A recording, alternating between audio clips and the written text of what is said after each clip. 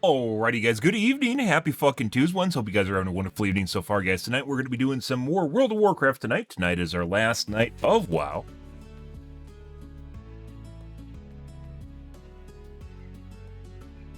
Yep. Then Ambien. What the fuck's Ambien? We're going to talk a little bit about that, guys. As I mentioned, we saw Avatar 2. Well, I saw Avatar 2. We didn't. I saw Avatar 2 earlier tonight. I'm going to discuss it a little bit here. It's basically, the TLDR is basically Avatar 1. But it was Resident Sleeper. 7 Celsius. Wow, that's almost cold. Wow. Wow, KSA. It's almost freezing, but not really. So is that like 40 Fahrenheit? That's like 40 Fahrenheit, isn't it? It's 44. What are you talking about? Put on a sweatshirt. Jesus Christ, you can go out in shorts in Wisconsin. That's short weather here. Huh.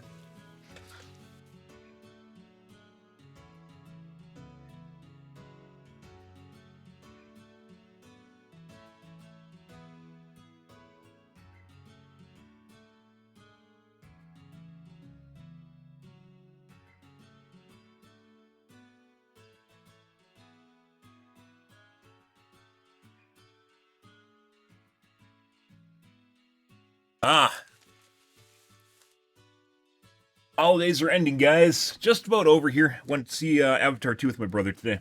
Went to the theater. It was pretty good. It was actually pretty packed. It's surprising of all things, guys, is that the theater was actually really packed tonight. Normally theater or movies in general, I mean, it's 2 days after Christmas, so there's that, right? But normally nowadays theaters are not packed at all because after COVID, just people didn't come back to theaters. As it turns out, so yeah. Surprising when they have sold out showings.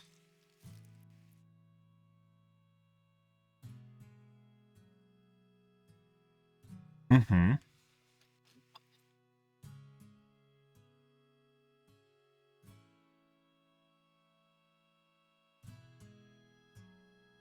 Yeah.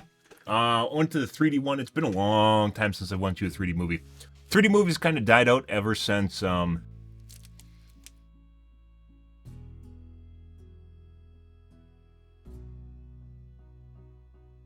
for a while. It's kind of sad because the technology has basically caught up with the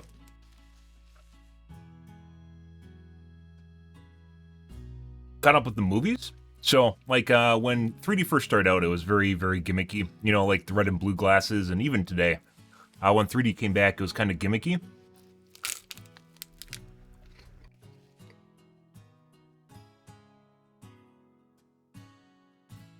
Well, I actually think it got better over time.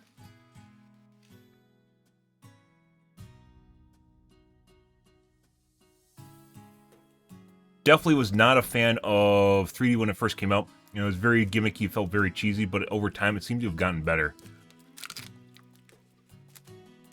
But as it was getting better, it finally reached a point where people didn't want to see it anymore. Like, they found out it was gimmicky, and then just kind of like, after the trend, everyone decided they don't want to go to 3D anymore.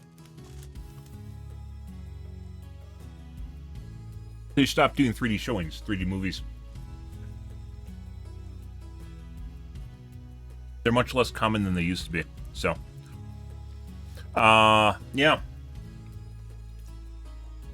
Yeah, but I went to a 3D movie, and one of the things that really, really bugged me about the movie, guys, was putting aside everything else, which we'll talk about here in a second, is if you see it in 3D, it's the fucking lens flare. Just like in a video game, they have lens flare in the movie now?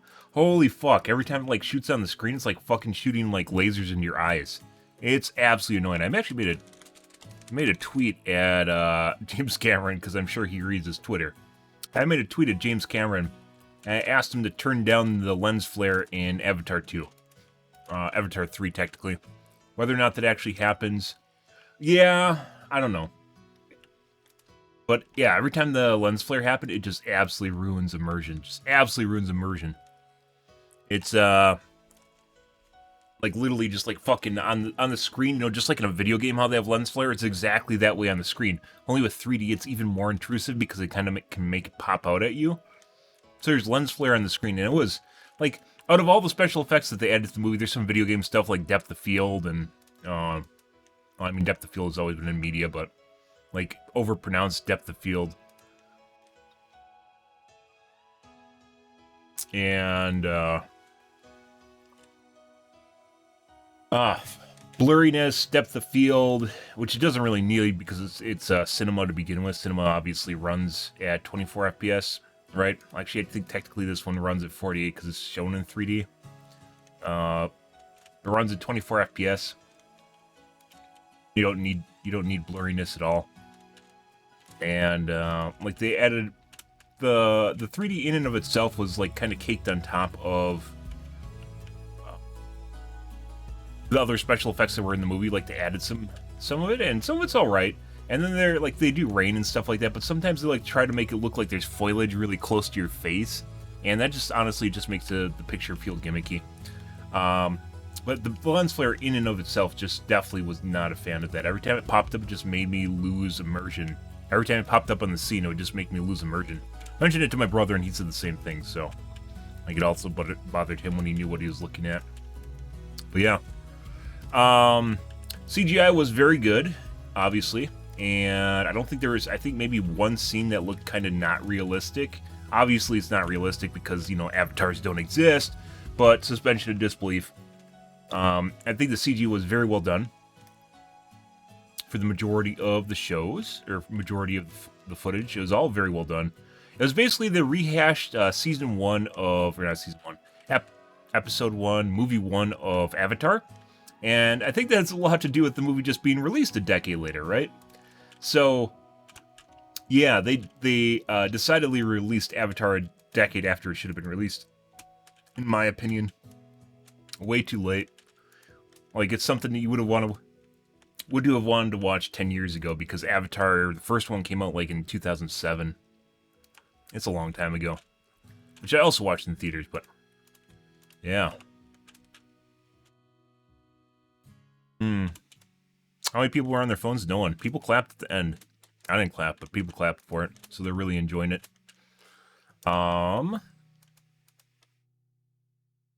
Yeah. Good stuff in general, though.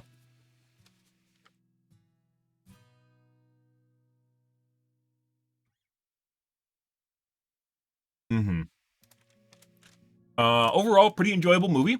They somehow escaped. There was not nearly as much woke bullshit as you would imagine there being in the movie, by the way. Obviously, it's still a parallel with basically Fern Gully or Native Americans and colonization of, you know, Native America, right? That's basically in the movie. I expected there's a whaling scene in it. I expected them to go full PETA, which they didn't really. If you've ever seen the footage from the PETA scare tactics where they basically killed a whale at one point, and I expected them to like start like killing it while it's alive sort of thing, and they didn't really do that. It was more humane, I guess you could say. But like I thought they're gonna go with the whole whaling aspect of it to really spur that disgust in people, and they didn't really do that. I bet, Slane, you haven't even seen the movie. To be perfectly honest, you're just trying to be a contrarian, but that's okay. That's in your character. But yeah, at the end of the movie, like, or not at the end of the movie, they had a whaling sequence in the middle of the movie in which they kill one of these like sentient whale things. Yeah, and it could have been a lot more brutal than it was, but they did have a prolonged whaling sequence in it. Yeah, you could totally feel like the PETA vibes coming on when that happened. But other than that, like, there wasn't really, you know, putting aside Native American, exploiting the soil, environmentalism stuff, the environmentalism angle. It wasn't really like super woke bullshit like identity politics. There was relatively few identity politics in the series. I expected them to have like a non-binary person or something, and they didn't. So, the kid seems like he could be like he's half African American. I don't know why, because the main guy is like his father's supposed to be white, and I guess maybe his mother's black. But there weren't any black characters, so I don't know who she is. Got me. Yeah. Maybe not. He's not like super dark or anything, but he definitely looks like there's a little African American blood going on there. But I mean, that doesn't even matter. They could have made things a lot worse. There's almost no discernible identity politics in it at all. There's like no openly gay people just being shoved down your throat. No gender politics in it. Yeah, just in general, like they really kind of tapered down on the identity politics. Wasn't in there at all, which is surprising in this day and age because you'd expect it just to be there.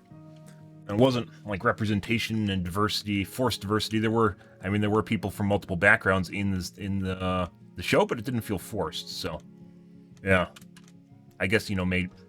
Oh no, that wouldn't even matter. But it was just yeah, not really like over diversification or identity politics in general. His mother's blue. No, he's not. no, she's not. He's the adopted son of the blue people. He's nothing. I forgot his name. Spidey. Good. But yeah, in general, just overall a relatively decent movie. It basically rehashes what the first movie was. It overhashes Avatar 1.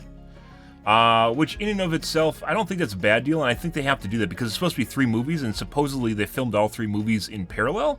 So, like, there's going to be a new movie every 2 years or so. And I believe all the movies were all filmed in parallel, so I think they're all done or being close to being done.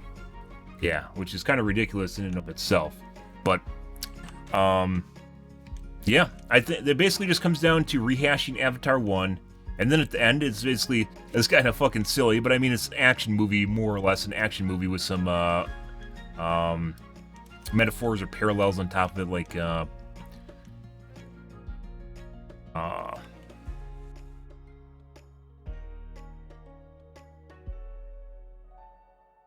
Yeah.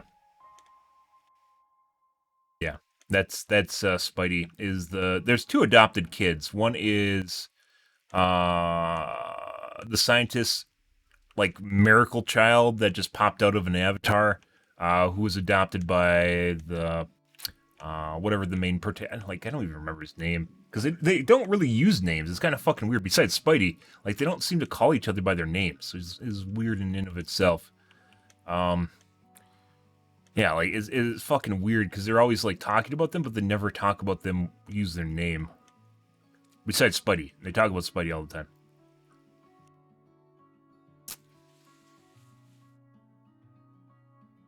Take a look here.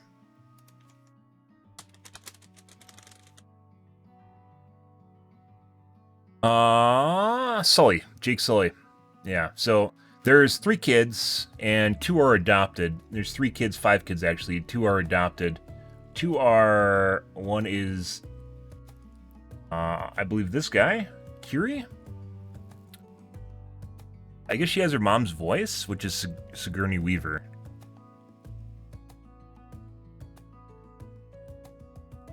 Who also voices her, which is her mom, I believe. Loak, yeah, there's a couple main kids here.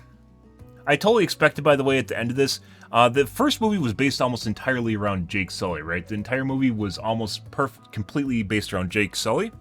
And in this movie, it wasn't at all. It actually felt like the movie was based around the kids rather than around Jake Sully himself. Which is kind of weird because, like, the first movie was mainly, like I said, it's just mainly about him. And in this movie, it basically followed the kids, especially the younger one, Loak. It followed Loak. Not going to spoil too much for you, but yeah, I fully expected at the end of this for Jake just to die, because it didn't really focus at all on him. I expected him just to kick the bucket and, like, the crown basically to be passed to his kids. At the end of the movie, it is, like, it went full circle, so, like, I'm going to give you a little bit of a plot synopsis here, guys. There isn't that much to the movie, but, like, Jake... attracts the attention of bad guys. So he's like, hey, I'm going to leave the village that we're in because it'll attract the bad people here. So then he goes to the water village, and then the water village, the bad people come to the water village because he's in the water village. And then they basically make it their war too. And the thing, so it goes like full circle where he's trying to prevent the colony from basically being dragged into the war. And then at the end of it, he drags another colony into the war. So, like, yeah, like, regardless, the war just follows him. So maybe they have to go through the hoops. Like, people don't always make intelligent decisions, and sometimes part of it is, just going through plot elements, right? It's just something that's going to happen through time. because, you know, you would try to hide and then you can't hide anymore, right? Just the way that it works. You can't always imagine there will be a case where you just can't hide no matter what, even if this is the way it turns out, right? Like hindsight is 20/20 sort of ordeal. And as a viewer, as someone outside of the movie itself, obviously it looks kind of silly, but like in terms of progression, it kind of makes sense. But yeah, just like he tries to prevent the war with his people by going to a different village, and basically then the war comes to the village that he just goes to, which is kind of weird. In and of itself, kind of weird.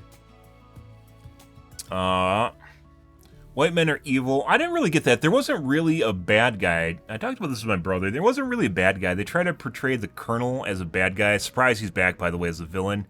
But he's not really. There's like some Vader vibes going on there with, not really spoiling much once again, because they don't really hide anything. With Spidey, he's Spidey's dad, which was Lucas or whatever it was from the first film, which you didn't pay attention to at all. But it's like his kid, right?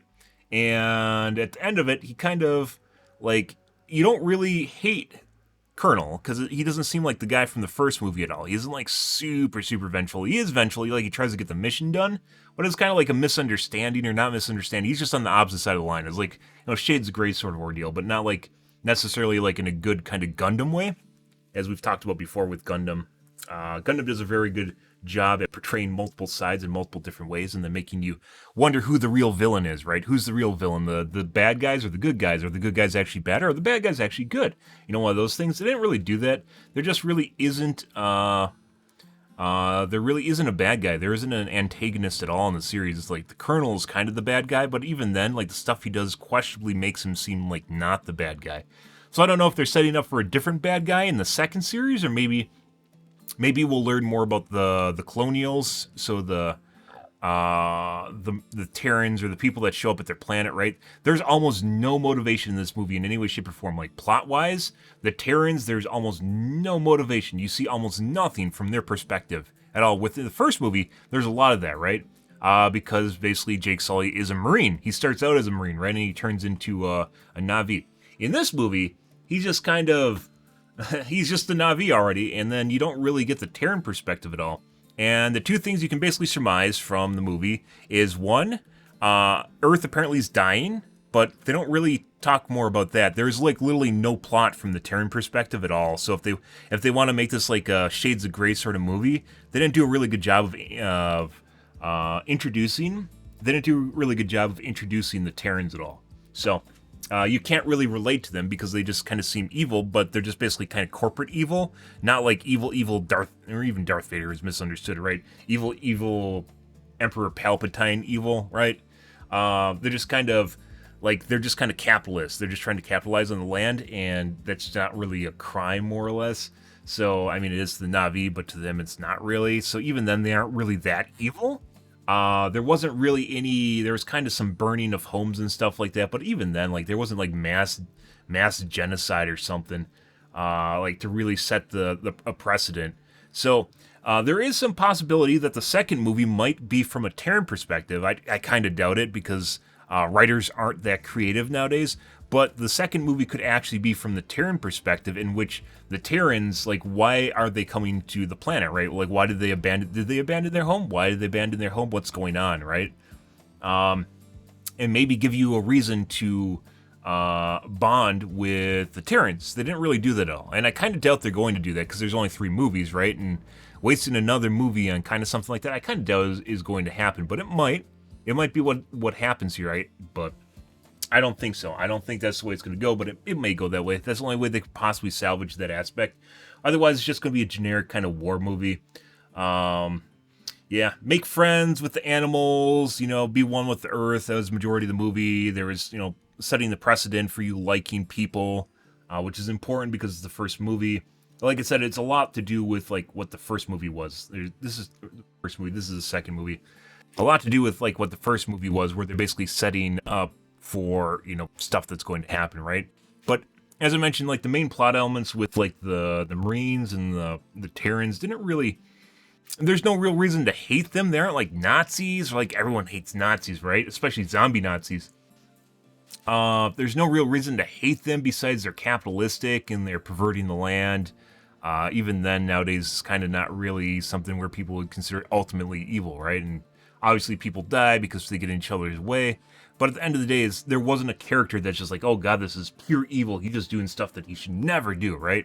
Even the Colonel is second guessing himself at some points, whereas his prior version of himself wouldn't have done that. So he might have a redemption arc. Probably is going to have a redemption arc, which means there needs to be some sort of bigger evil or something that's going to represent a different side, right?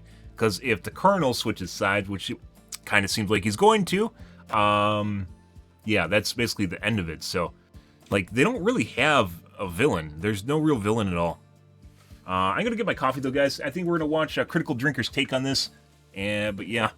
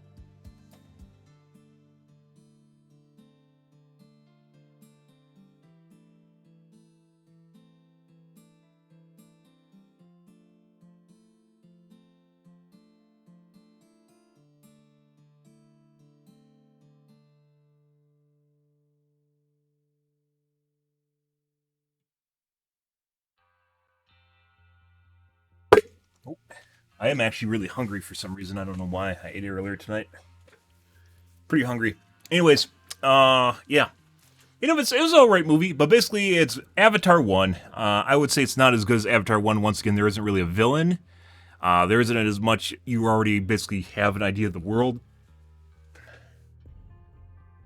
There's new characters, but it's like kind of a sidestep to Avatar 1. I wouldn't say it's better. I'd actually say it's worse than Avatar 1, but there's supposed to be two other movies, so this might be, you know, a stepping stone, right? And you can't really hold a trilogy accountable to one movie, right? So it could just be the start. We don't know yet. Yeah. Yeah. 2009. It is 13 years old. Back in theaters.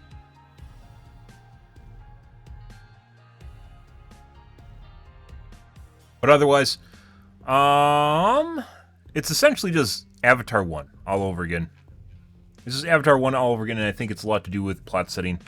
There isn't really much to talk about outside of that. There's the whaling bit, otherwise it's not really... I heard Blood Origin's terrible, by the way. I'm currently watching the shitty version of Squid Games. What is it called? Alice in Wonderland. Yeah, it's a pretty shitty version of Squid Games, and it doesn't really make sense. A lot of stuff doesn't make sense. It's pretty stupid in my opinion. It's not very good. Like the games they're even doing don't really make sense. They're like weirdly ill thought out, and like they're supposed to be like trying to be perpetuated as good games, and they aren't. Like Squid Games weren't that amazing, but this is even worse. Anyway, we're gonna take a look at Avatar. One of the best and worst of James Cameron. Oh my god. Oh, by the way, and like the Titanic, you can totally tell it's a James Cameron scene just based on how the ship sinks at the end, where they're like just doing like the Titanic ship sinking sequence with with the hovercraft at the end of the spoiler, by the way, at the end of the show. Yeah, just like a random Titanic sinking sequence just going on there. Yeah. Well, this was always going to be an interesting one to review. Avatar 2 is a movie saddled with a metric ton of expectations, not just because it's a long-awaited sequel to say it's the biggest movie of all time. The movie is so old at this point. Avatar 1 is so old at this point. I wouldn't say there's a shitload of expectations. If it did better than average, I would have been happy with it, which I am. Because there's so many shit movies coming out nowadays, guys. I really don't care at this point. Like, I just want something good and entertaining, and I think Avatar 2 actually hit that mark. It is not super spectacular, but at the same time, it's also not really, like, it's not bad. It's definitely not bad, and I would say it's better than average, so.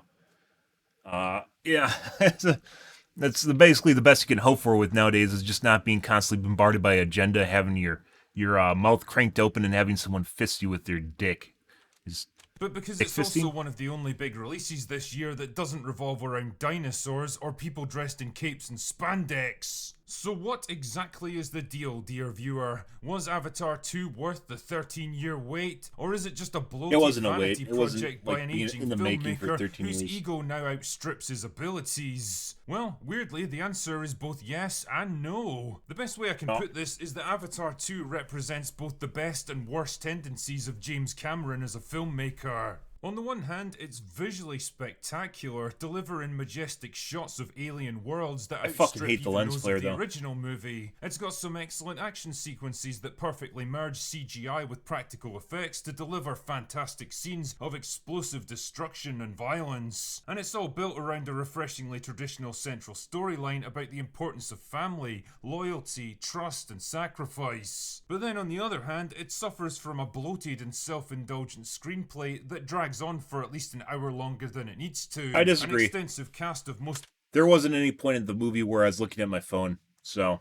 Forgettable and superfluous characters with simplistic personalities and very little in the way of recognizable arcs. Terrible dialogue that reminds me of the very worst aspects of Rings of Power. Rocks are sinky because they look downwards to darkness.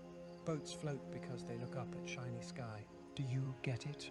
And a heavy-handed environmental message that comes across as cheap, forced, and weirdly dated when you see it in context. That's Avatar 1. Sure, Avatar 2 is both a good and bad movie depending on how you choose to view it, and I suspect I'm going to get shit from both sides of the aisle on this one, but what the hell, let's give it a try anyway. So the breezy opening montage of this film outlines the events of the past decade or so. Following the defeat of the humans in the previous movie, Jake Sully becomes the new leader of the Na'vi tribe and settles down to start a family with Neytiri. Before you know it, they've got 2 sons, a daughter, an adopted daughter, an adopted human son named Spider, and a partridge in a fucking pear tree. Oh yeah, and Spider just so happens to be the son of Colonel Quaritch from the first film. Wow, we really kept that one quiet, didn't he? Oh, Miles, you sly dog. Yeah, no shit. It's almost like the guy was totally retconned in after the fact. But don't worry, we'll talk more about Spider soon enough. Believe that. Anyway, all is well and peaceful and idyllic in Jake's world until one day the in no way, shape, or form would you ever expect the Colonel to have a kid just randomly. It didn't make sense. And establish a new city for themselves. And I love how everyone's completely shocked by this event. I mean, really, did you think they were just going to give up one of the most valuable planets in the universe just because they suffered one temporary setback? Anyway, the humans aren't here just to mine Pandora for resources this time around. Now they want to colonize the whole planet and make it their new home because apparently Earth is dying due to pollution or overpopulation or something. How exactly did they plan to colonize an alien planet where they can't even breathe the air without dying? Don't know. And the humans aren't the only thing that's back either. I mean, remember Colonel... That's why they're building a city, isn't it? So, I guess, like, that's not a don't know. That's just a very simple answer and pretty straightforward.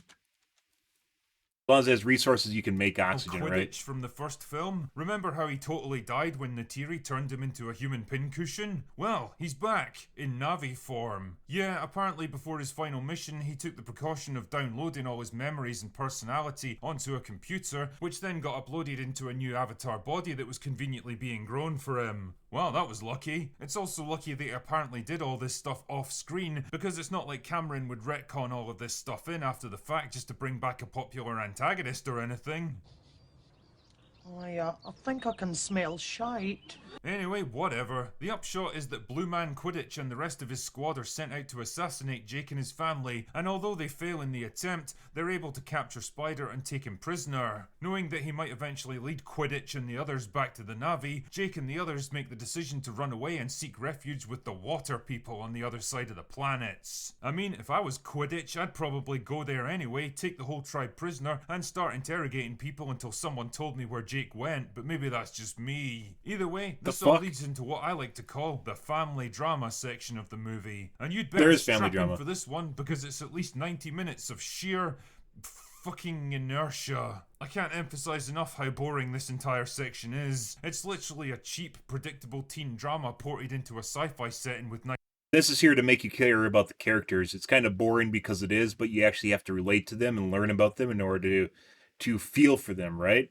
You can't do that. So regardless of him saying it's boring, it had to be there because otherwise you wouldn't give a shit about them. So nice yeah. visuals. Jake and his family have to move to a new neighborhood where his kids struggle to make friends, get into fights with local bullies, and have to prove themselves to find a place in the group. The weird, socially awkward daughter finally finds her calling in life, and one of his sons even starts a mixed-race relationship with a local girl. It's the kind of trite, cliched stuff that we've all seen a million times before, and the fact that it's all happening between blue alien Smurf people, and that the film takes itself so completely seriously, makes the whole thing unintentionally hilarious. Anyway, after about 3 fucking ice ages, the script remembers that there's supposed to be other stuff going on, so Quidditch and his diabolical mates show up, kill a bunch of giant sea turtle whale things to make the Na'vi angry, and then there's a big shootout on a big flying boat thing, and most of the bad guys die, and Jake and the others live happily ever after. Not really.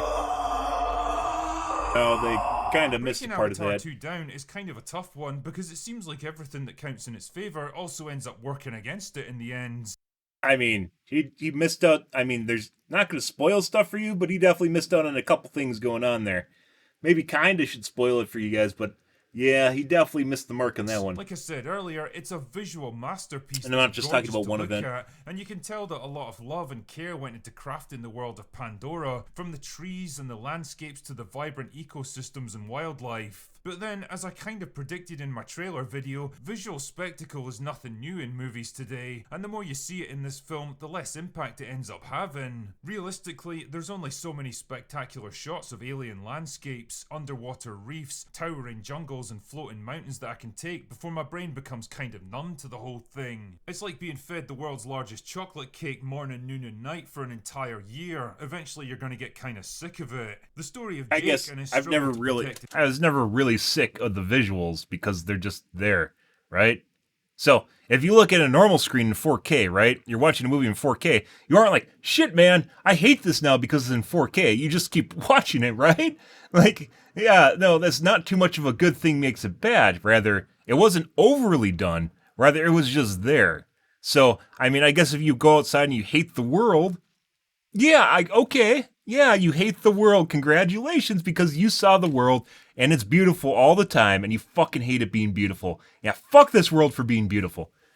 Like, that's an odd angle to come at things, and maybe he's just trying to look for shit to shit on the movie with, but yeah, that like I said, we talked about the stuff that like didn't really make sense in the movie, and that's not really it either. So, yeah, I usually agree with Critical Drinker, but not on this one. His family is meant to be the glue that holds this movie together, and while it's definitely refreshing to see a modern film that champions the importance of the family unit instead of trying to deconstruct and destroy it, and which dares to portray fathers as brave protectors, wise teachers, and strong leaders instead of useless, incompetent, effeminate cowards, it also doesn't really develop Jake all that much as a character. No, that's why I thought he was going to die. He starts the movie as a loving father willing to make tough choices to keep his family I thought he was going to safe, die at the and end, and he ends the didn't. film in the He probably exactly should the have died, same way. actually. Say what you want about the first movie, but Jake at least had a definable character arc in that story. Yeah, he didn't have any of this one. The narrative focus is less on Jake and Neytiri and more on their children, Yep. and that creates its own set of problems. Because honestly, the teen drama stuff drags on for so long that the whole plot basically stops dead in the water. That's why I for a thought good he was hour, going to to the die, point where and I he was going to kind of genuinely leave started to passing the forget mantle. what was even supposed to be happening. It was like being locked in a sensory deprivation tank where all concept of time and space starts to melt away. The film's environmental They're supposed to have a messaging is lull before the battle. I guess, but it's implemented about as subtly as the anti-colonial stuff from the first movie. Rather than the magical bullshit mineral from the first Avatar, the new magical bullshit material at the heart of this film is the brain fluid from the giant sea turtle whale things that the Na'vi love. Yep. And I'm not kidding, they really love them. Like, they stop and have chats with them about how their family lives are going and how their day's working out. And again, this movie movie portrays a ludicrous concept in such a serious way that it becomes unintentionally hilarious. But then, of course, the humans have to show up to ruin the party. They get brutally hunted with harpoons, and it's all shown in excruciating detail, and I found myself asking a simple question. Why? Like, I think we all pretty much agreed decades ago that whale hunting is awful and unnecessary and shouldn't be done anymore, and it just feels weird for this movie to make it such a thematic focal point. Also, there's not even the slightest attempt to portray the humans with any kind of nuance or subtlety. The fact that they're on Pandora to literally fight for the survival of their species opens up some interesting possibilities about the moral imperative behind their actions and whether or not they might have a valid reason for doing all of. If this is the second movie is from the Terran perspective, this could actually be a really good trilogy. What would make this a really, really good trilogy is we got the Na'vi perspective, which is this one, right? And if we get the Terran perspective from a different protagonist and antagonist, kind of like this one, only from the Terran perspective, before the culmination where they have to kind of merge these two elements together, that's really where you're going to have a showstopper. Whether or not they do the second one, I don't think they're going to. But that would be where it's at, where you can portray both sides. Gundam, right? As is the case with a lot of Gundams, the good ones. With a lot of Gundams, is you don't have a definable good and evil. You have shades of gray, and you have different sides that attempt to, do things that seem right to them, to what they're trying to accomplish, right? And might be right to them, and you can't feel for them until they actually reveal it to you. So they might intentionally be portraying the Terrans kind of not nuanced. They're obfuscating the Terrans a little bit, where it makes it kind of seem like you don't know what's going on there intentionally. So in the second movie, they can reveal them. Whether or not that's true or not, I don't think so, but it might be. But hey, why waste time on complex, intriguing questions like that when you can have another hour of lovingly rendered blue because it might be a second movie. If it's not second movie, then it's It's the same simplistic black and white morality as the first film. The humans, almost without exception, are portrayed as evil, destructive, greedy, militaristic, pollution-spewing monsters that spread like a cancer across the impossible natural beauty of Pandora, while the Na'vi are depicted in the most flattering possible light at all times. They're peaceful, harmonious, egalitarian, brave, noble, selfless, and completely in tune with the natural environment. It's basically the tired, noble savage trope ported over into blue aliens. Oh yeah, and then there's Spider. That's the first movie. God, I hate this character. His entire presence in this movie makes absolutely zero sense. Like, why would you choose to live on an alien planet where the very air would kill you if you didn't have a magic respirator with infinite oxygen that never falls off, gets damaged, or stops functioning? Why does he talk like a Californian surfer bro? Why does his actor not have any actual acting ability? Why does he make an absolutely terrible decision at the end of the film that will almost... Kid actors are fucking terrible, by the way. Also, the explanation for why he made a bad decision at the end of the movie is because there's multiple things that happen throughout the movie, which includes his adopted family basically casting him out. If you didn't get that, it was a pretty big scene. I don't know how the Critical Drinker missed this one, but yeah, there was a pretty good explanation of why he feels like he was alienated, which was his life was traded for another character, and it definitely seemed like the good character actually turned out to be a bad character. Yeah, and if you didn't get that, you weren't paying attention to a 5-minute sequence in which that happened, and it was very notable. So, yeah, Critical Drinker, you kind of missed the mark a couple different spots here. It's pretty prominent. It wasn't like something small that happened. Yeah, and that was a defining moment in the film, which is at the end there where the colonel, they were basically had hostages and they did a hostage exchange. But the difference was one of the characters basically forced the hand by attempting to kill the other one, but attempted to kill them, and it wasn't the bad guy. So, yeah, it was, why did he make a bad decision when he basically had bonding time with the character, realizing he's different from everyone else, gets alienated by the other people, and then at the same time, at the end, almost killed?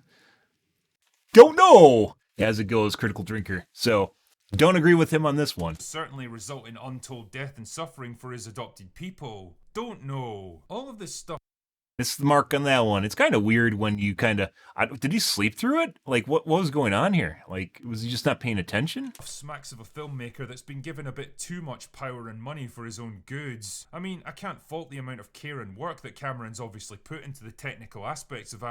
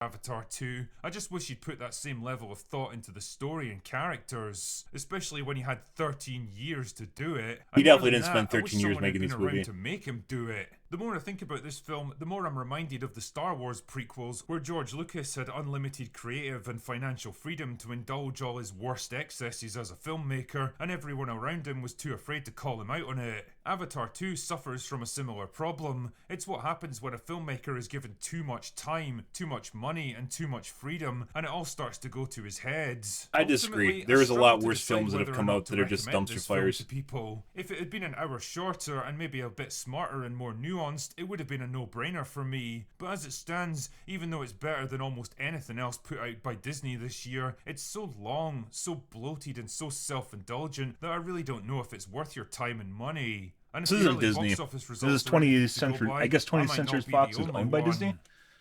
Anyway, that's all I've got for today. Go away now. 20th Century Studios, right? Serves as a film production arm of Walt Disney. So I guess technically Disney, but not really. Disney is like the ultimate parent company, but you get far enough down, it's completely different. This definitely does not strike me as a Disney film or even a Disney hands-on film.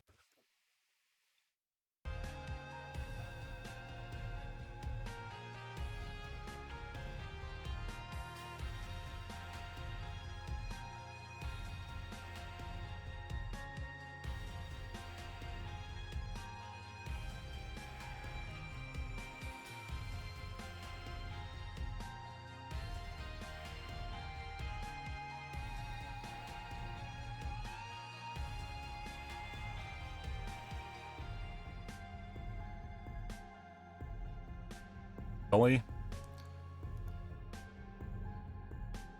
Jake, not James.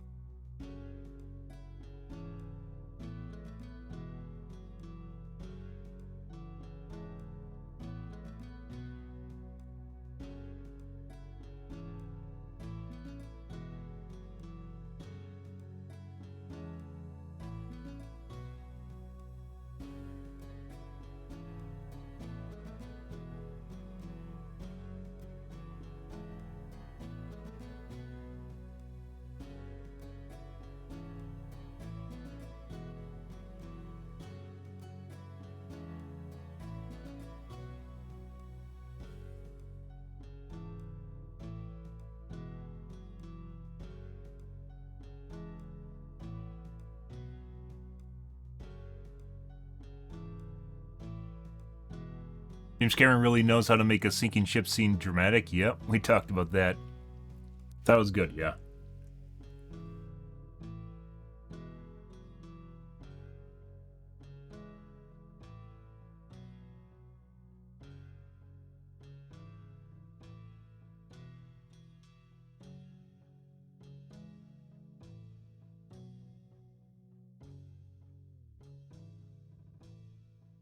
Interesting. So don't completely agree with Critical Drinker. Some of the criticism there was definitely correct, though. One of the great things about movies is that not only are they a fun escape from... Don't I have pitch meetings followed?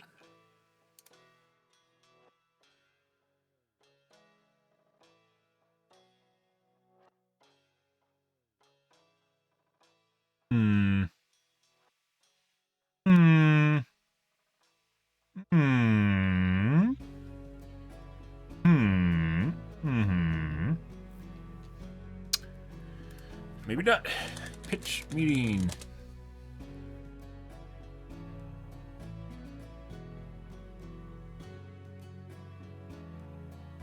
Take a look. Spoilers ahead, yes. So, you have a movie for me? Yes, bro, I do. I think it's about time for Bruh. another Avatar movie. Oh yeah, bring those blue kitty cats back in here. I can't wait to see what's going on with, the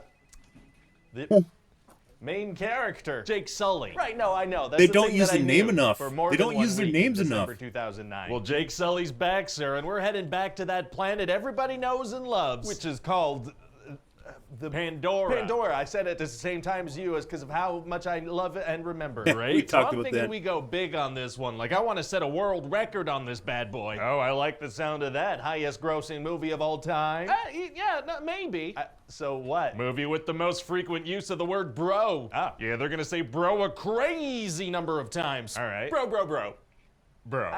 Is that gonna get annoying, maybe, you think? I didn't get that at all. Because that's how kids talk these days, bro. It's brolatable. Did you just say brolatable? Anyway, we're back on Pandora, and it's been like 10 years since the events of the first movie, and Jake has a bunch of kids.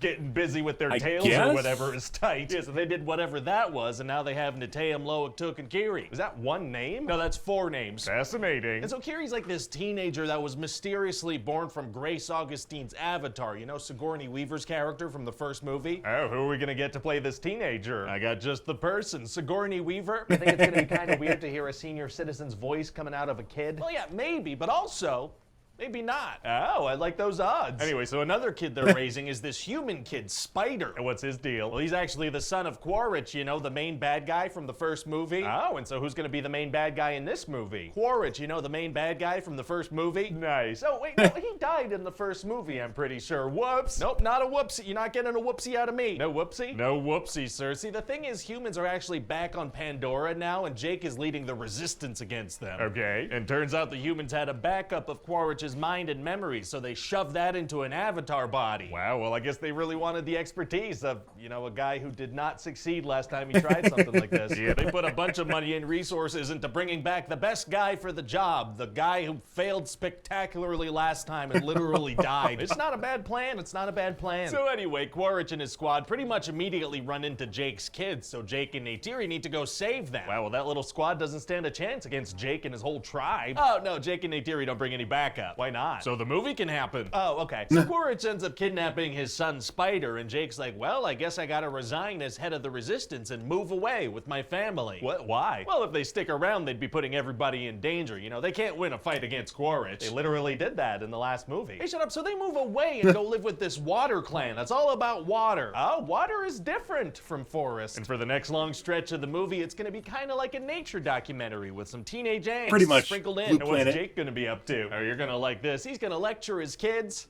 a couple times. I do like watching disciplinary lectures. Everybody does. And so eventually Jake's son Loic becomes friends with a big old space whale. A big old space whale? A big old space whale. So they hang out, and then also Kiri has superpowers now. She can like communicate with creatures and whatnot. Well, good for her. Yeah, so she's having a great time. Pretty much the whole movie while people are arguing or fighting, she's just looking around like, oh.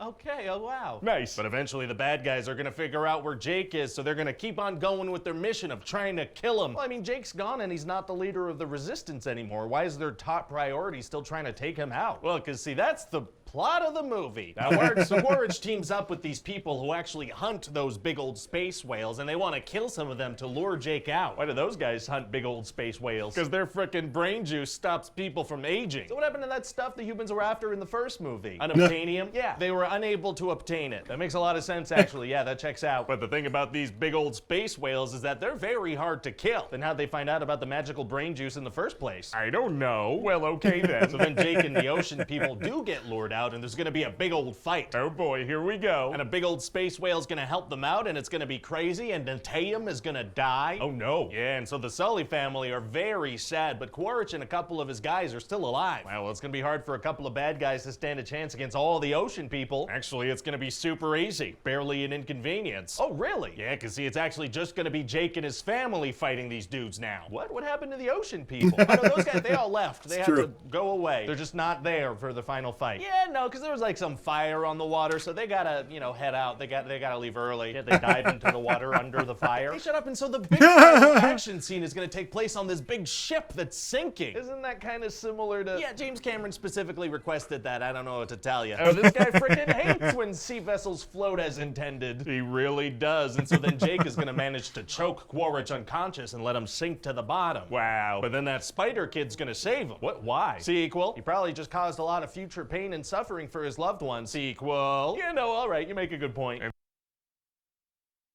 Once again, there's a 5-minute sequence explaining why he basically feels this way and did what he did. So, yeah, I guess maybe the significance is kind of missed on some of these guys, but yeah, when you're treated as a hostage and you're about to be murdered, yeah, in favor of one of your siblings while you're being an adopted sibling, I think that kind of sends a strong message. So, yeah, I don't know. That's about it. What do you think? Well, I mean, the first movie made an insane amount of money, so I'm pumped. Let's what happened to the water people? Good question. What are you thinking? Like I a didn't 2014 even notice. Release date? That sounds like a great release year. Let's lock it in. Hi everybody, Ryan Jordy here. Thank you for watching that pitch meeting. I hope you enjoyed it. Don't forget to like and subscribe and leave a comment down below. Let me know if you like the other videos, and we have other videos on the channel too. So be sure to like and subscribe. Thank you. Bye. I think I nailed that. I mean, he's the one filming it, so.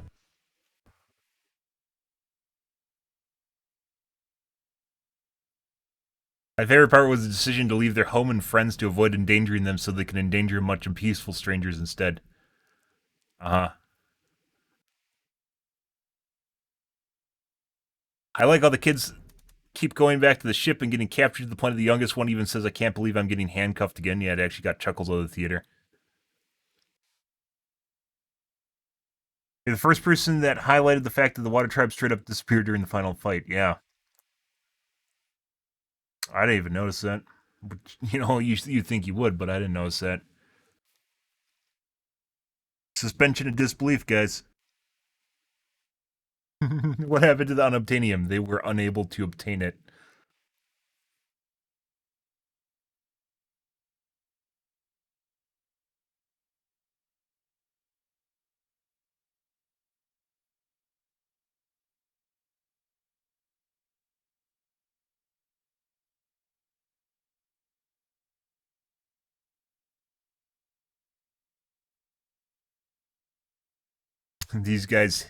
This guy hates when sea vessels float around as intended.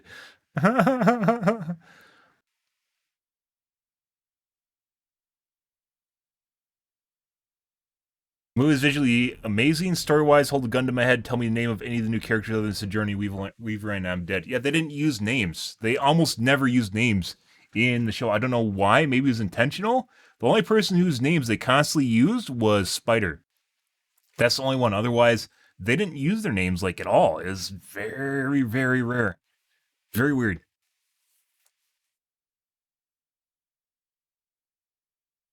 They just talk to each other, and they never really address each other.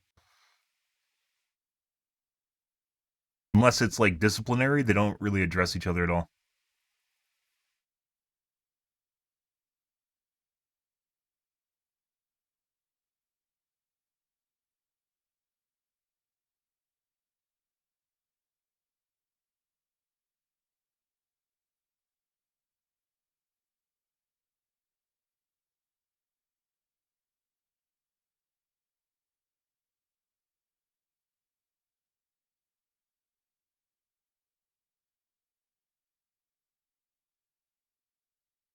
Good. Okay. Good. As I mentioned before, I'd actually say Avatar 2 technically. I would say this first part of the trilogy is actually pretty good. It's not like mind-blowing or like something that's super fantastic, but it's pretty good for an action movie. It makes you want to watch the second one. As I said, there was people that clapped in the theater. I was not one of them, but there were people that clapped in the theater. So, yeah. Did I start streaming after midnight? I did again, didn't I? Motherfucker.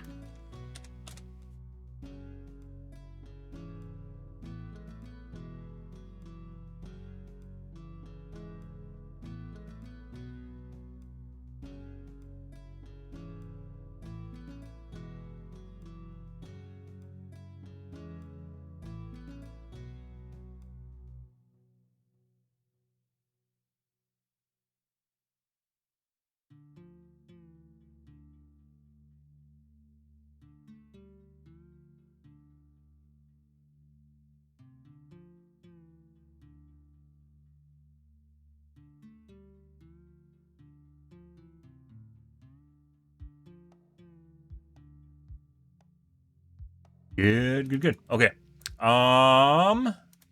Let's take a look at the Reddits here, guys. We need to do some World of Warcraft tonight. Tonight is our last night of World of Warcraft, so there's that.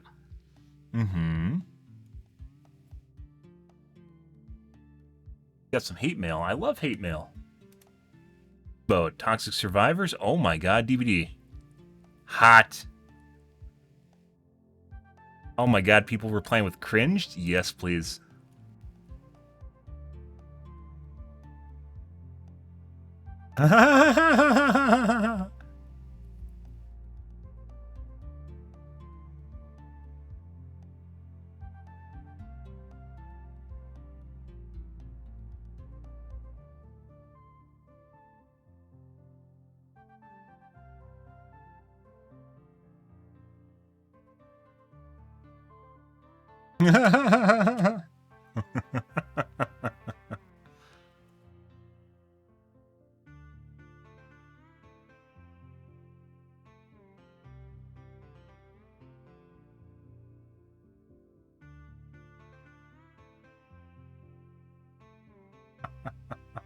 Oh, this is a different guy. These two are the same guy.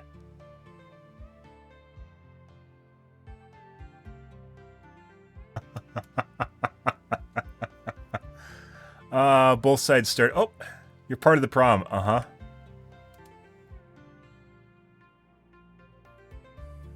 Oh, we want to go. Print.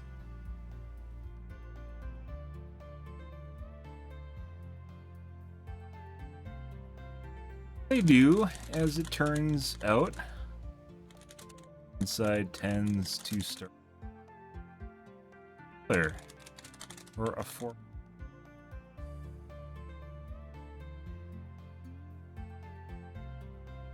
Observation? Or are you implying that I'm toxic in game? Would you like to explain the not the former?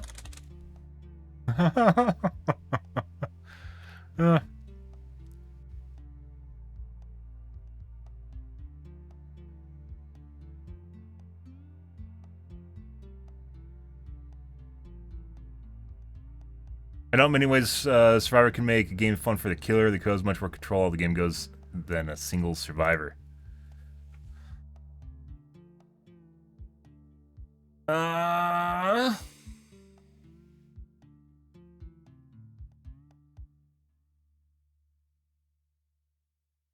Balanced around a single survivor being as survivors definitely can try to make the experience unfun for killers. If you don't believe survivors can be toxic, you should really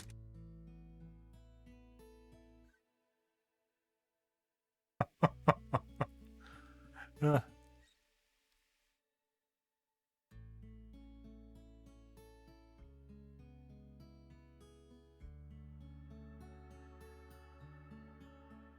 4K a squad that thinks they're really good and.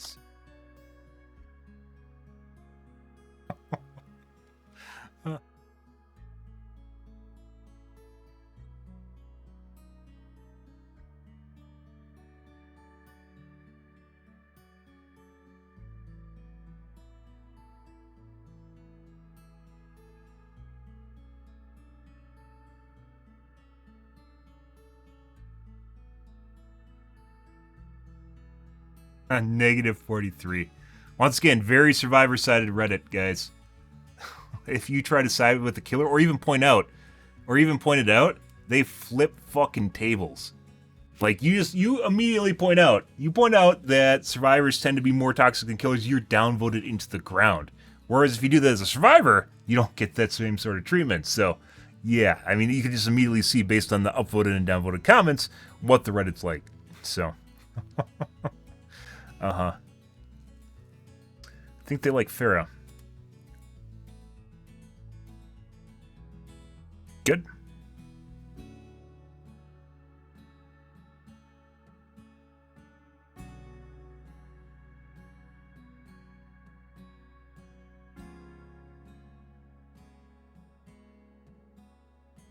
People trying to define hit scan.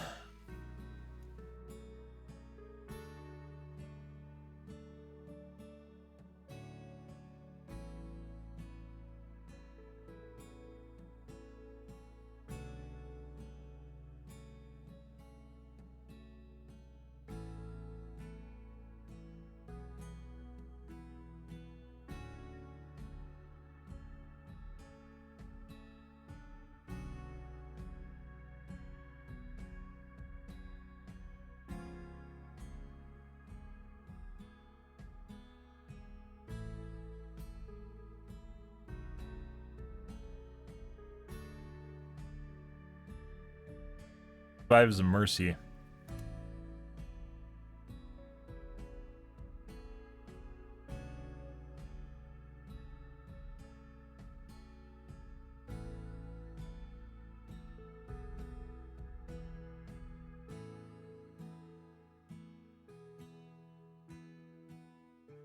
They missed their super jump window?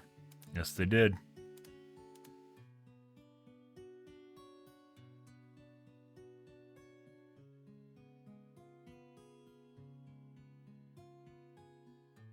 I already have a response.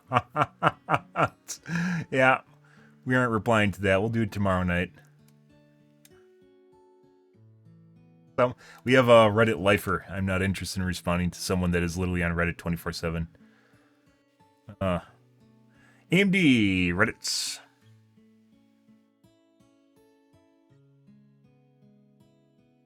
Potential fix for 7900 XTX high jump junction temps.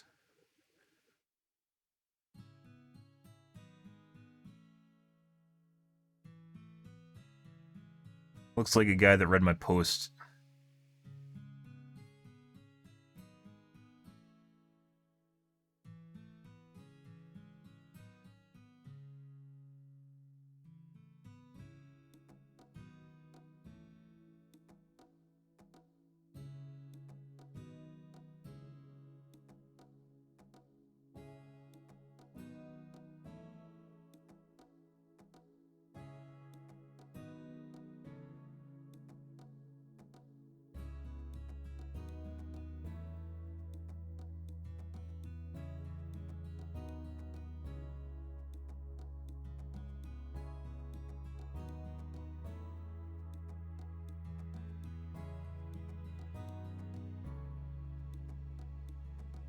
Someone that literally took the post described and turned it into a bigger post and got a bunch of upvotes for it.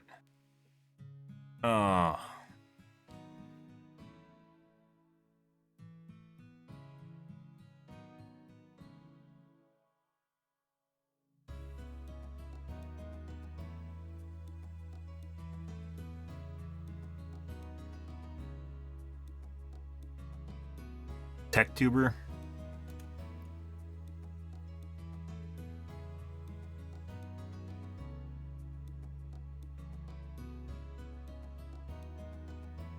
$5. If this was copy pasted. 11 hours.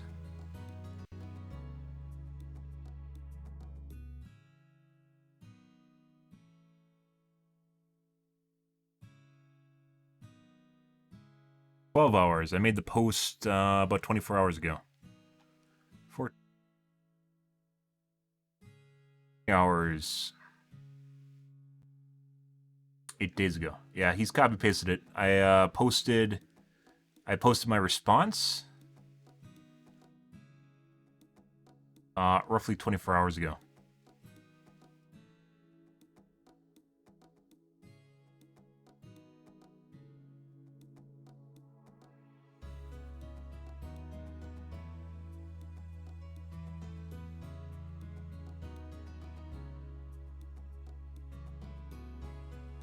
So my response, by the way, was just to put a thicker slather of thermal paste on the die.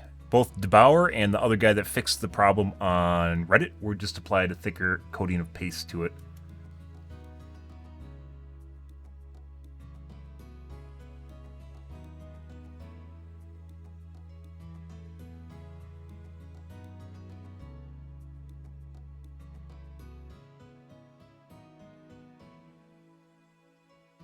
Plate isn't flat. Yep.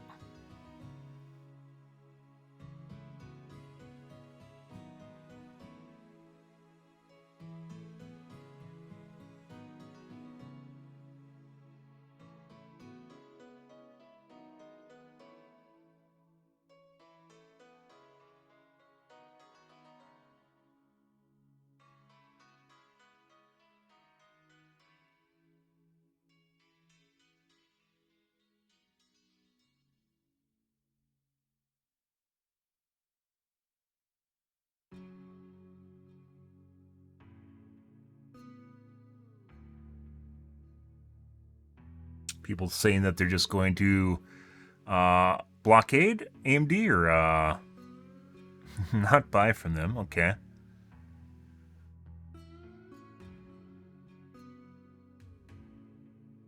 DVD Reddits.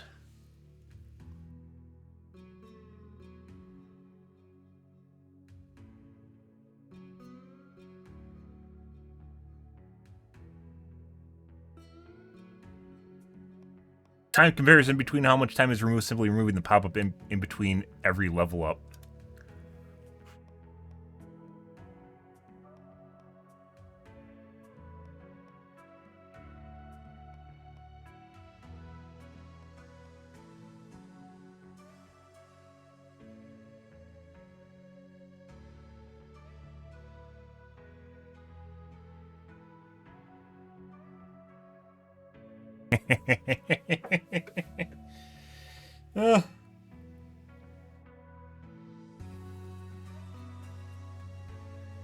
Yep.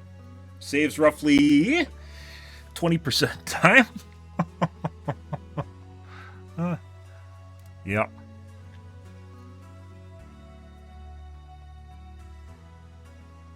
Killer one stamp camping the hook, but I had a plan. Sorry for the filter. Stretched? Ah, okay.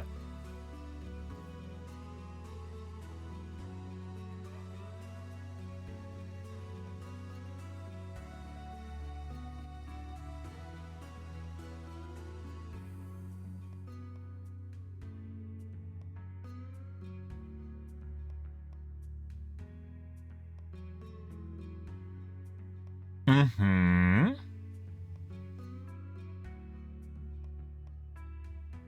Alright. On to the WoWs, guys. We're gonna do our last... Tonight is our last night of World of Warcraft. We're gonna be doing some mythics here. Just finishing things up, getting a new piece of gear. We got one last night, too. It actually didn't drop for me. Instead, I got it from...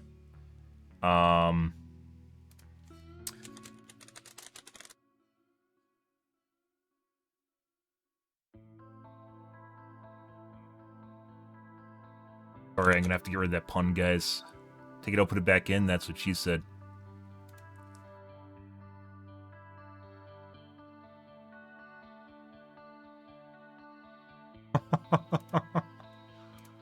Tonight's our last night of World of Warcraft doing Mythics, so guys, we are going to be going back to Overwatch 2, so you guys have that to look forward to, or not to look forward to.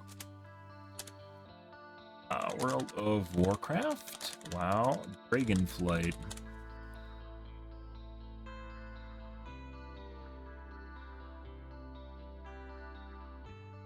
Okay.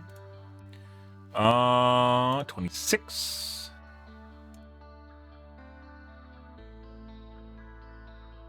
World of Tanks.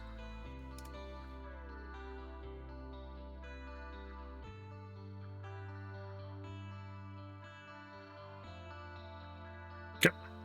Good to go. Alrighty. Talk a little bit about Avatar. And... oh my... back history. Come back. I closed you, please.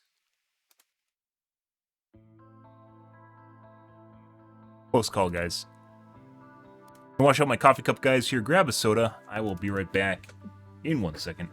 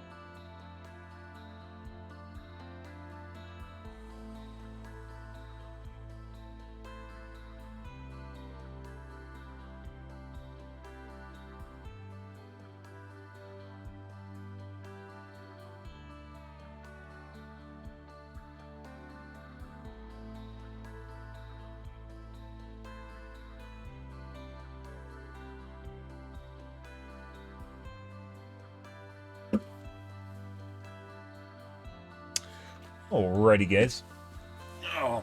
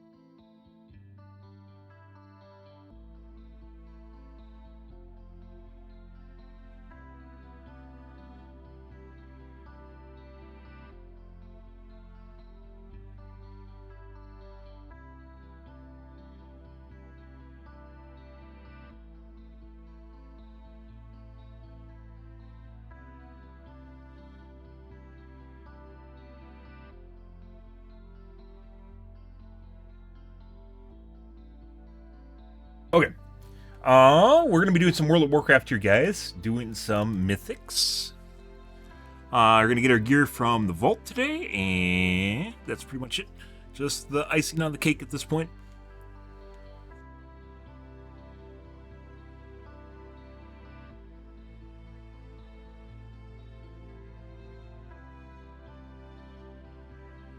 Alrighty. Yep. Done and done.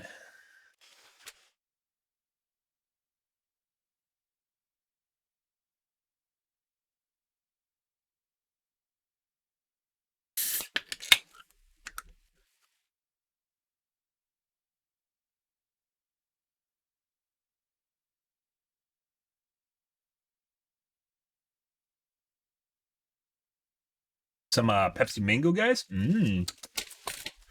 God.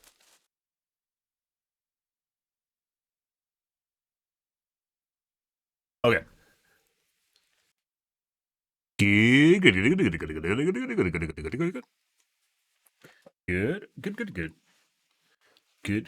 Good.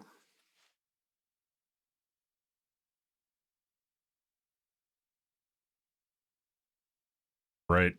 I haven't opened my vault yet, guys. Oh my god. What are we gonna get? Let's find out.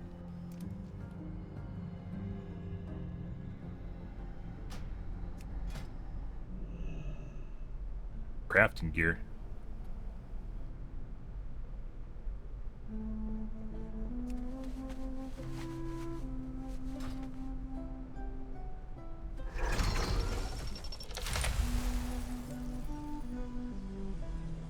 We have a ring. 408. Crit and haste. Crit versatility. Crit versatility. We have wrists. Major piece of gear. We have 114 strength.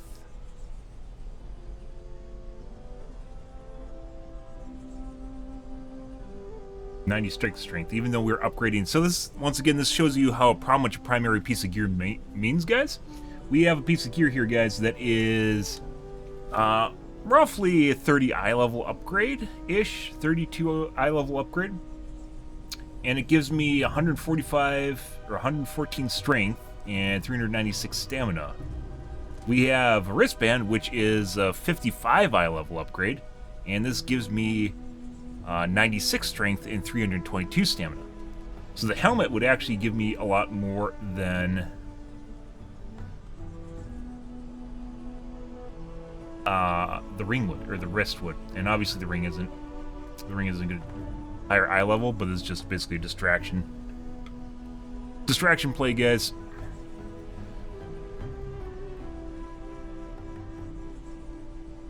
$144 stam, 527 crit. 510 versatility.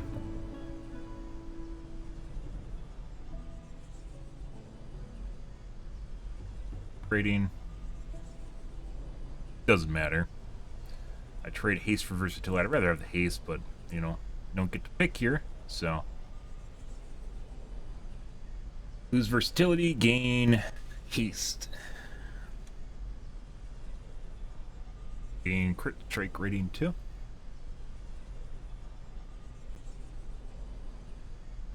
I mean, it would be an upgrade in that I don't have any stats on that one piece of gear that I want. We're gonna go with the helmet, though. Yeah, it's set bonuses, but those don't matter anymore. These are old set bonuses. They don't do set bonuses anymore. Actually, they do. That's 6%. Blessed Hammer increases your parry by 5% for 10 seconds and extends the duration of Ally of the Light. Ally of the Light by 1 second.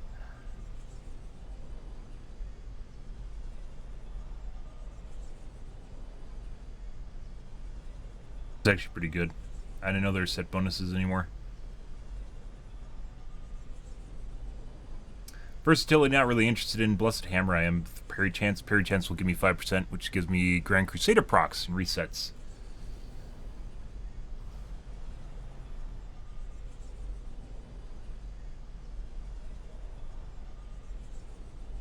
Just in general, it looks like the piece I want the most and gives me the most stats is right here. Although there's just literally a ring I don't even want. Has haste and versatility on it, and I get crit rating, which gives me parry once again. But we're gonna go with the helmet.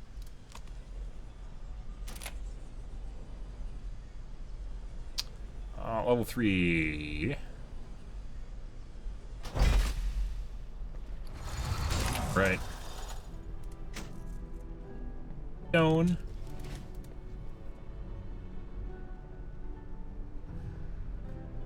Oh.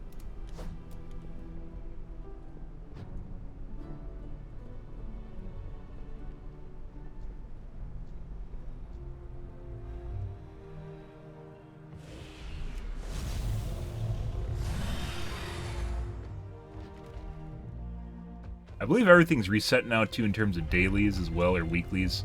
We protect the Isles. Serve well. Dungeons should be able to do that, hopefully.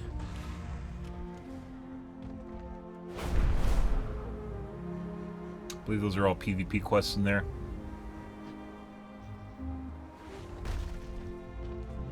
Honored to meet you. What do you seek? Life, Ruby Life. I guess maybe Life. I was planning on doing Halls of Valor, but we can do Ruby Life too. Added to me.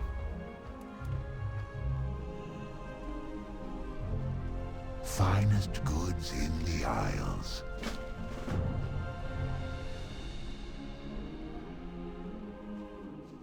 Basically pick up quests and then we're going to abandon them.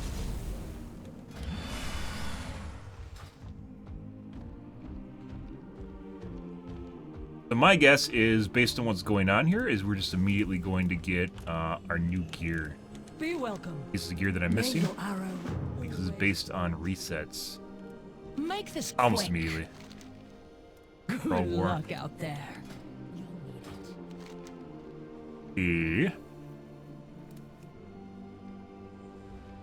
There's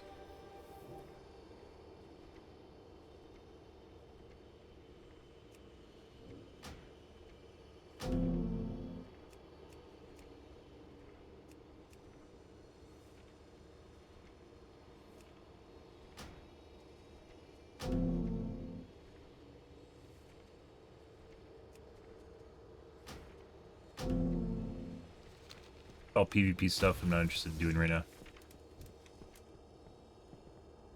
Wares fit for the aspects. That possibly this. I don't think we'll be able to do this tonight, though. The city awaits.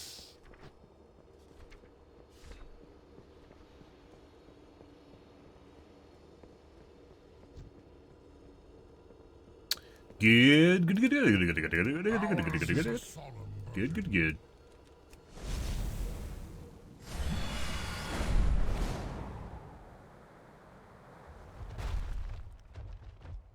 I have just the thing, Wanderer.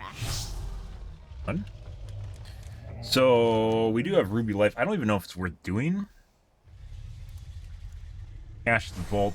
Complete 4 mythics. Rep reward. Good. Oh, let's see. What do I need still? I need a trinket and also bracers, both of which I can find in Halls of Valor.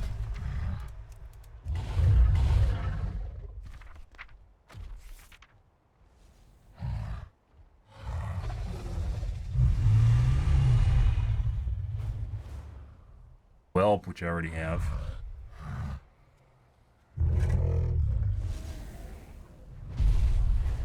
Wrist and Ruby Life.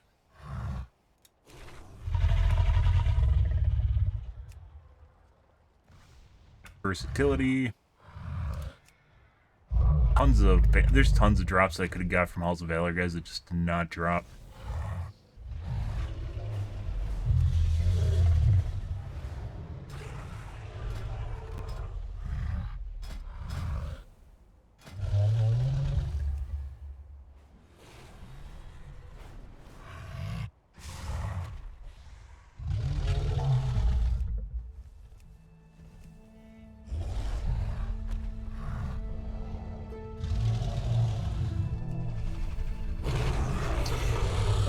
Let's see. Good.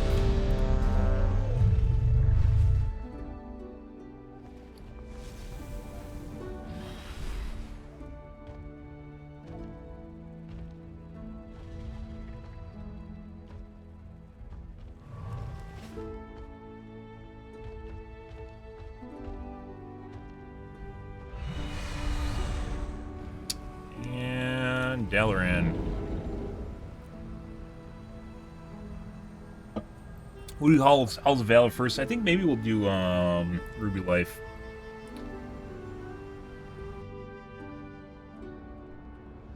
matter.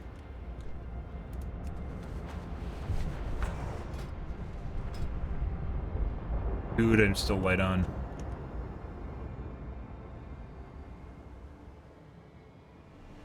See all the healing goes in here. It definitely seems as though Halls of Valor is harder for healers to heal, or it was in the last week. They had a lot of problems with affixes, especially mediocre healers or disciplined priests. Had a lot of issues with the last affix. See how this instance goes, and then we might even go up a level in terms of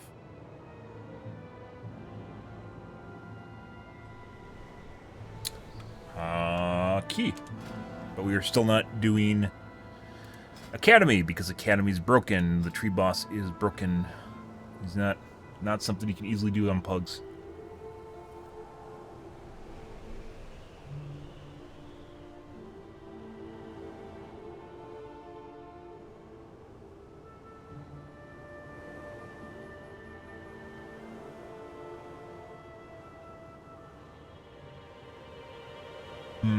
I mean, Ruby's one of our lowest rated dungeons, too. It's kind of funny, I just got, like, Academy sitting here, which I can't really even do. Just sitting here at the bottom. Yeah, because of the tree boss. Just either have to have people that completely outgear the dungeon, or need a well-organized group made for it. This week is Eruption, Volcanic, and Sanguine. And Sanguine means they drop pools that heals their allies, so I gotta pull them out of it. Healing aura. And then periodically causes gouts to flame erupt beneath the feet of the distant players. So this isn't good for me. Sanguine is, and then of course Fortified, so they have more. Trash has more HP, and they do more damage to me. Which kind of sucks, but, you know.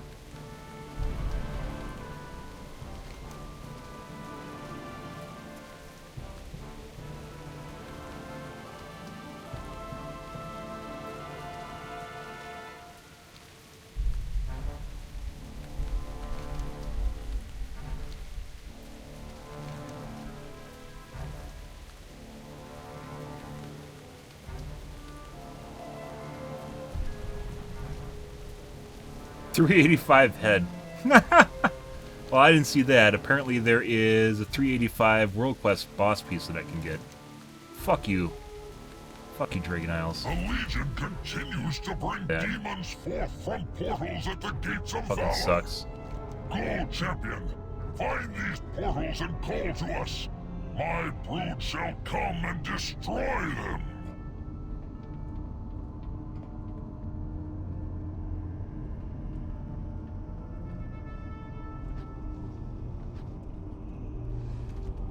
Someone's leggy.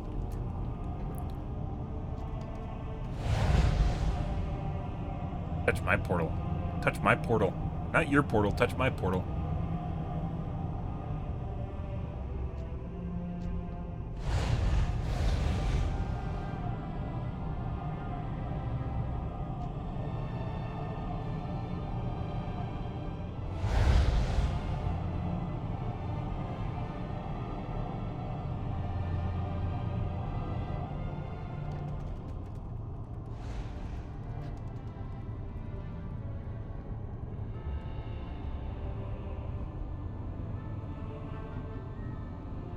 Good. Let's see what kind of dungeon we have tonight, guys. I'm probably going to do... Hopefully they don't fucking try to mob me with poles immediately, which they sometimes do, so...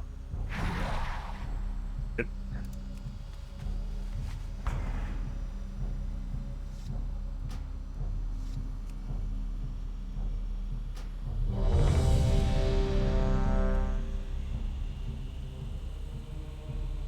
Good. DPS don't matter, so we aren't going to mark them.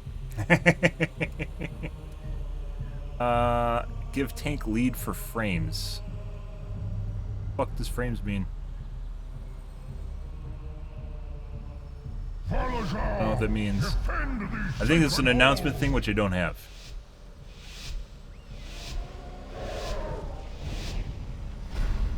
Oh, maybe it's for, they are in the group positioning.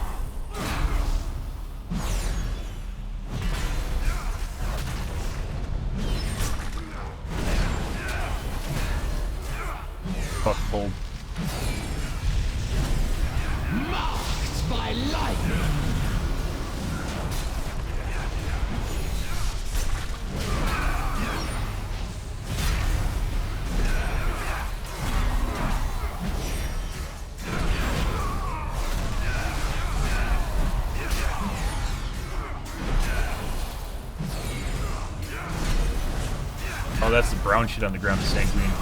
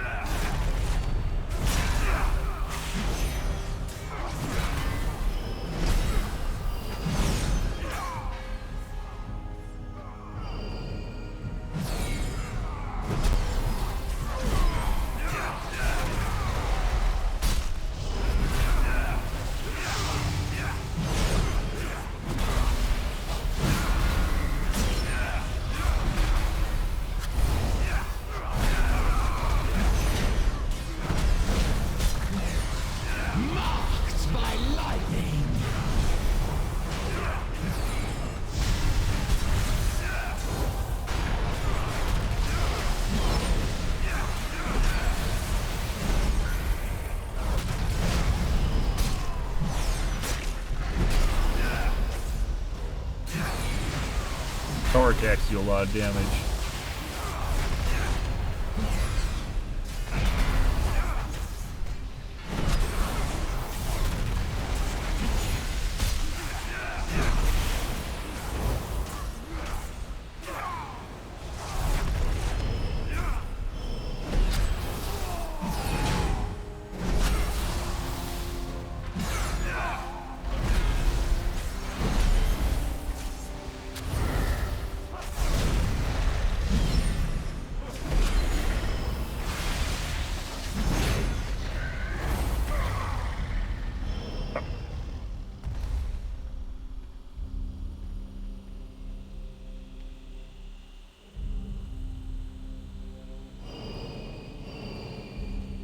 Right. I will be the judge now.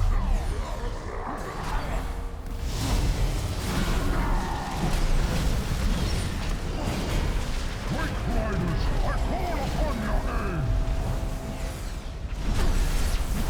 The blood of the unworthy will flow through these halls. Might die. That's fine.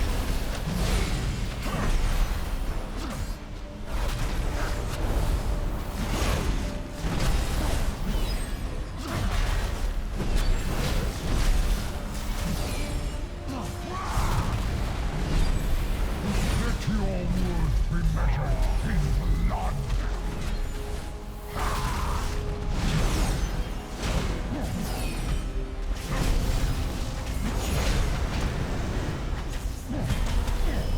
Let's move this. Fight to the last. Let your words be measured in blood.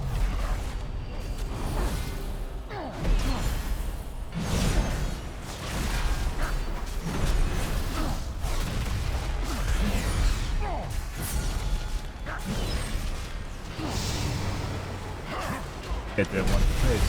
I will bleed the weak. Marked by lightning.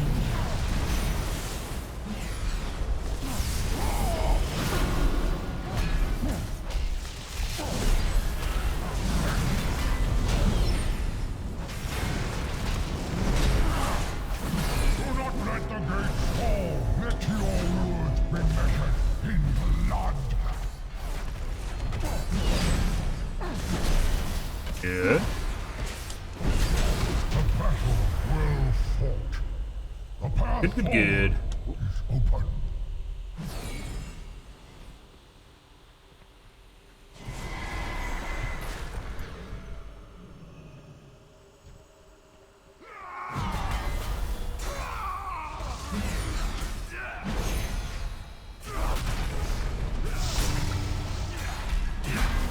Done.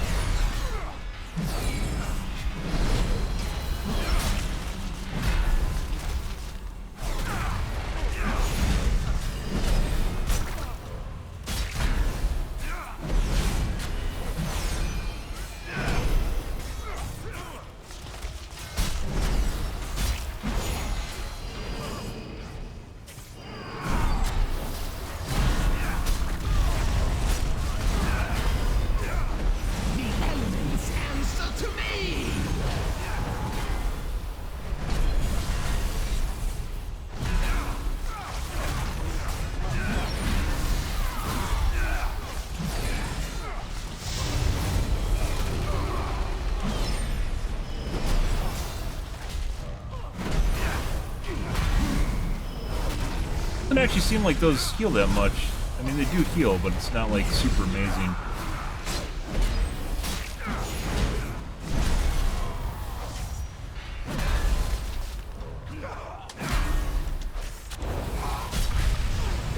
Uh-oh.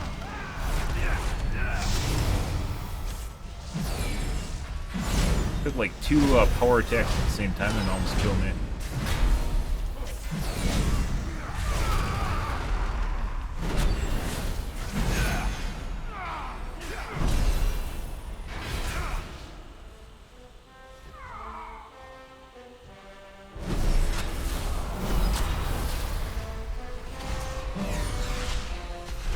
Marked by lightning.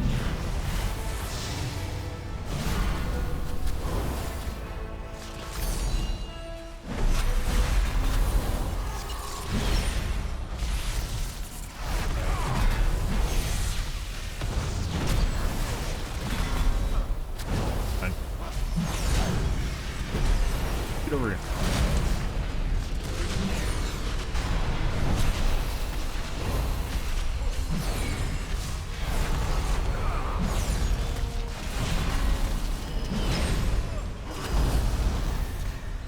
Volcanic.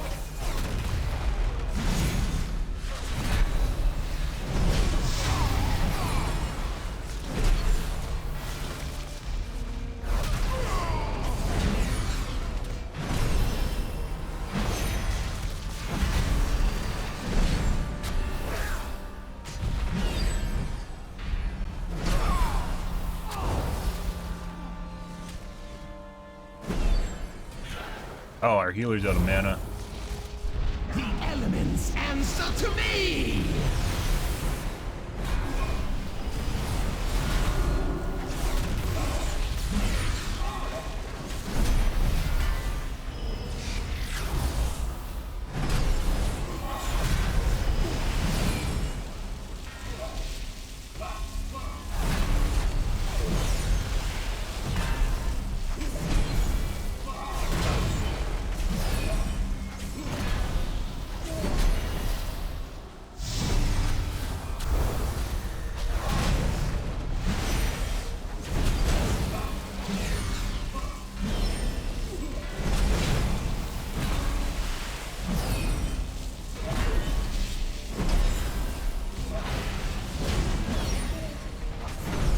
I mean, some of these mobs can destroy my face because I'm fortified, but otherwise this seems a lot easier than last week for sure.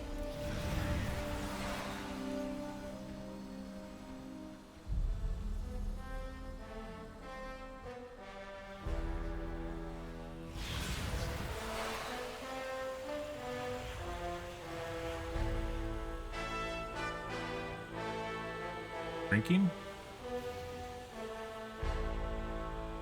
That full mana. Give me that full mana.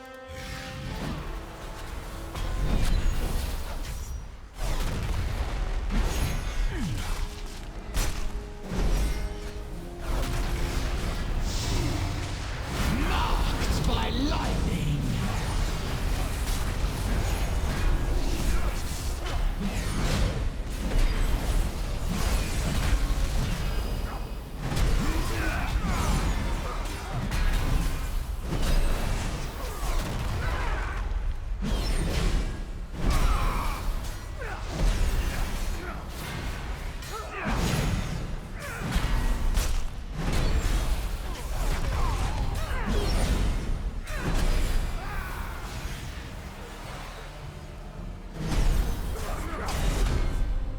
Now it's done.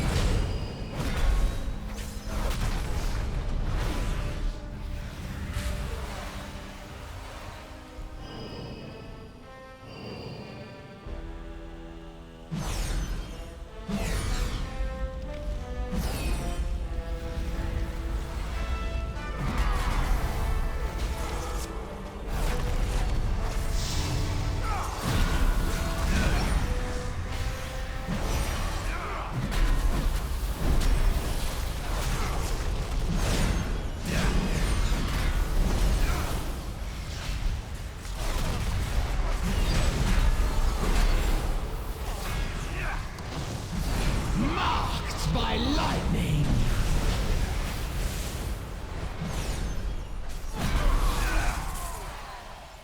Through great deeds of courage and valor, Persia has earned this most sacred of rights. She shall ascend as one of my chosen Valkyr, and her name shall echo in these gilded halls for all eternity.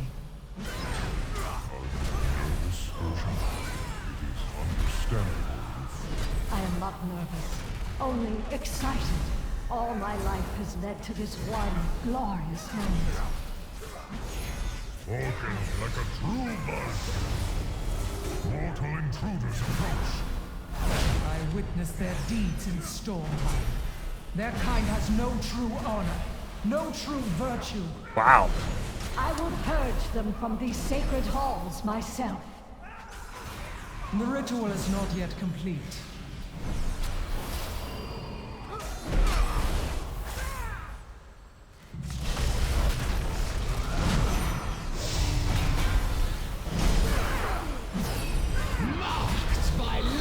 God. Still have lightning guy.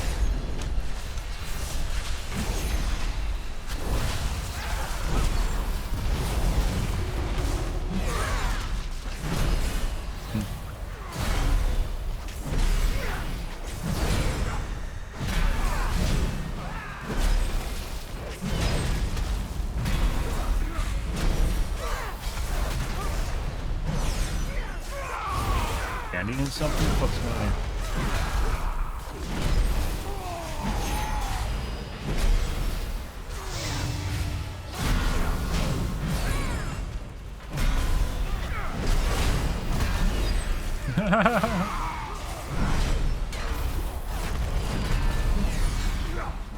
Fucking druid ceiling. Or, DPSing.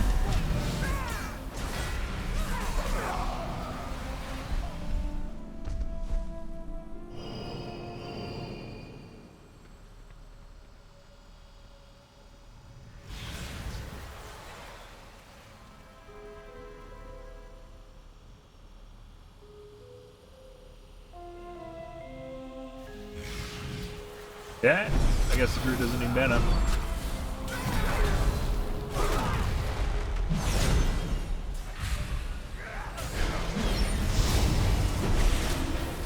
The elements answer to me!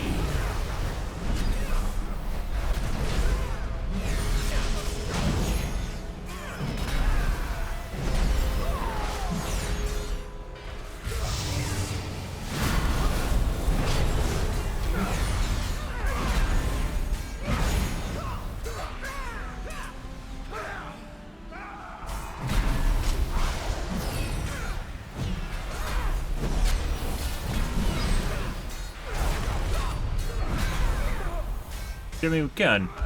That's not really a problem here. Just go faster! Let's go faster, and then when you wipe, it is totally all your fault. Because you pulled too much.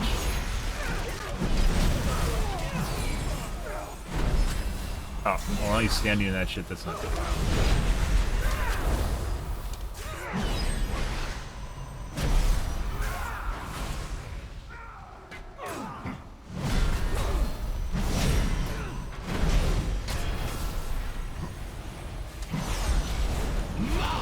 By lightning.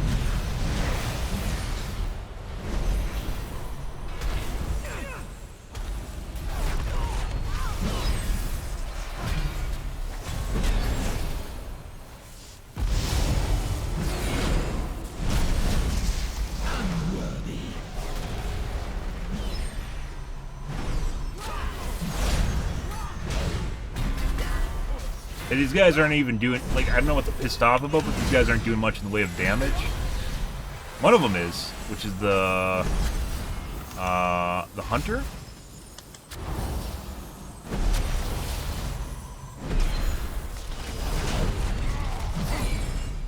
Who's the guy that bitched? The hunter?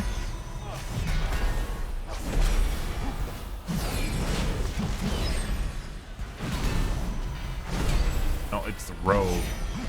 The rogue's sitting below me in terms of damage. No.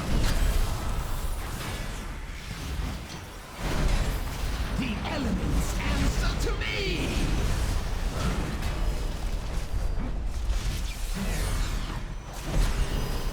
Is pretty pitiful, by the way.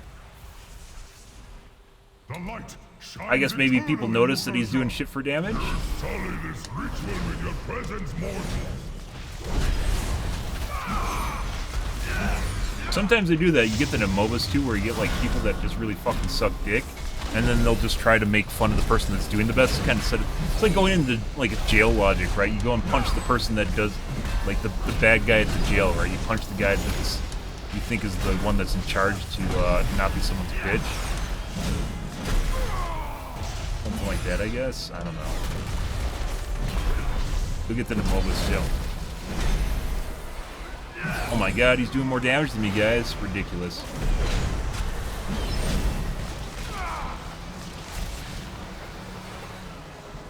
Persia, the fury of the storm is yours to command.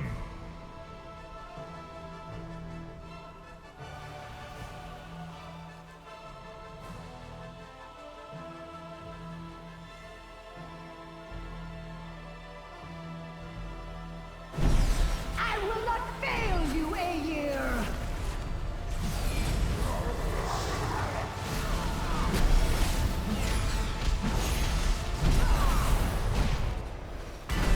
Thought she only does it after The elements changes. answer to me!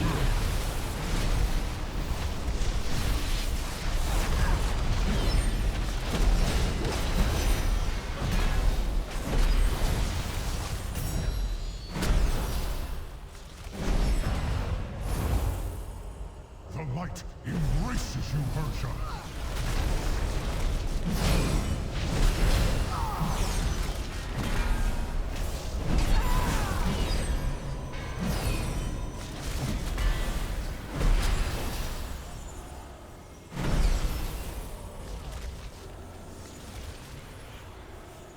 The storm gathers! Strike now, Persia!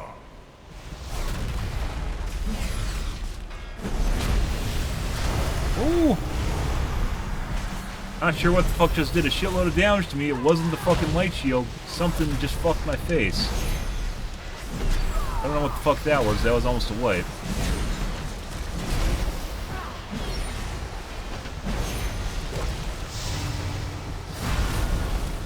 Marked by lightning!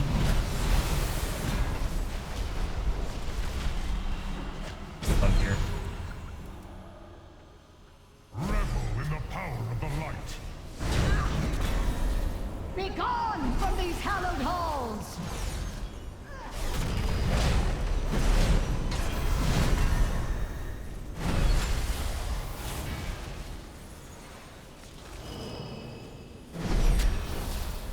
You die as you lived, without... The storm gathers! I am sorry, Aegir. I have failed you. Oh my god, the rogue out DPS'd me.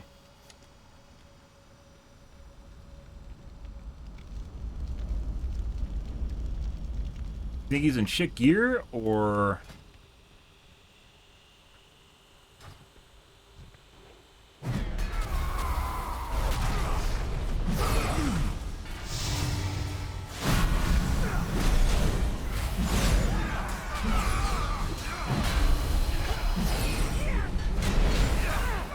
Some blues. I have some blues on though too.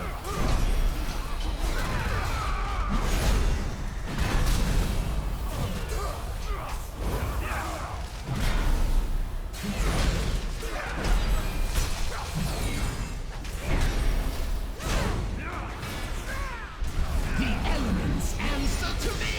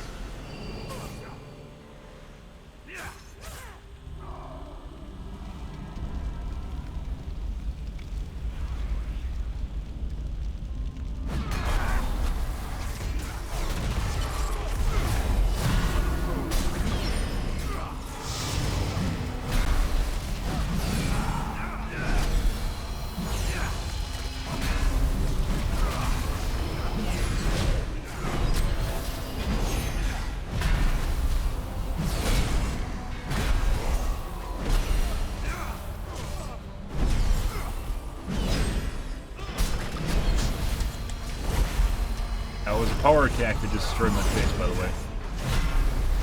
Marked by lightning.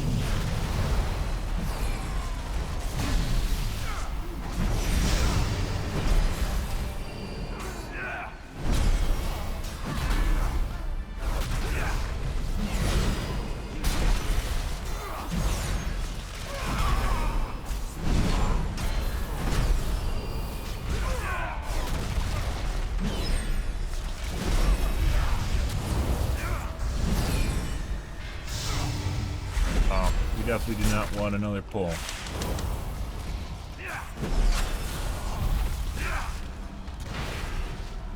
Got a mana.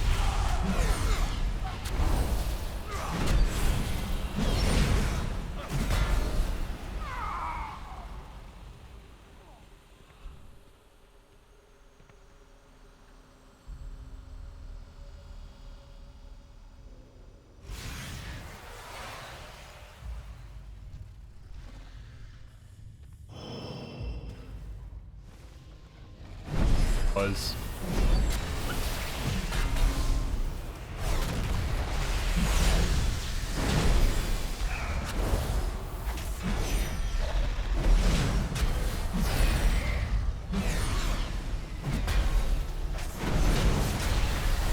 Marked by lightning.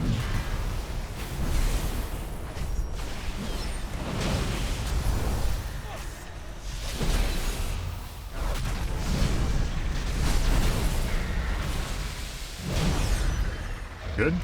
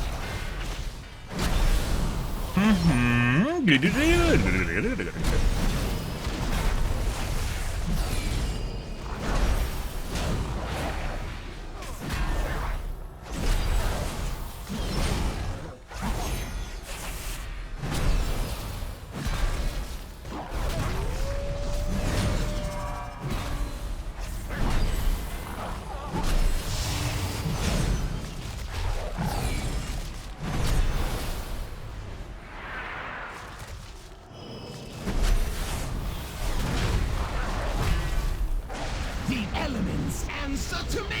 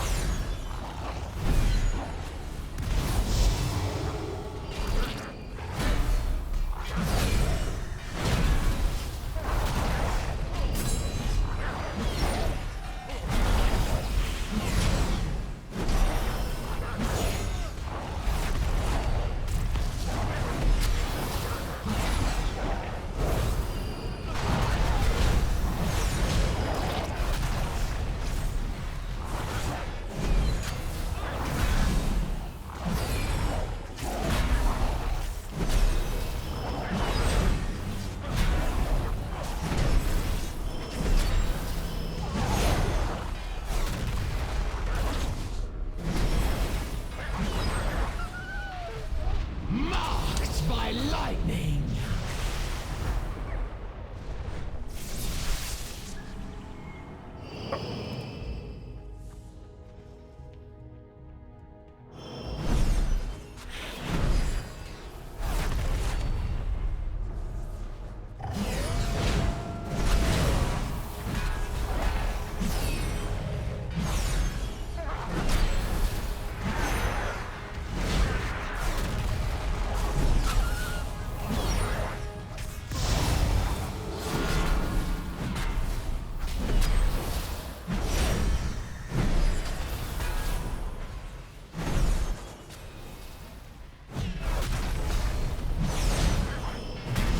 Good. Didn't get gibbed either.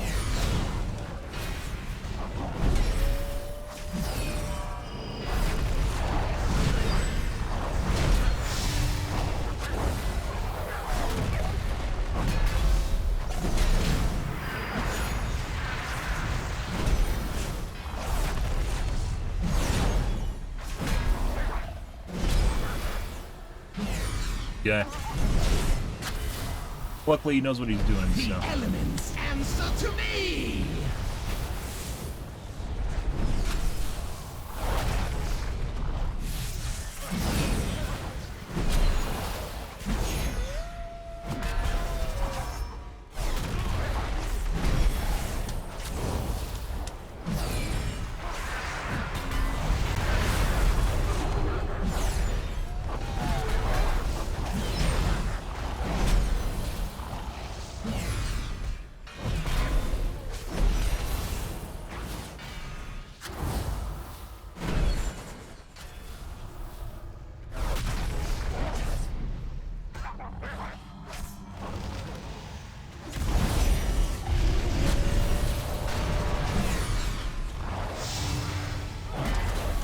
Healer dead? Healer is dead. Holy fuck.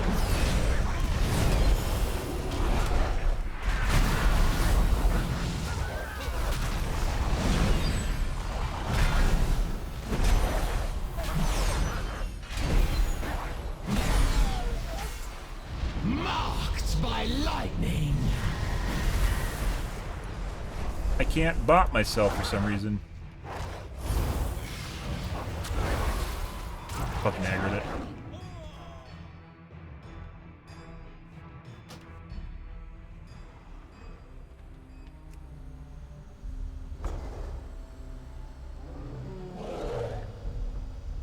Yeah, no shit.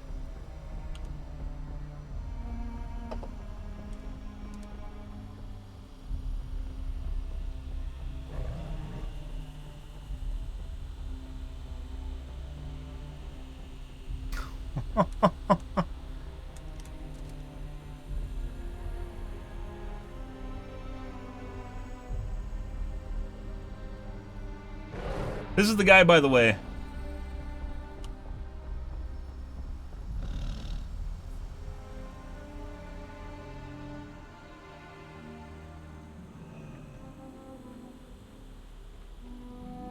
This is the guy that's underperforming on DPS, by the way, that's shit-talking right now.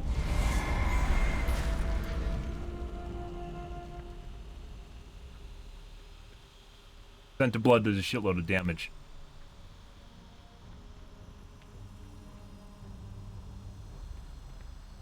I could have also Divine Shield because everyone else is dead, so. This guy can suck my dick. I was literally just about to point out his shit DPS, but I didn't because I'm trying to keep the group together, so. While this guy's shit-talking, he seems like the type that's basically deranged and immediately just leaves the group the moment that you call, like, that. Remember that one healer we had, guys, that they called her bullshit heals, and then she just dropped her heals, which were like 10% better than my own, where I was healing myself the majority of the instance, and then just left the group. Yeah.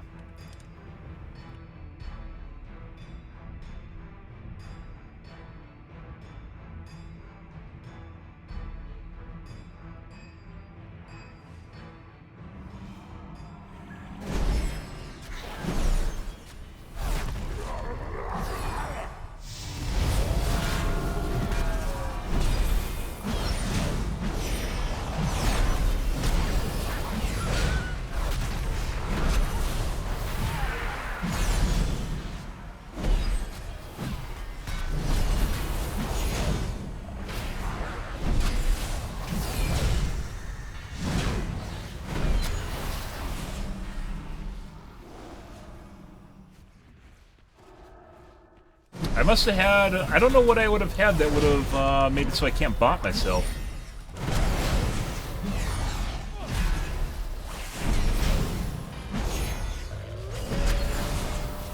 It's like I had forbearance, but I hadn't cast anything that's forbearance done, so I don't know why I would have gotten it. Sentinel doesn't cause forbearance. No, they took that out. By lightning.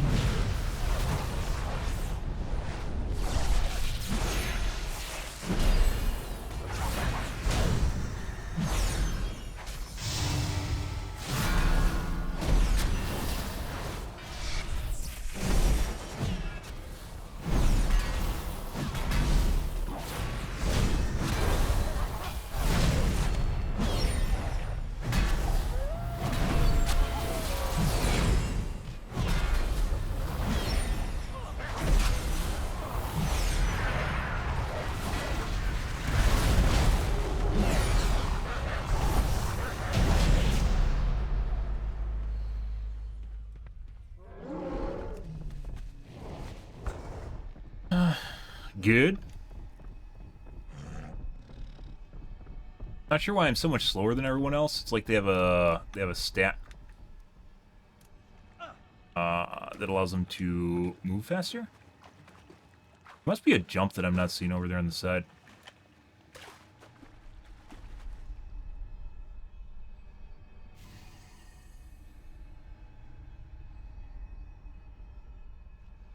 Got aggro on one of the yaks.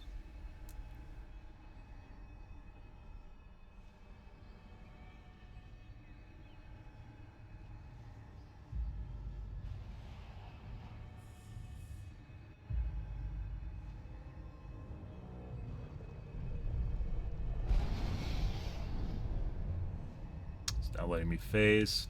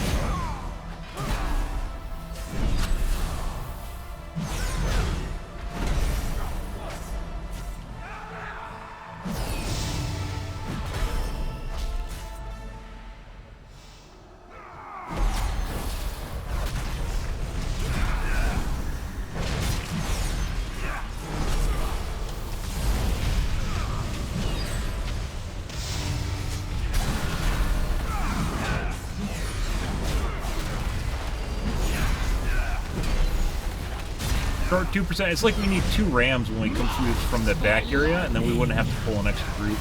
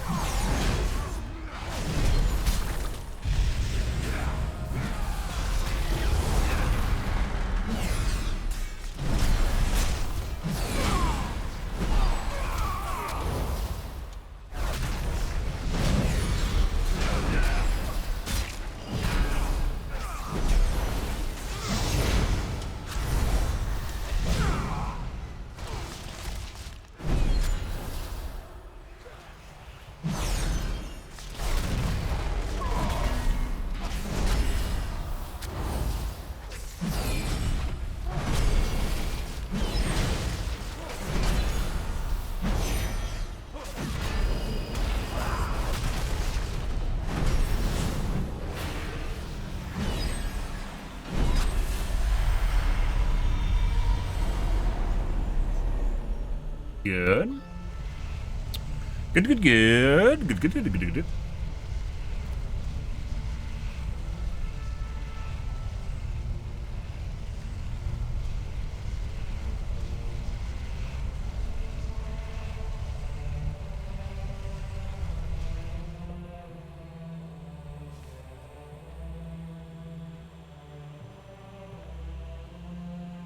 Throughout your trials, you have demonstrated strength, skill, and intellect. Your cries of anguish will echo through eternity.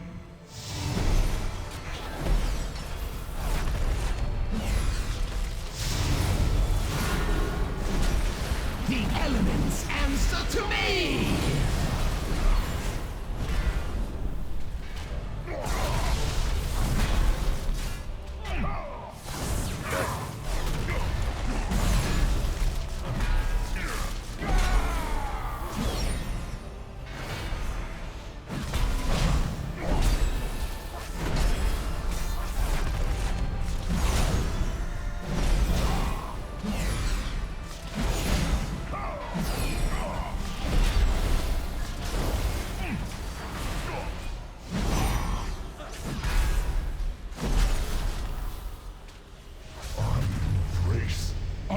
Take joy in crushing you!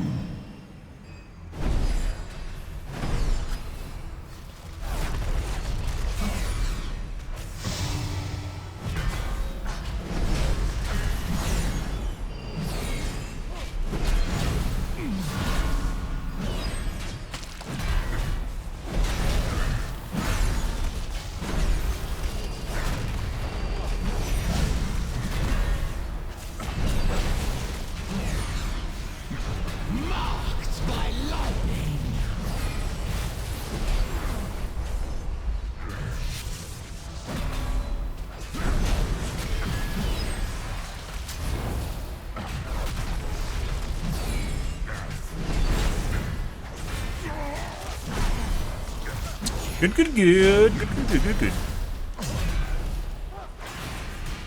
This isn't so. Even after the change, like I could possibly have pulled more people, and it sucks that we wiped on Fenrir.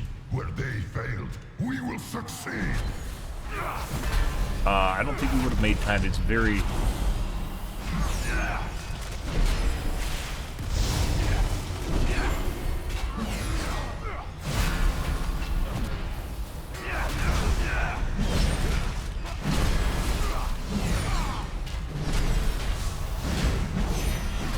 Very difficult to make time in this dungeon. And with Fortified, if I take power attacks constantly, like it just explodes my face unless I backpedal constantly.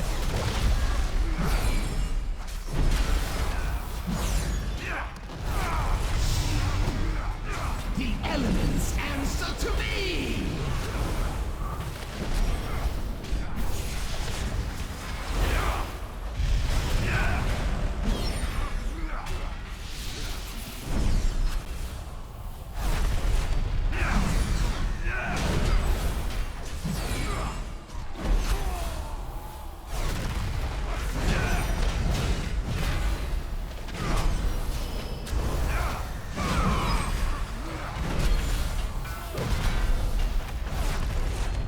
God.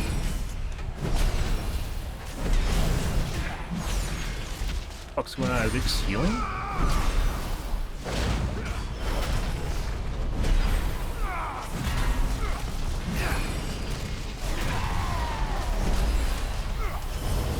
I guess these guys are considered trash, so they get the Fortified buff, which just makes them insanely tanky.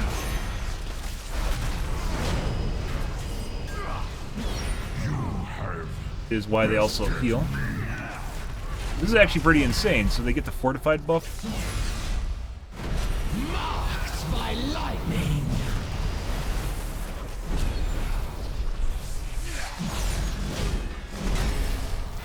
Fuck is lightning?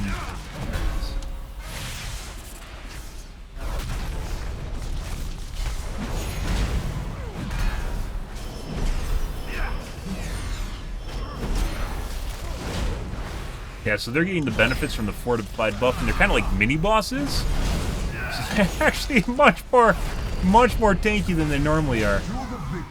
Holy fuck. The Aegis of Agrimar is yours for the taking. No, I too have proved my worth, Odin. I am God King Skovald. These mortals dare not challenge my claim to the Aegis. The Vanquishers have already taken possession of it, Skovald, as was their right. Your protest comes too late.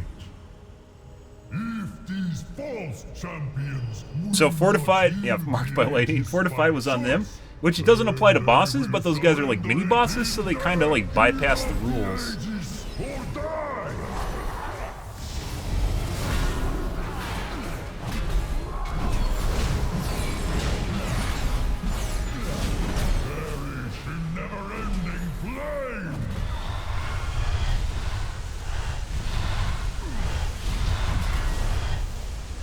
Which is pretty hardcore. There aren't many instances like that. Now the Aegis is where it belongs. The elements answer to me!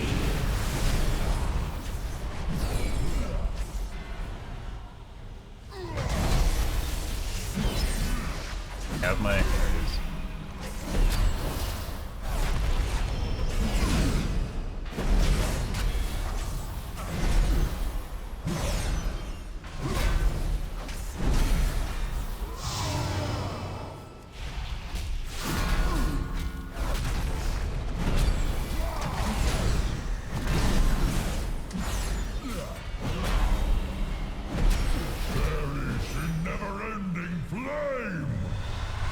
Okay, good.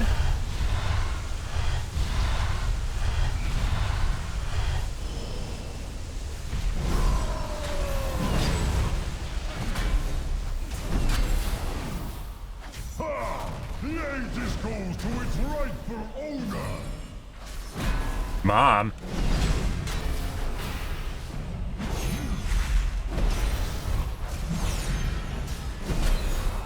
Marked by lightning! All my plans brought to ruin.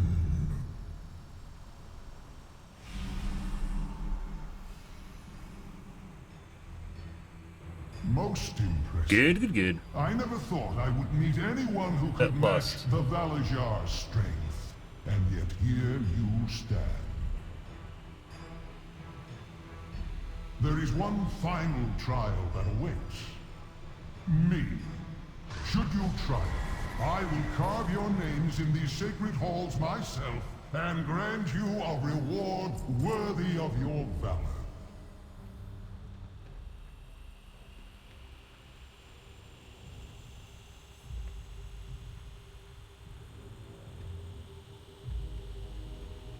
Everyone's going for, repairs? I don't exactly know what they mean by reset lust, which is something I've seen on occasion. Tell me of your battles. May your battle... It has been ages since I faced a worthy opponent. Let the battle begin!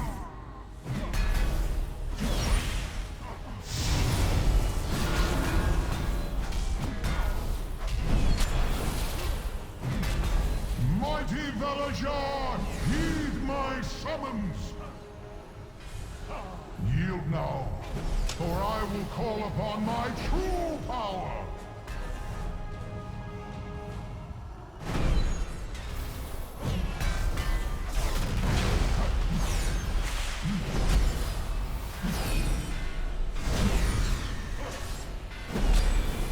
Let us see if your wits are as sharp as your weapons.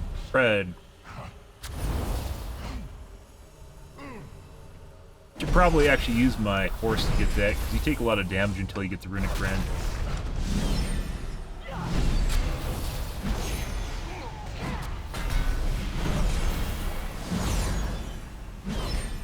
Marked by lightning!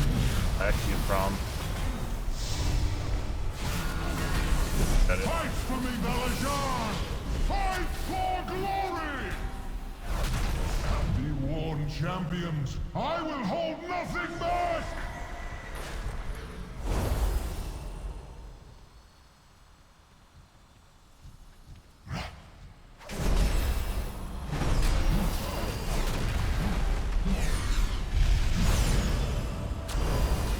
An that you mind is as deadly as the sharpest blade. Hello.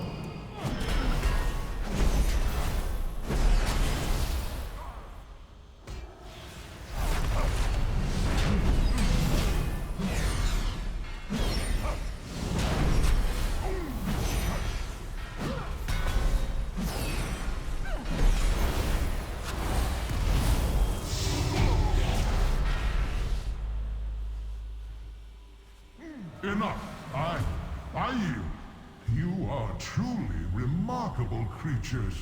As promised, for the group. You will have your just reward. Weather.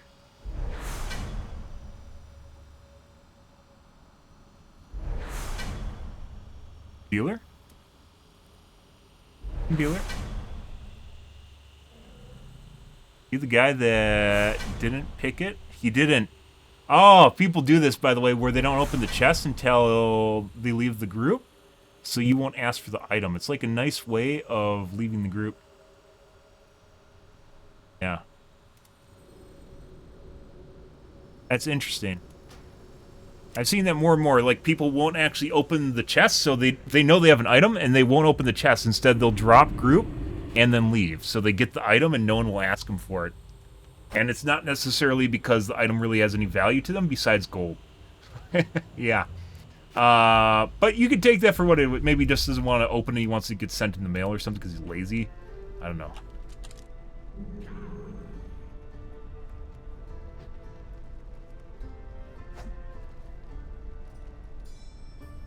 What? It ate it. Ate it. Yeah. So, we did it again, guys. Didn't get anything out of it. Yeah, that rogue that kept badgering us, guys, was 100%. He wasn't pulling DPS at all, and it looked like he was wearing some shit gear. Two of these guys weren't really pulling their DPS.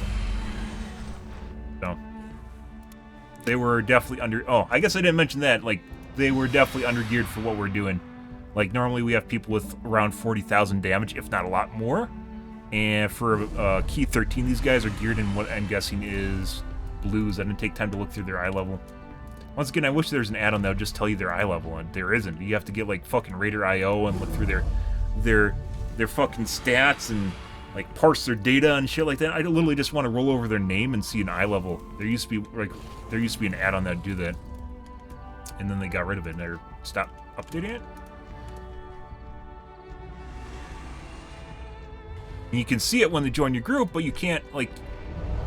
I can't just click on someone and see their eye level. I can look at all this shit, right? But that doesn't matter. All I want to see is their average eye level. I don't want to look at their shit. All I want to see is their eye level. Average eye level, just like I have on my character pane. Right here. Or right here. Or right on the bottom right in the tooltip. Tooltip would be even easier because you can just mouse over the group. That's all it takes. Like, you don't need to... There's nothing complex about it anymore. It's not like it used to be. Eye level just means a shitload compared to everything else in the game.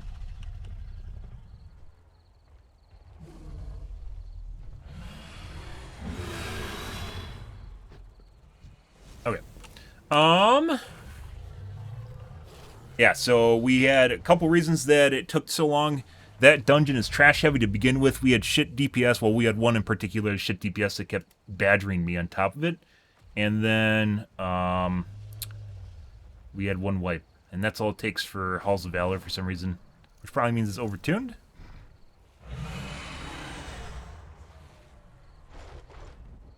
How long did it take? Did we even get 11 minutes overtime? Plus 17 rating. Yeah, so, like, we still got plus rating even though it wasn't really that. Let's try, like, Nukhud.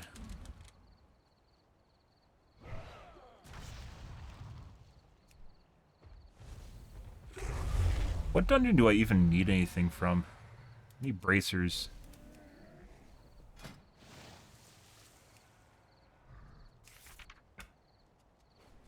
Yes.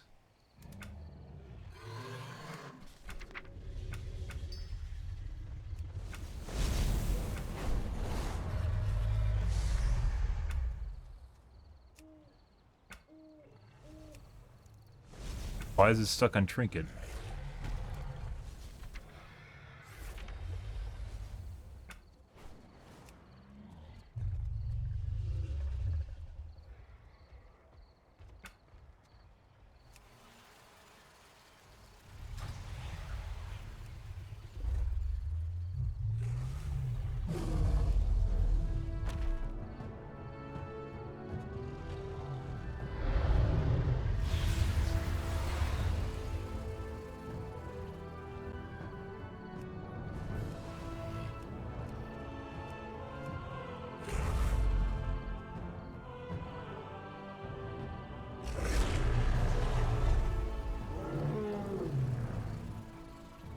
Quick, clear, standard.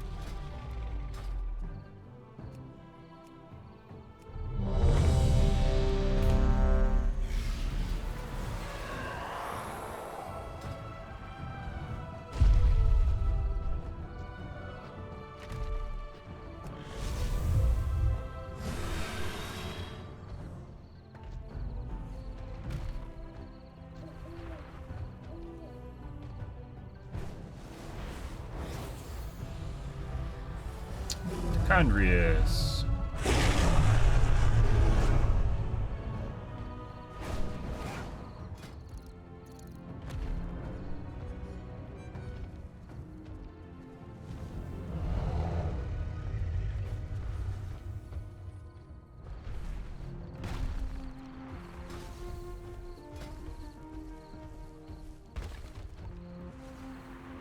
Alright guys, while this is happening, I need to take a piss. I'll be right back.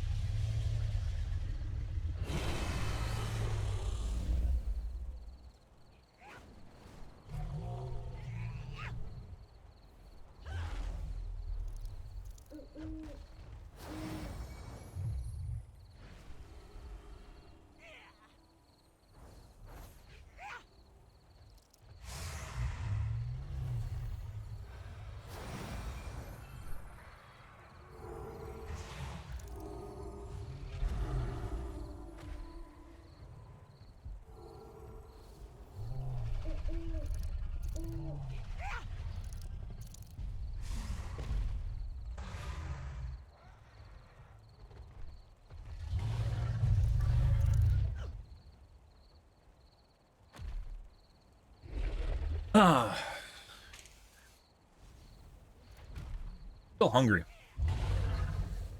So hungry. Weird. Huh? I had food earlier tonight, guys. Why am I hungry? Why am I so hungry?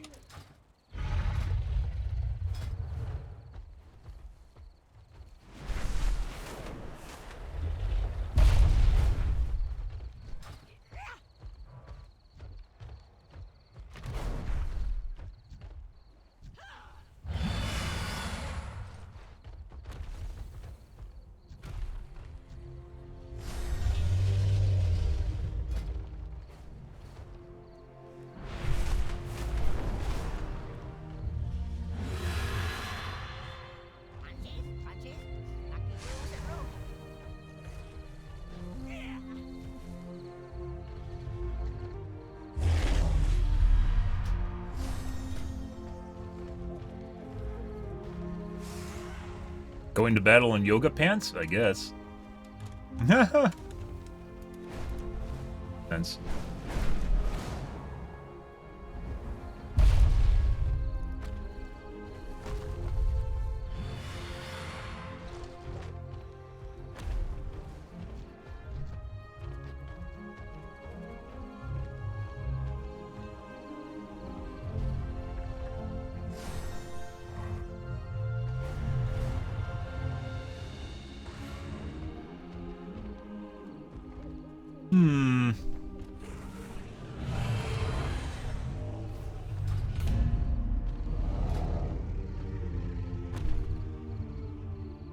I actually kind of wonder if how you're listed in the Dungeon Finder is based on your name alphabetically.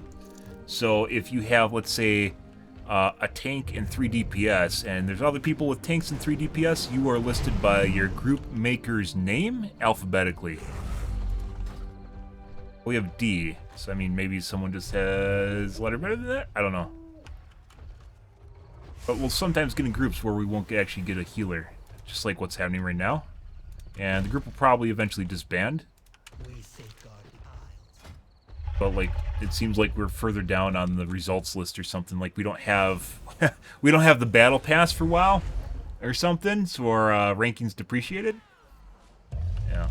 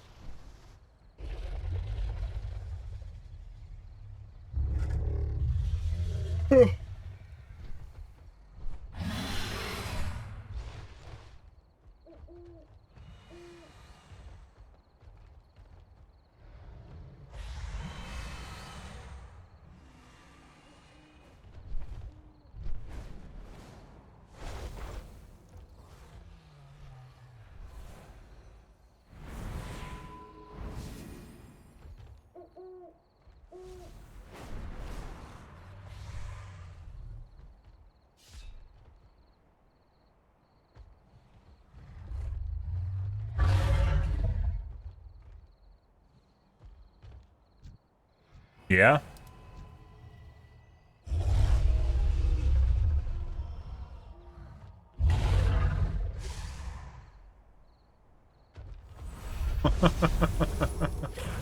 Yeah. Ah, look at that. Ah. Someone literally just applied to the group the moment I said that.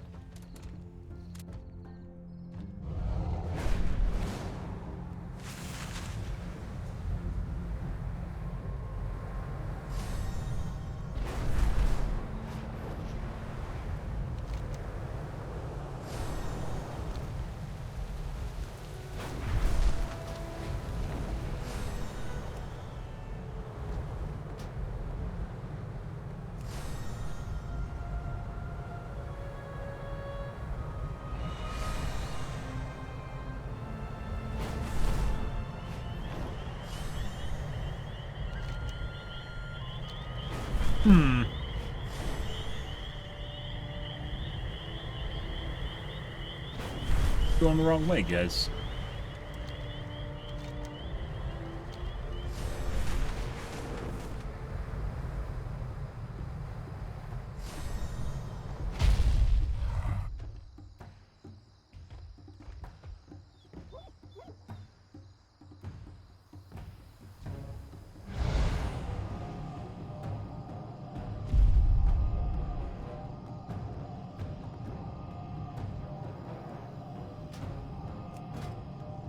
Just invite.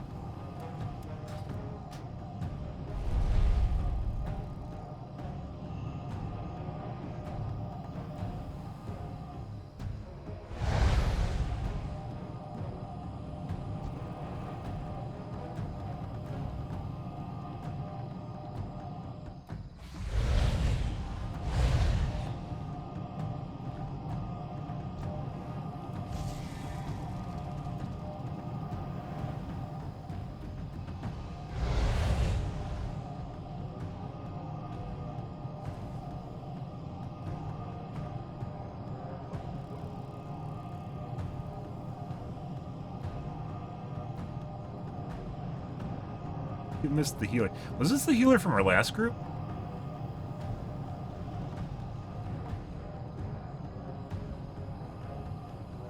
We had a druid in our last group, didn't we? No, it was Hots and Tots.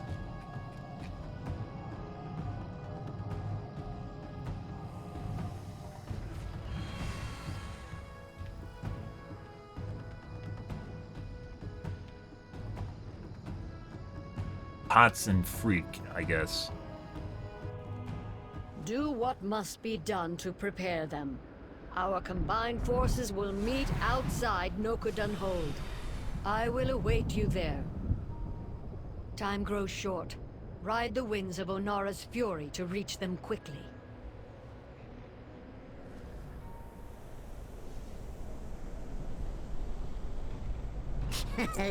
Many deals for a friend of the Grumbles, like you. Oh, he's asking for a mage table. Oh, buddy, making the mage work. Crazy talk. Lavish.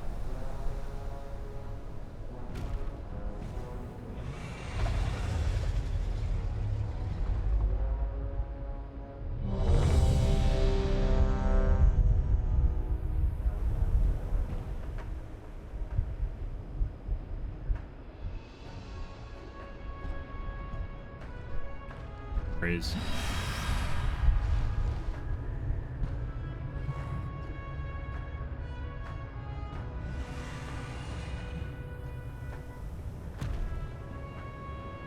Oh, it's the mage.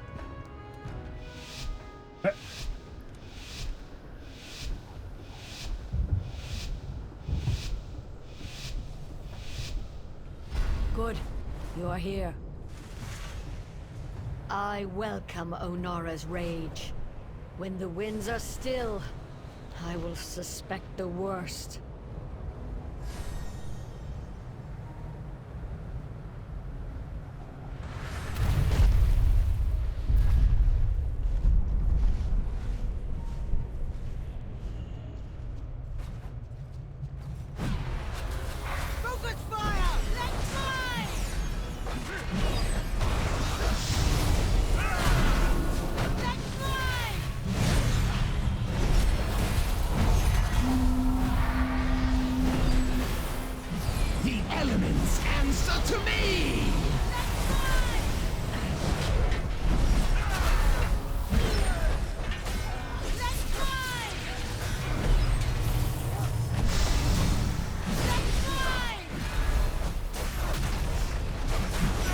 Tough to see the shit stains on the ground.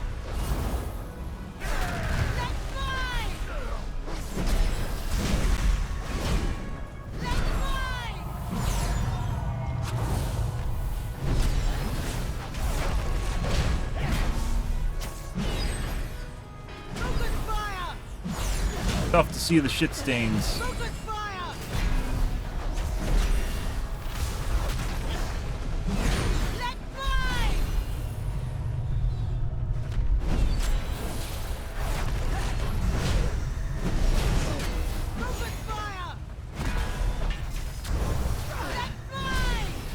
Super fucking tanky DPS.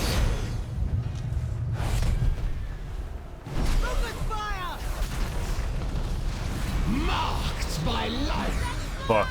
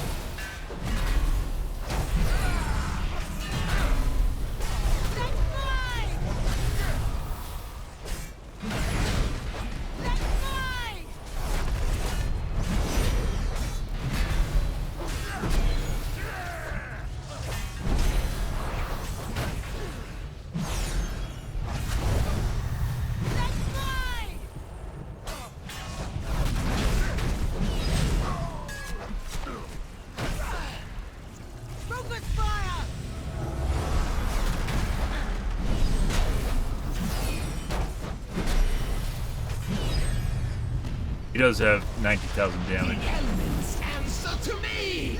Yeah, I do see that, but that's not really going to change a lot what's going on here. Hey, we need a shitload more damage to make up to 30%.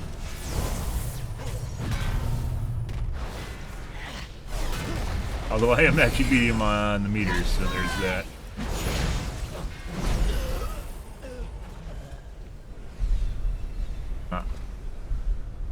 Oh. Bye! Let's fly! Let's fly!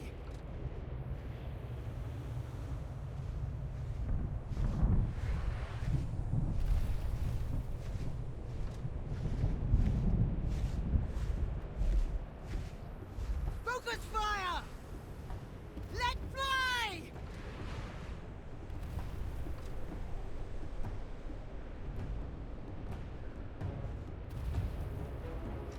Apparently there's going to be a lot of angry groups this week because this is relatively... This is like what it was in Halls, too. So... But yeah, this guy is also... It's another group where the DK is based... This is the group leader, by the way. So this is his key.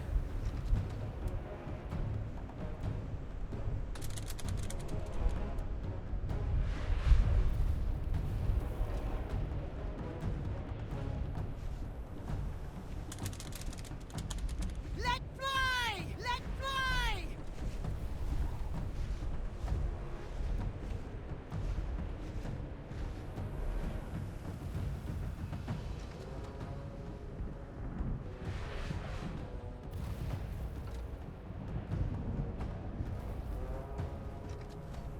Focus fire!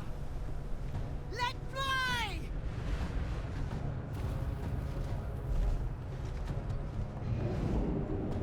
Yep.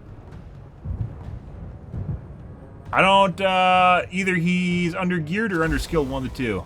So. That sucks. That's the way that is, though. We're going to do another one. This could be an ongoing thing.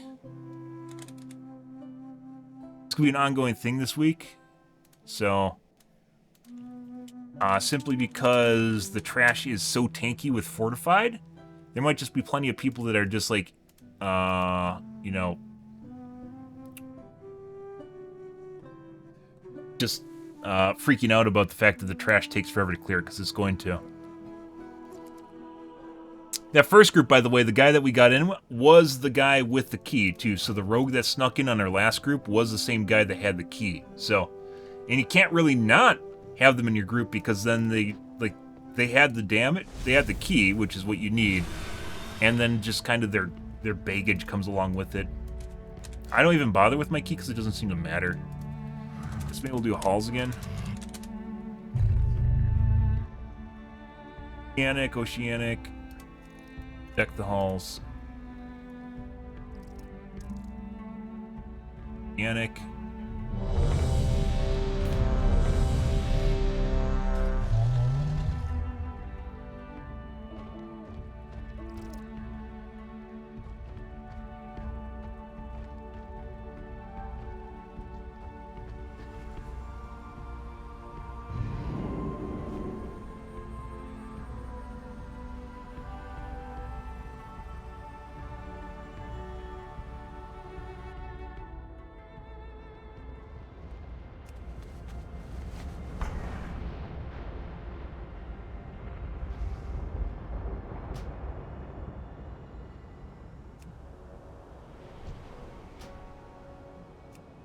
But he was right. That guy wasn't pulling the numbers he should. But I really don't think, even if we had an extra 15k DPS, I don't think it would have mattered. I think it would still take forever. That's like an additional, overall to our group, that's like an additional maybe 15%, 20% damage. And that's not the equivalent of 30% additional HP, right? So. I don't know why everyone's so angry today. Or, angsty? Maybe not angsty, irritable. There we go. A lot of people are irritable today for some reason.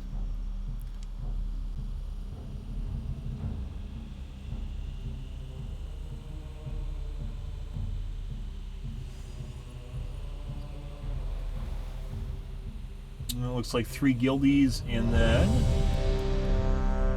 Yes.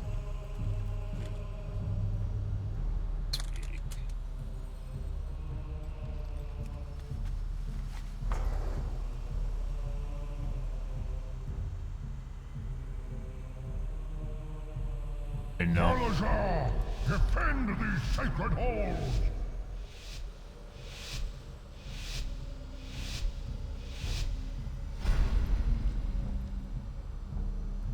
Probably not gonna come in under the timer though with this, so.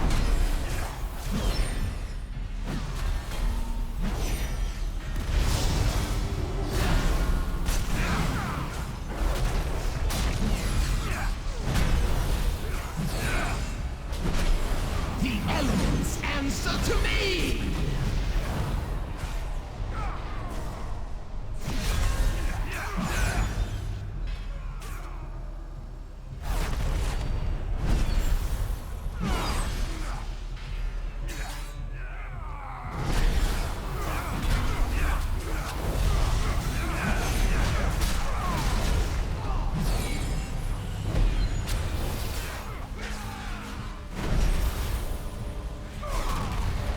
By this lady.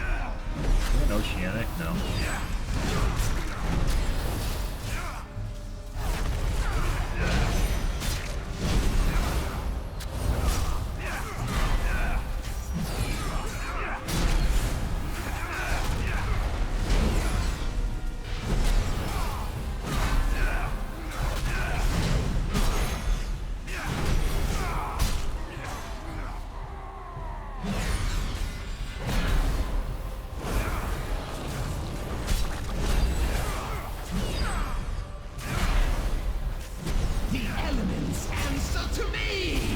I literally have to dodge those power attacks or I'm gonna die. Okay.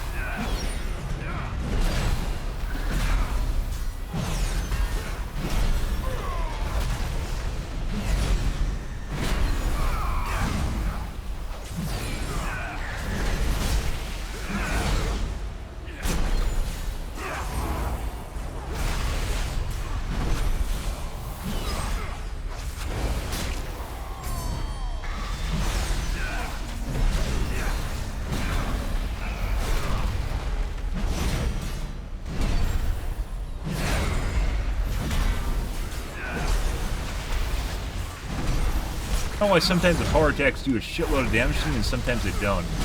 Might have something to do with my blocking, but I'm not sure. Marked by lightning.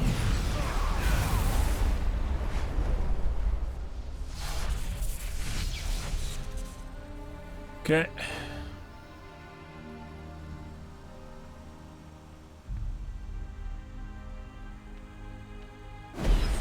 The undeserving will perish.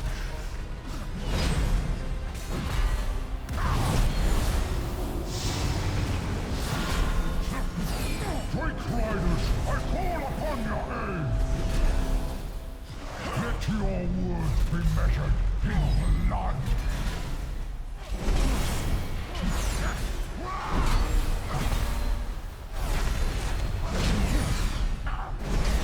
Can't read that. Message. Let your words be measured in blood!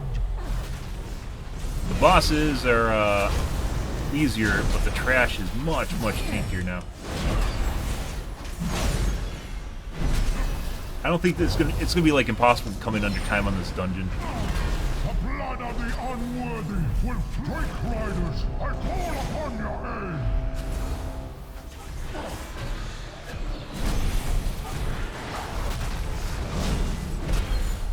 Marked by lightning. Fuck your face. Uh-oh. Uh-oh. I will bleed the weakness from your veins. Play. Give me.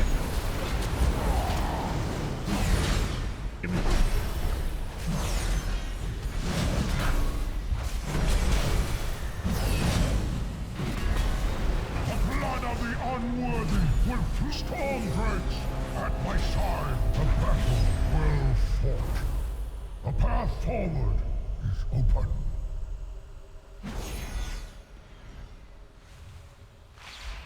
Oh, whatever. Let's kill this guy. Actually, maybe we shouldn't have because he has a shitload of health, so. Oh, this guy might have been a mistake. Because if we die, you have to wait for him, and then that's a time loss. But this week, probably should have waited. Should have went around the other side. Wouldn't even bother with this.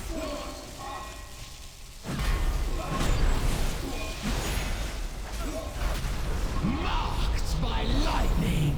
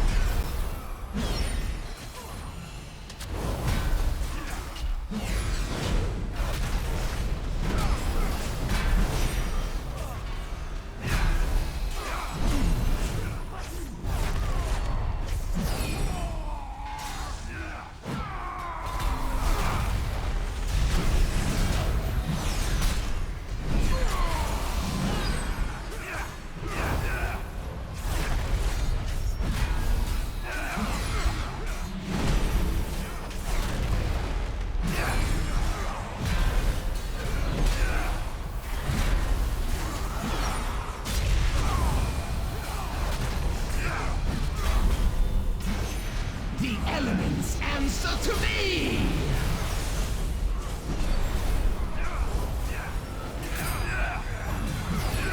Fuck is, there it is.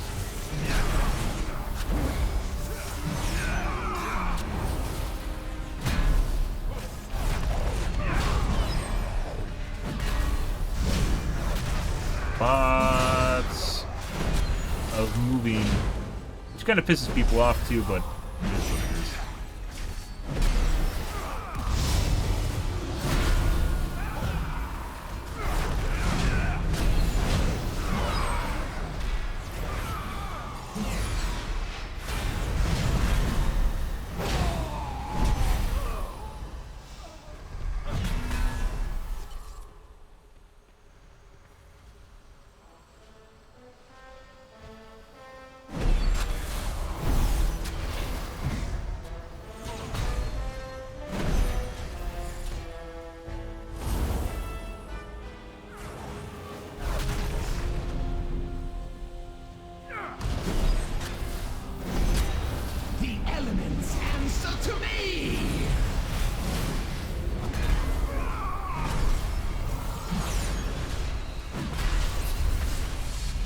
Fuck is my guy?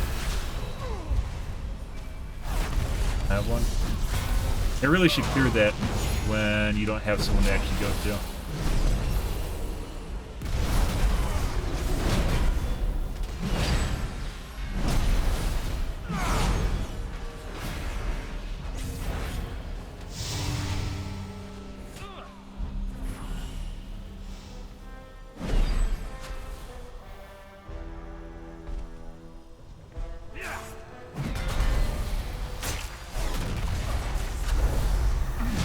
Puts my heal on someone else.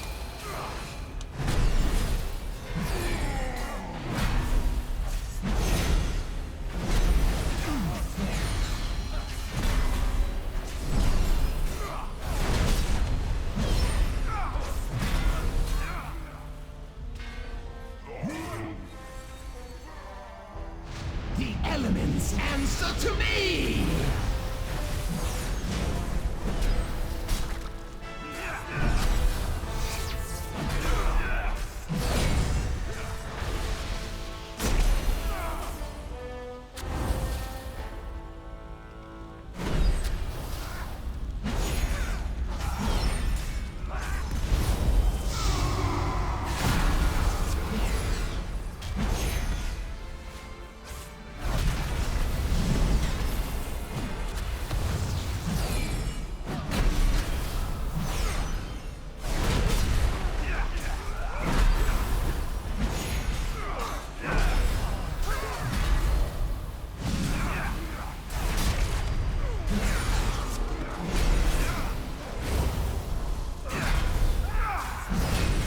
far down the hallway does this guy come? Deeds of courage and valor. Persia has earned this most sacred of rites. She shall ascend as one of my chosen Valkyr, and her name shall echo in these gilded halls for all eternity. Marked by... I am not nervous, only excited. All my life has led to this one glorious moment. Spoken like a true Valkyr. Mortal intruders approach. I witness their deeds in Stormheim. Their kind has no true honor, no true virtue. I will purge them from these sacred halls myself. The ritual is not yet complete.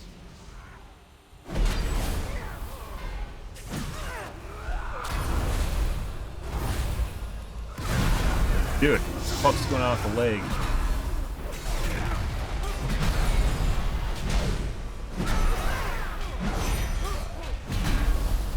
Lots of leg going on here.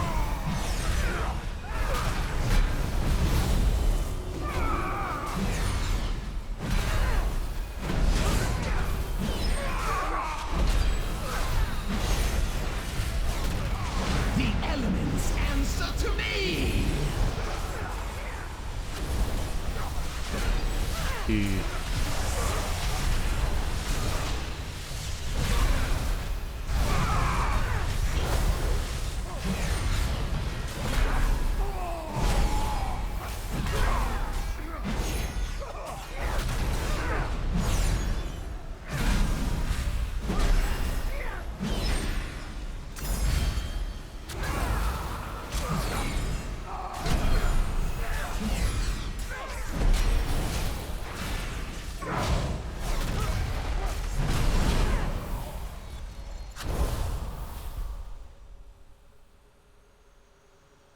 Good.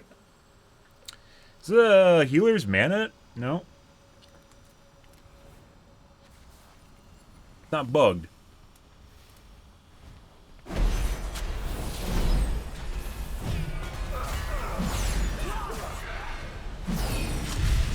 Woo!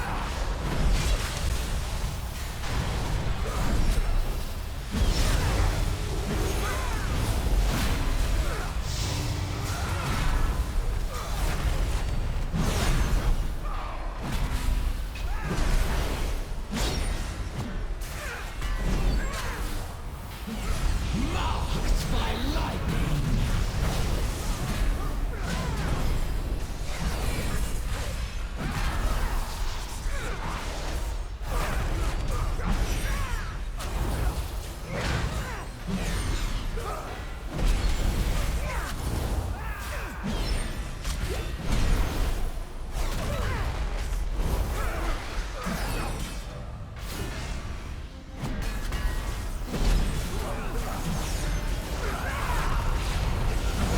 Laser beam. There's another 12. I don't know why it's seems like some of these guys are doing a lot more damage than normal.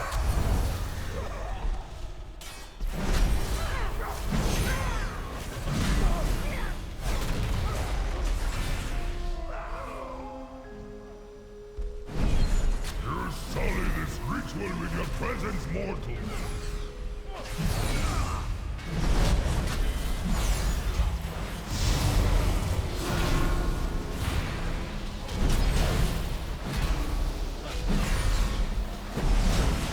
Marked by lightning!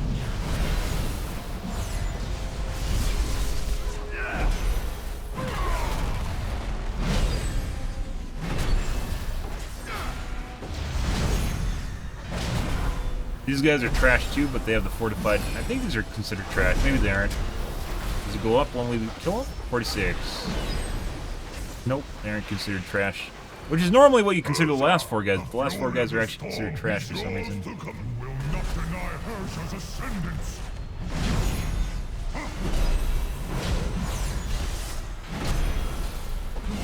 Why are we in here denying them ascendance anyways?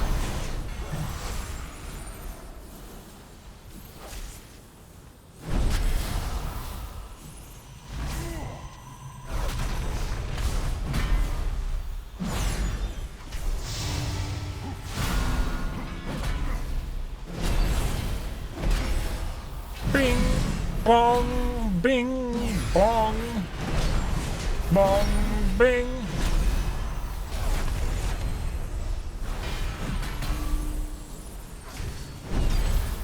The elements answer to me! The light shines eternal in you, Herja. Herja? Oh my god. I will not fail you, Aegir! Dude.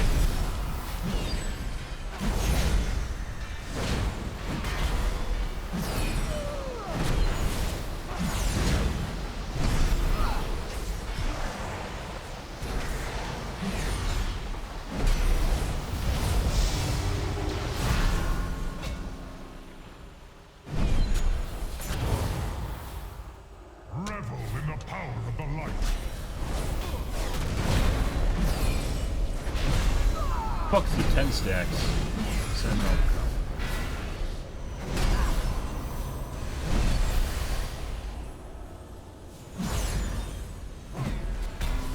Okay.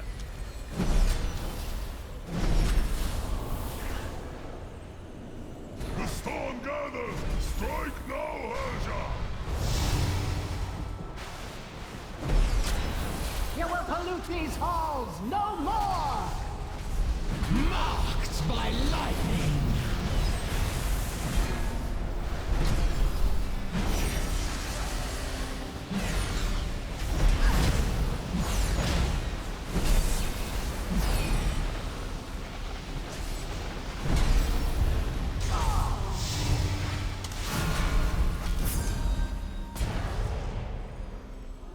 Revel in the power of the light.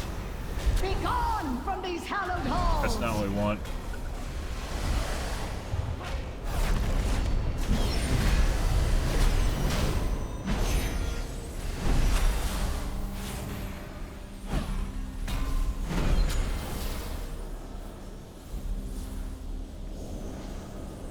The storm gathers within you, Herja! Aegir, you were Good. wrong to put your faith in me. Oh yeah? Become famous, huh? Normally I get that shit. Or I have it all filtered by now. Apparently not. Good.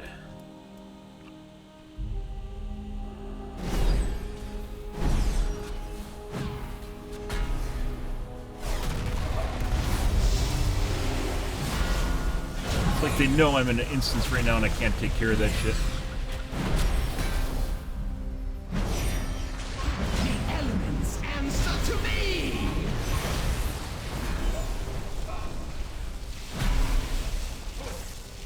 Fuck's the group.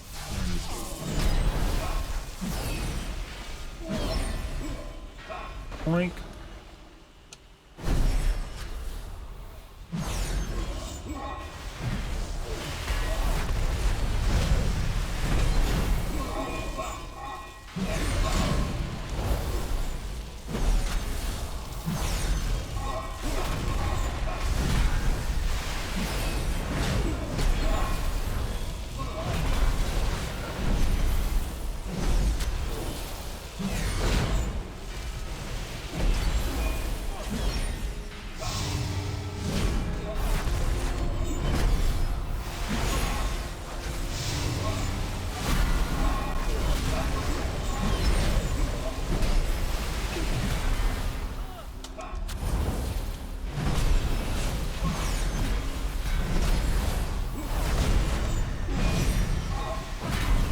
Marked by lightning!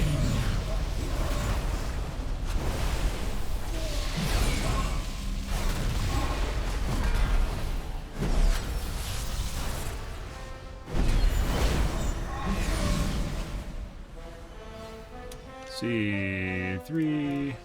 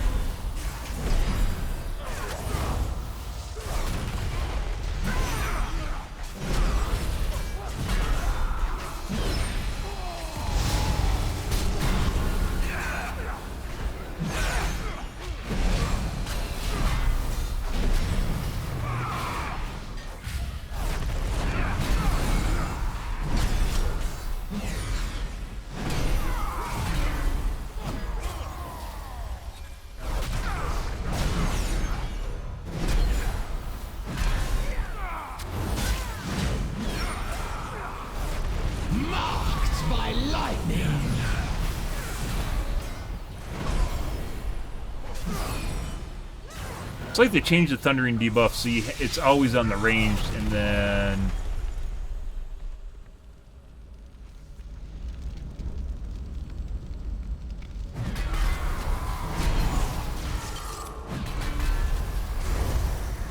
the melee. Force you to move.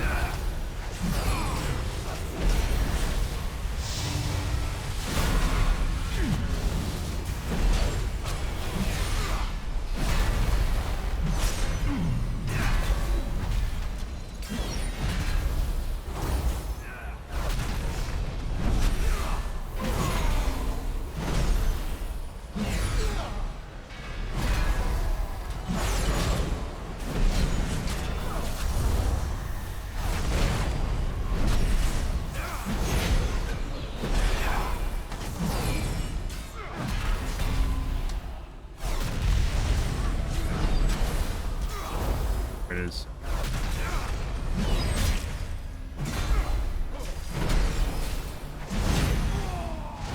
Marked by lightning.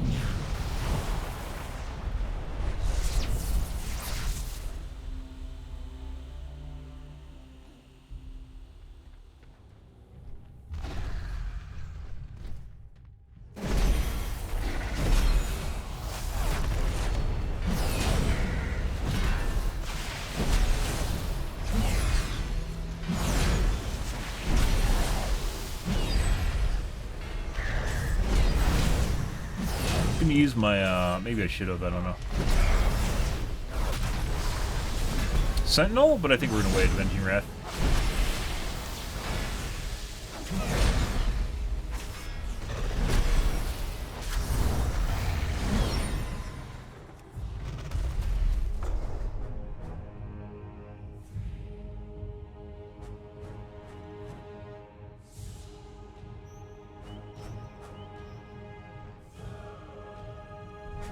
Woo!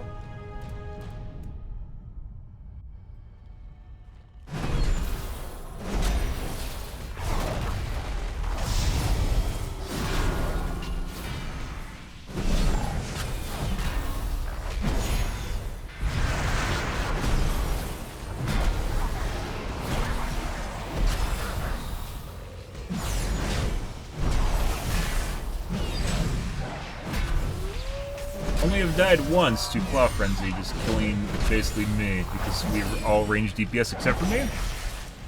Even then, normally with everyone else, you get mixed in here. They're close enough. Claw Frenzy is shared among everyone in the group. If I'm the only one in the area, then I just eat all the damage and die.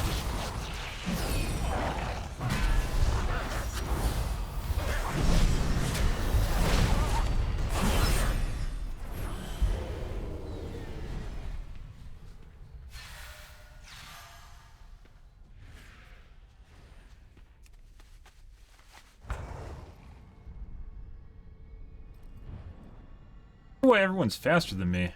It's like I'm missing a riding upgrade or something. Jim.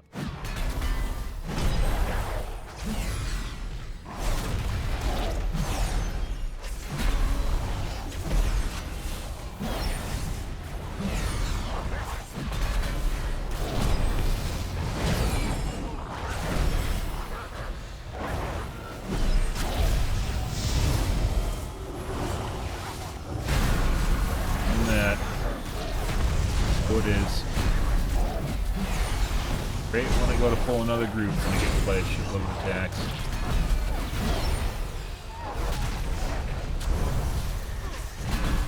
The elements answer to me!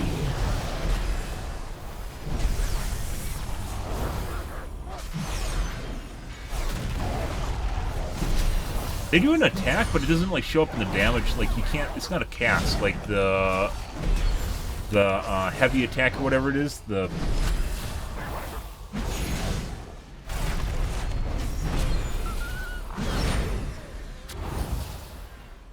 power attack on those one guys. They have a power attack, but it doesn't show up, so you can't really dodge it.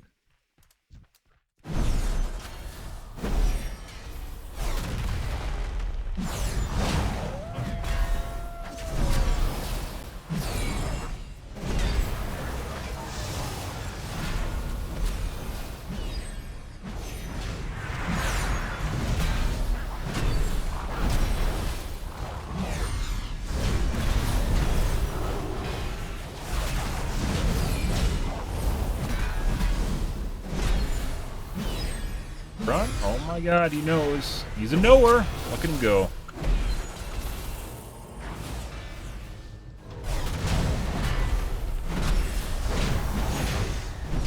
Marked by lightning.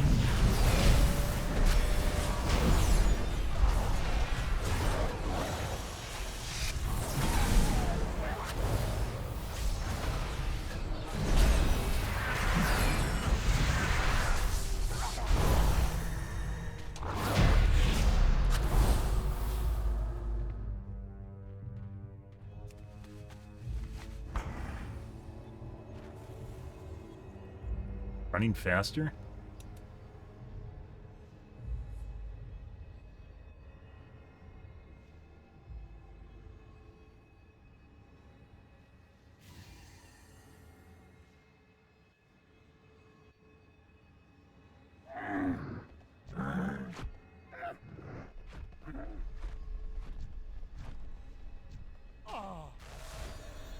Die.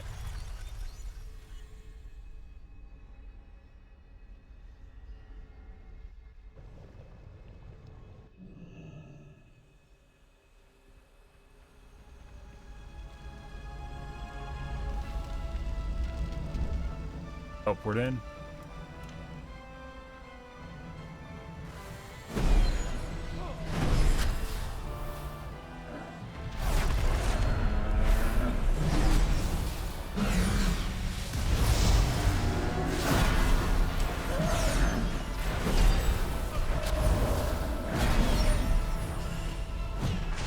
Marked by lightning.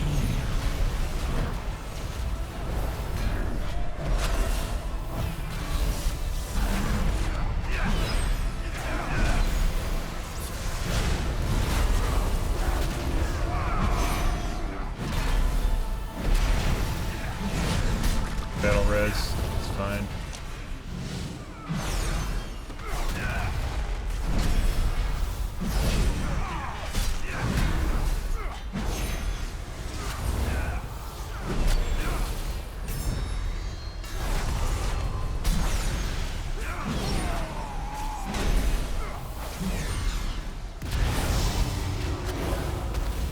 That's not good.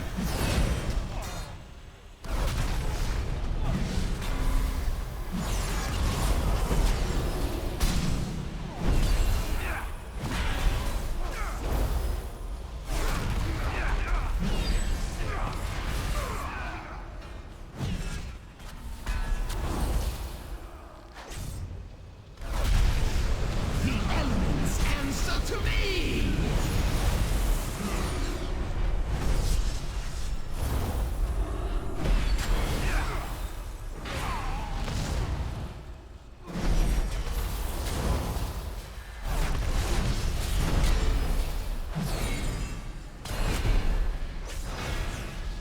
Jeez. Well, that sucks. We just ate a lot of time loss there, but we're still doing pretty good. These last guys are really tanky.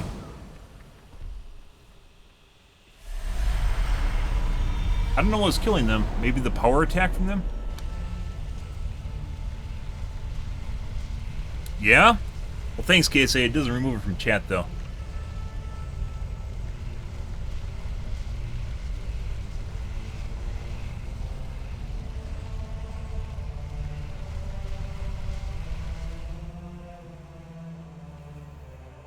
Throughout your trials, Trying to do that without killing myself. Your Good. cries of anguish will echo through eternity.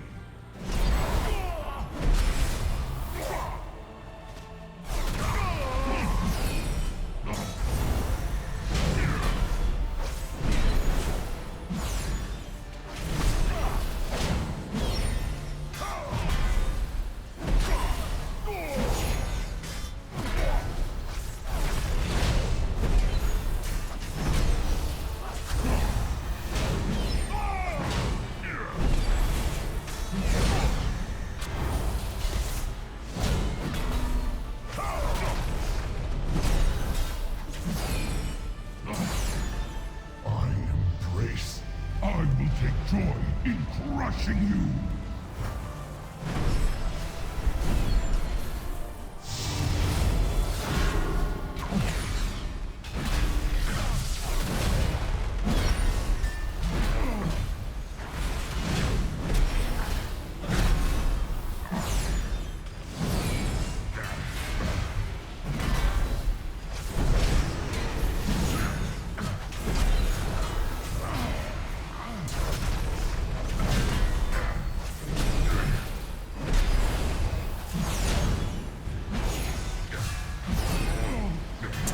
very tanky trash.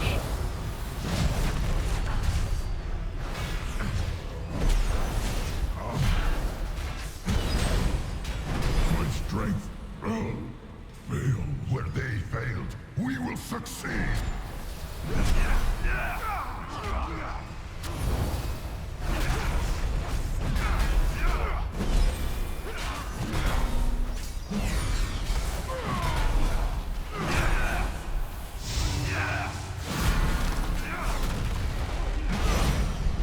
Marked by lightning.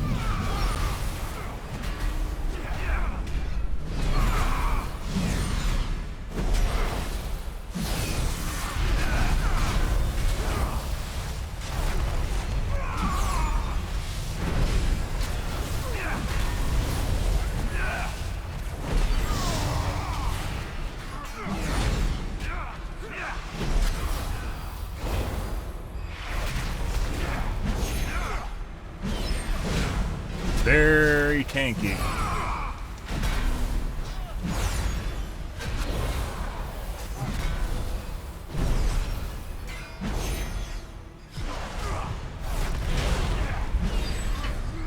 You have bested me.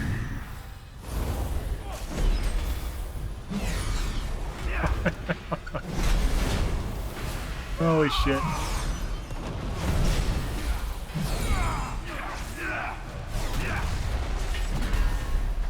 I'm pretty sure those guys heal is definitely not something you want to... You're definitely not something you want to give them. We might come in under time if we don't fuck up. No, I too have proved my worth, Odin. I am God King Skovald. These mortals dare not challenge my claim to the ages. The Vanquishers have already taken possession of it, Skovald. We'll see. Right. I think we can come in under time if we don't die. If we die, we aren't going to.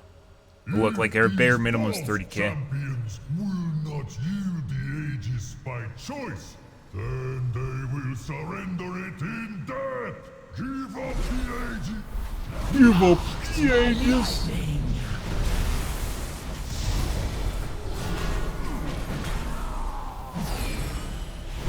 Burn for me. Ah! That was a fast Ragnarok.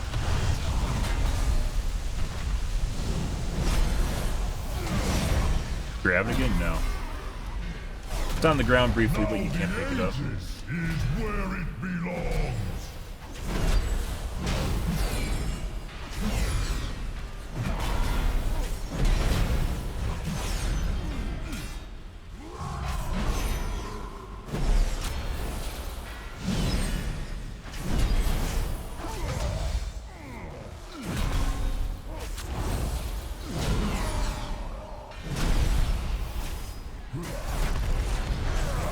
Be outside of Ragnarok. I'll think with that.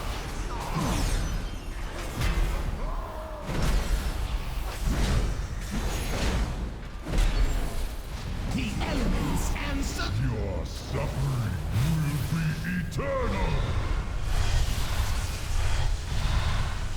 Ah, it's a shit.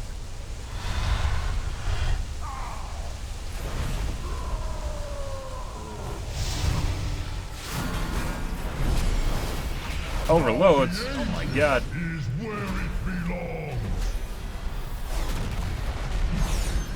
What kind of egg is overloads? It's like it's technology or something. Finish him for next Ragnarok. There we go. Brought to ruin.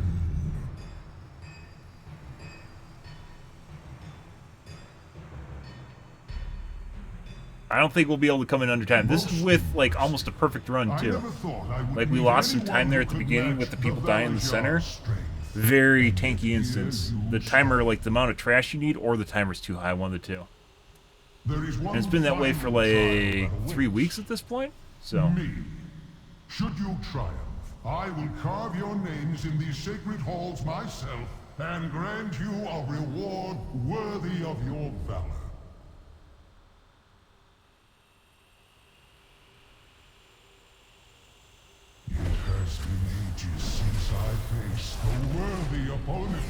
Let the battle begin!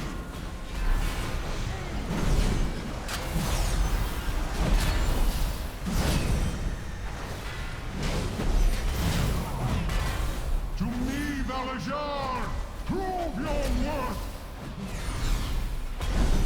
My power is beyond anything you have yet faced! The elements answer to me!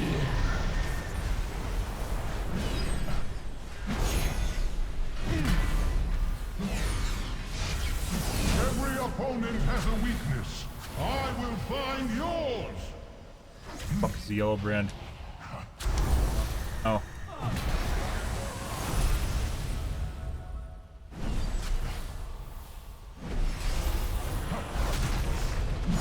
I don't know why this instance stresses me out so much, guys. Out of all the instances we play, for whatever reason, it's like the runic shit.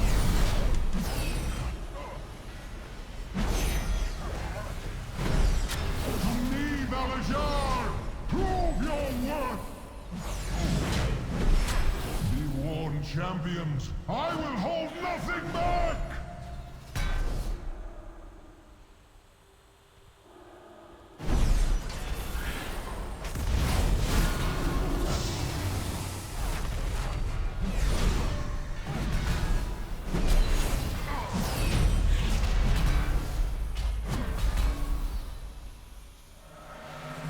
Enough. I yield. You are truly remarkable creatures. As promised, you will have your just reward.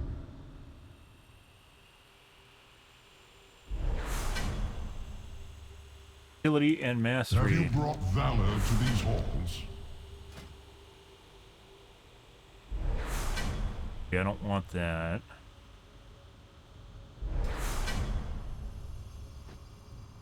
Hack. Did he leave already?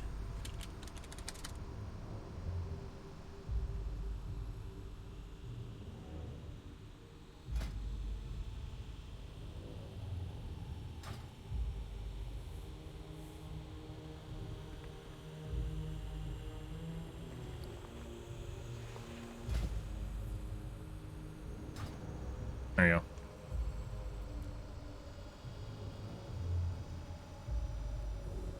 It's just worth gold at this point, so it's just a nice thing to do.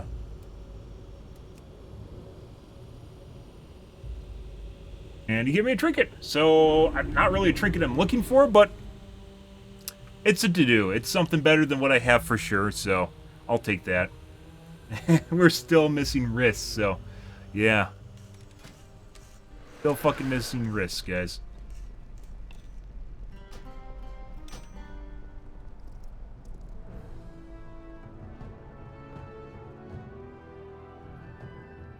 No. Increase your speed by 737 for 10 seconds when you kill a target that gives experience or honor, which is just PvP for the most part, but it's still better than what I was using, so yeah.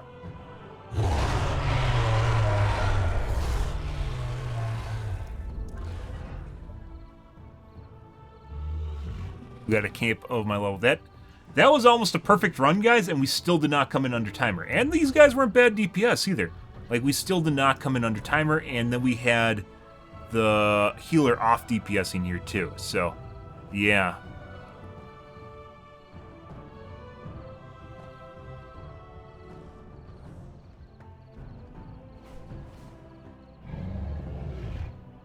Don't we get, like, shit healers that heal, like, someone other than myself for the majority of the fight?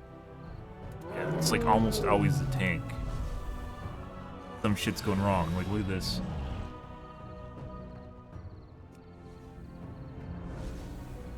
Why when I call out, like, healers that are, like, healing themselves or some stupid shit? Yeah. It's almost always me. Because I'm the tank. Because I tank! No.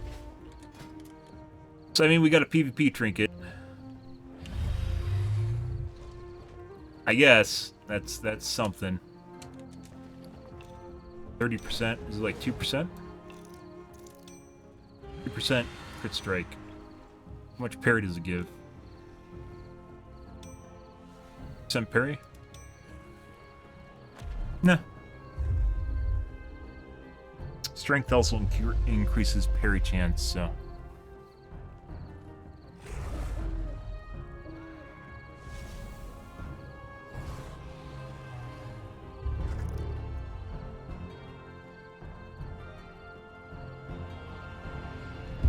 Okay.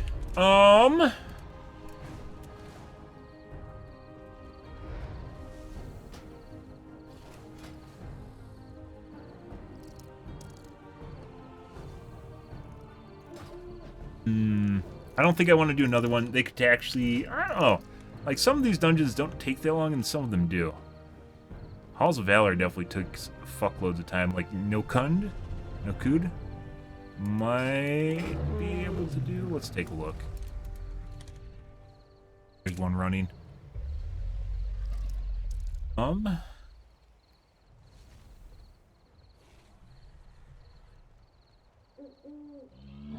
Level 17 for level 14.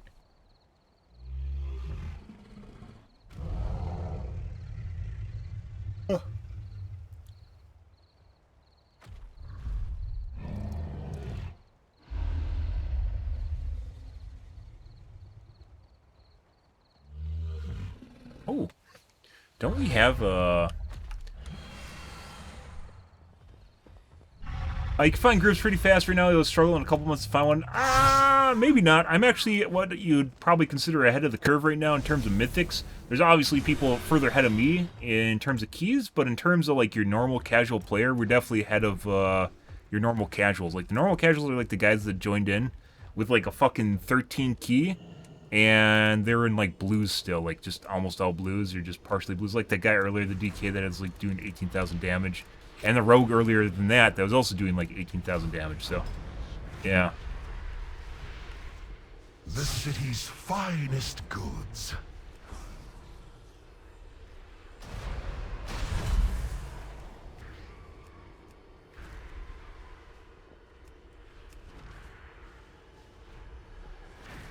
Try doing a knockhead, see what's going on here.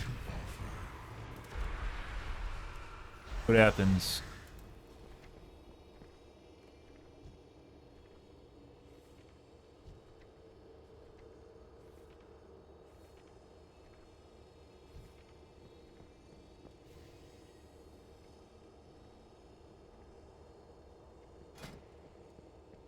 Upgrade our sword to 402, and we can only get one more level out of it before we're going to be locked based on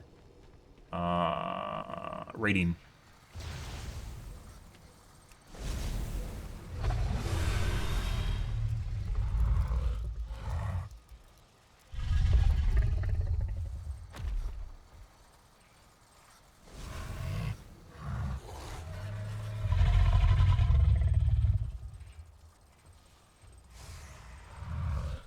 We will more than likely go over the timer. I don't think, like, even that last one, guys, that was as close to perfect as we were probably going to get, and we still went over the timer, so, yeah.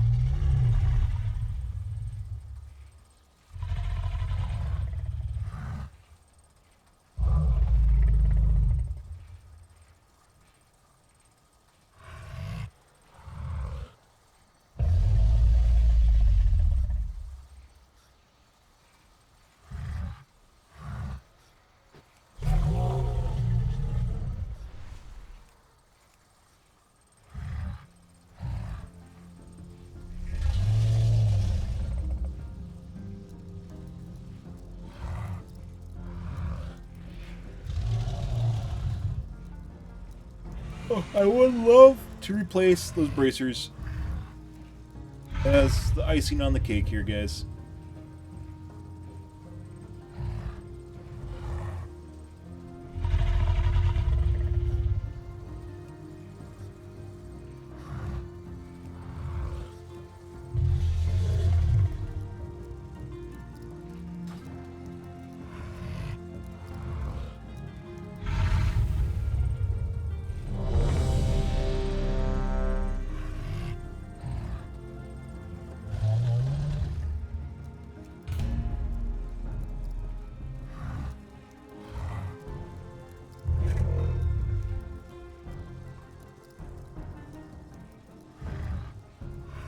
What's good, Big Ben?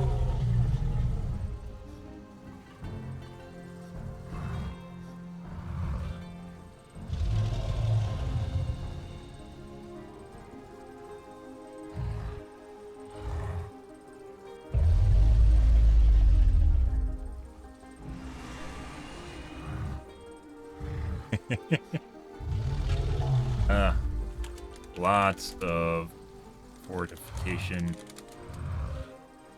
Forna.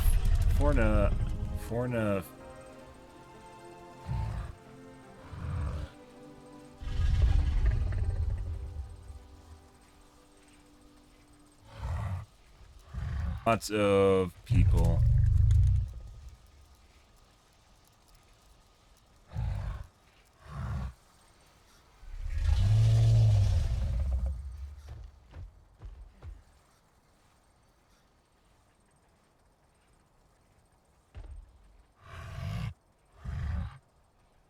$11.31. I mean, he has his eye level, right?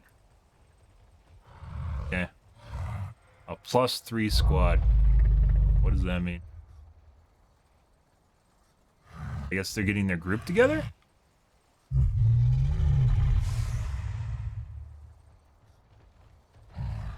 By the way, people that come across like hotshots like this are usually the type that fuck you in the ass, by the way. Just throwing this out here right now. Like the people that try to act way too cool usually are the people that turn out to be assholes. Maybe I'll be wrong. Maybe he's just fucking around, but usually turns out to be the asshole, so we'll see.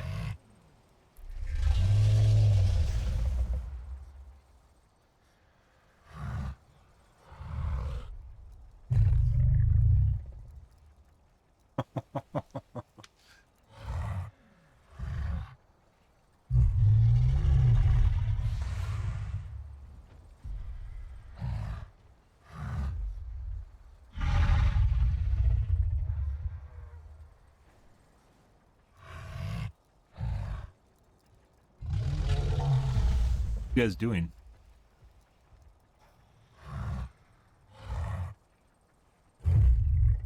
Oh my god.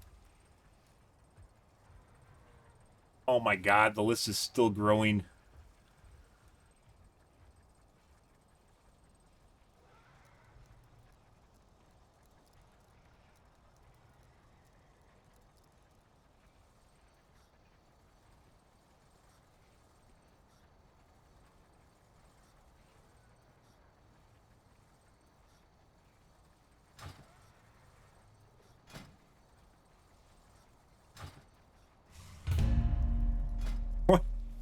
What?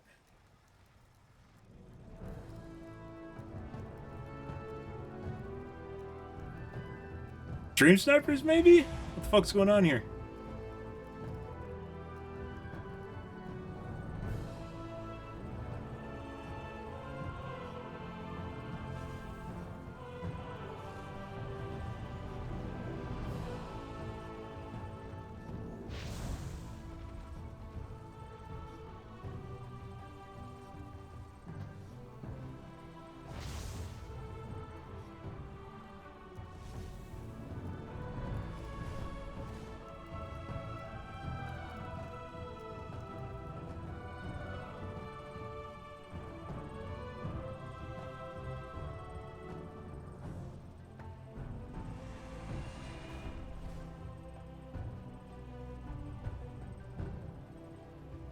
This guy's fucking high as shit.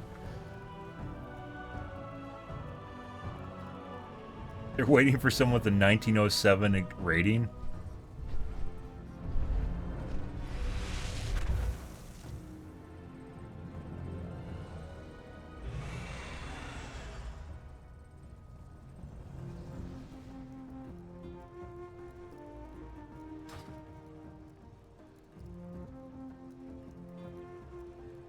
Never been phased with Stonewall. I don't know why Stonewall's here, to be perfectly honest. Like, they aren't part of our normal phase group. Weird.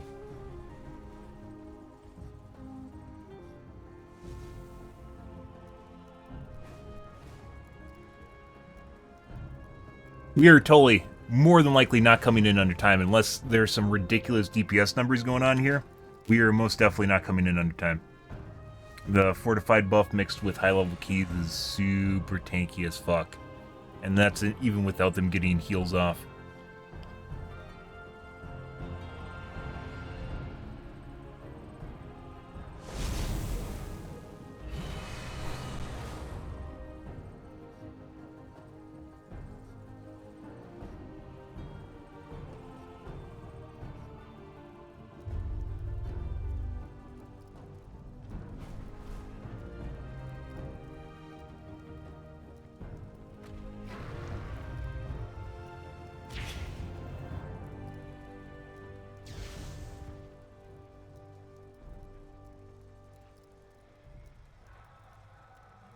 We had 2 healers waiting in our first queue, by the way. W. Which is pretty rare for some reason. A Nakud doesn't get that.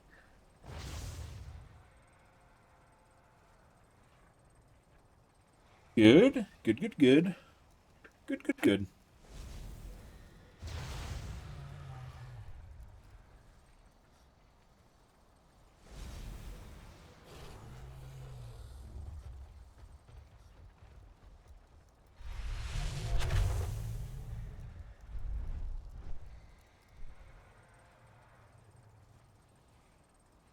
We're waiting for a healer. They changed our queue earlier because apparently they weren't the healer wasn't cool enough for them. Whoever was in queue, so we're currently waiting for a healer. I guess our queue earlier was not cool enough for these cool cats, so they re-queued, and now we don't have any healers. It's like 4 in the morning, guys, and queues start to get a little bit loose right now, anyways. So loose as in hard to find people on high-level mythics, which is kind of a shame that they didn't fucking pick up a healer right away when they're in queue. Yes, that's where we're at right now.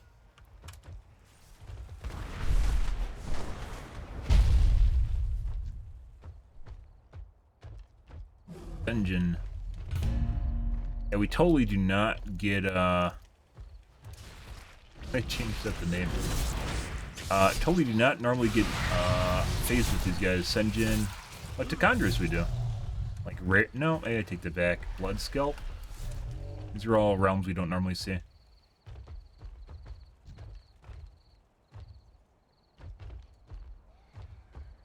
think Tichondrus is actually phased with these guys. That's yeah, Kildori. These are totally people I never see.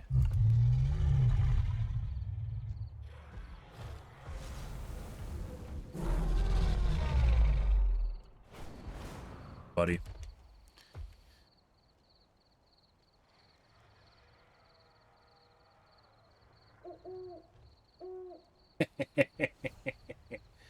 Ah, jeez.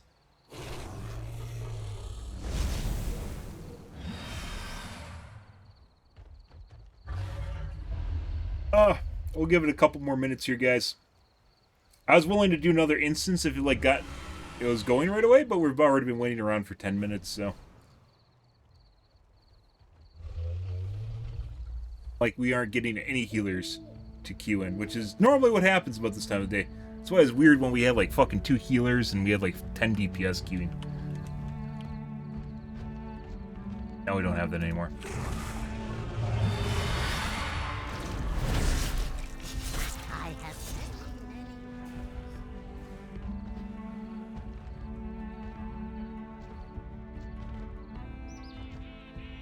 Sure would be nice if a healer just magically appeared in queue right now. Sure would be nice.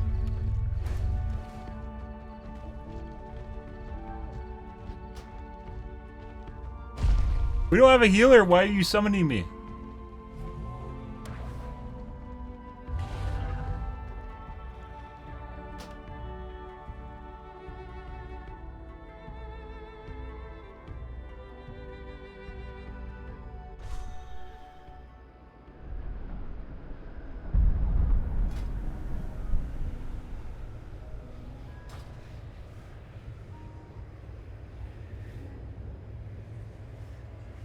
I'm actually kind of curious too. I've seen some people do that. I don't know how you do that. I think it's the blue. It's a blue upgraded. Pocket thingies.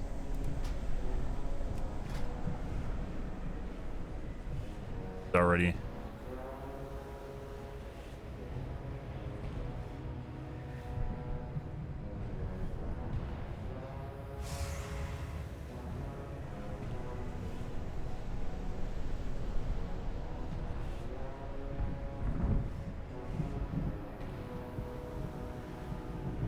I wanted the Horn of Valor.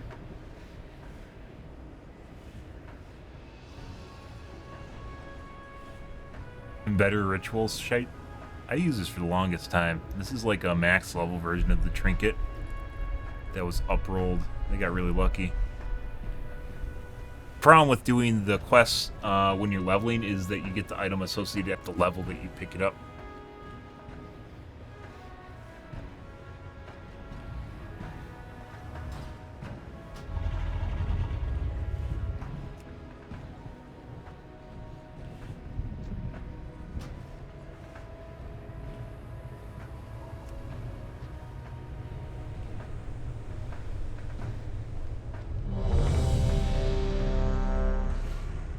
What are you guys doing?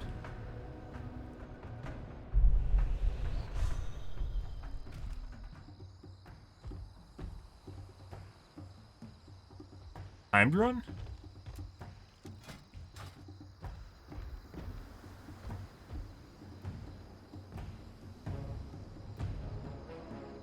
We didn't join it beat the timer, did we? I don't think so.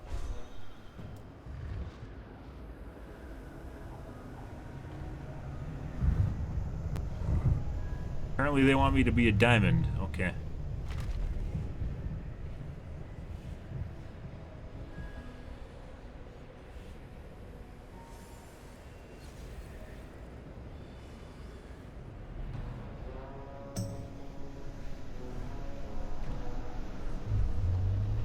On normal. Okay.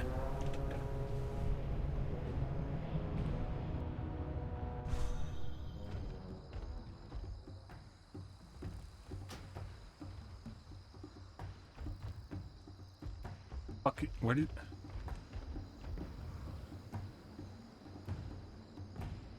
On mythic. Good. You are here. I welcome Onora's rage. Or are they waiting for a healer and now we're I will suspect the worst. fucking around, I guess? I don't know. The Tirai, Shikar, and Onir clans must rally to free her and defeat Balakar Khan. Fuck's the thing, okay. Do what must be done to prepare them. Our combined forces... Good. You are here. I welcome Onora's rage. When the winds are still, I will suspect the worst. The Tirai, Shikar, and Onir clans must rally to free her and defeat Balakar Khan.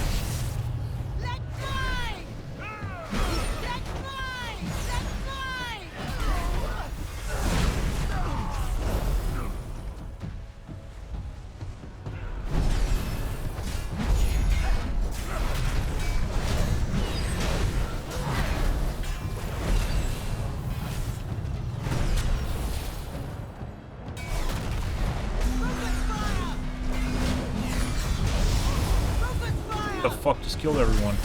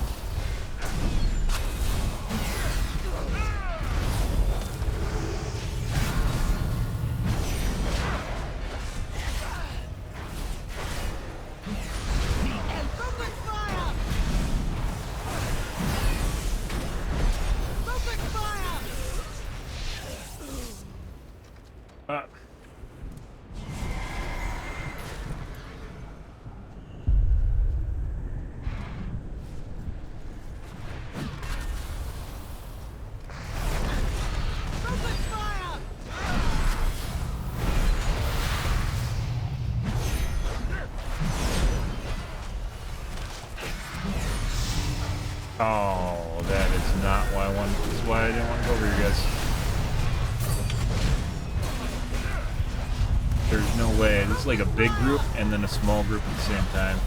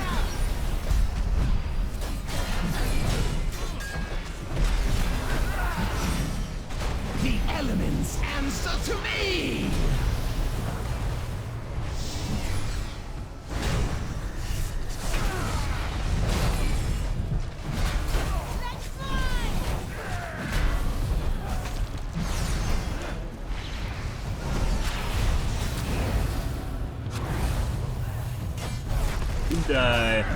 God.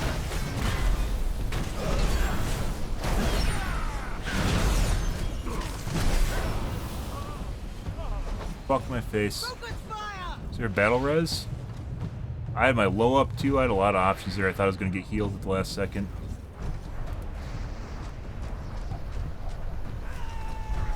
Please. I guess their BR is down. Might be able to get over there before people die more.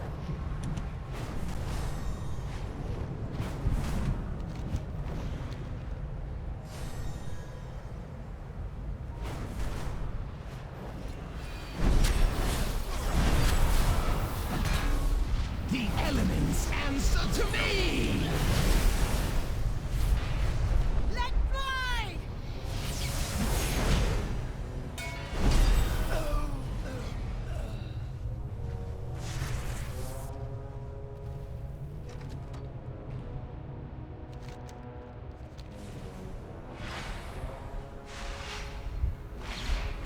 Focus fire!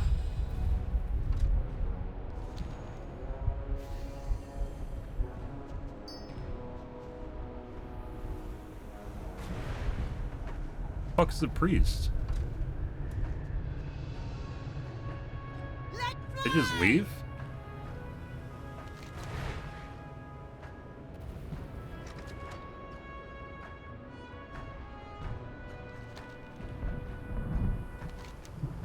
On here.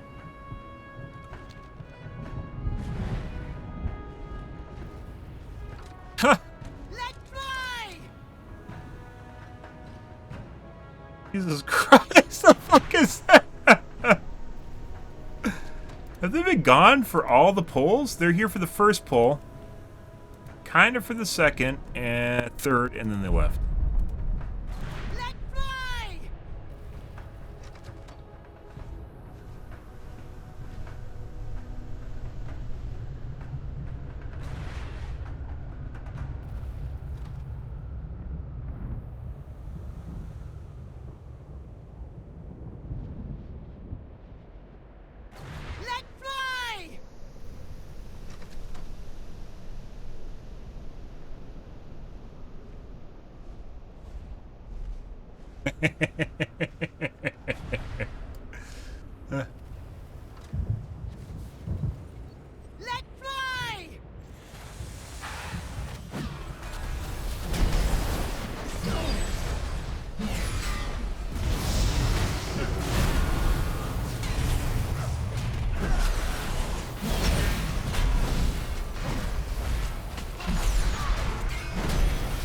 That other group's probably going to show up again.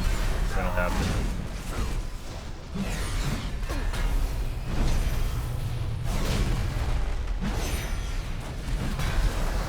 It's actually impossible to do this group without getting that other big pull in here, so...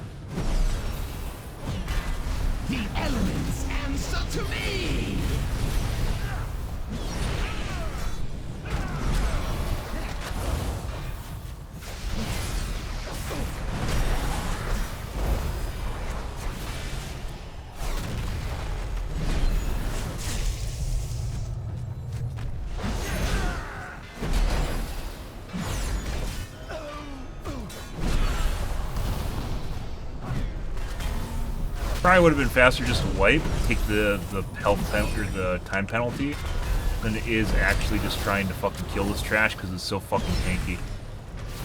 Kind of a sad thing to say, right? But it... Oh my god, get the fuck out of the thing. Out of the puddle.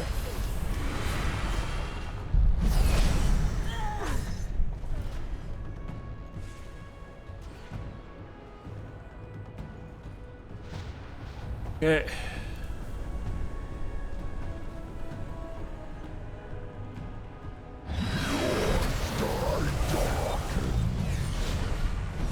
Destroy and dismantle! Die! This land is mine! Trap! Marked by lightning!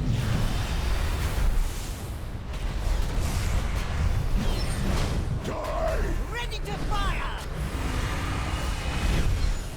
Can you stand against my might? Doing it. I don't think expect the tank to do it. Destroy and dismantle!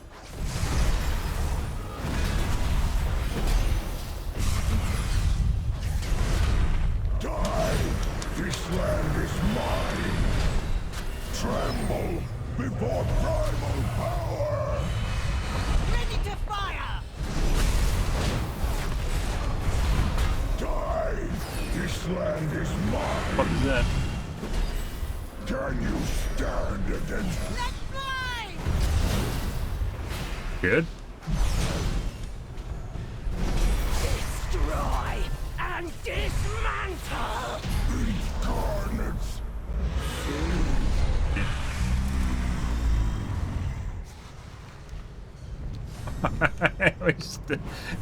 Did that perfectly fine and wiped on the trash over and over again. Good. Trash, you have to move around because they have an arrow barrage, and if you don't move around, you get hit by the arrows, but I can't help the rest of the group do that. The poles, on the other hand, were totally preventable. But time on the right is how much time we have to beat this without fucking up the key. You upgrade your key, which gives you better loot and is more difficult. Marked by lightning!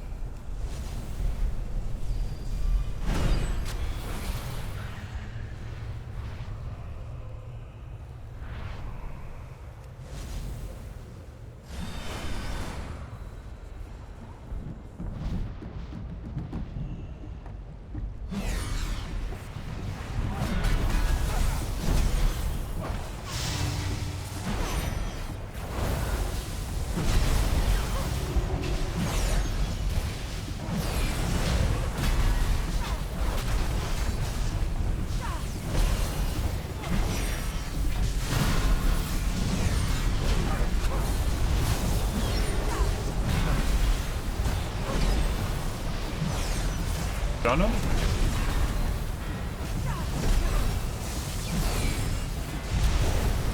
Marked by lightning.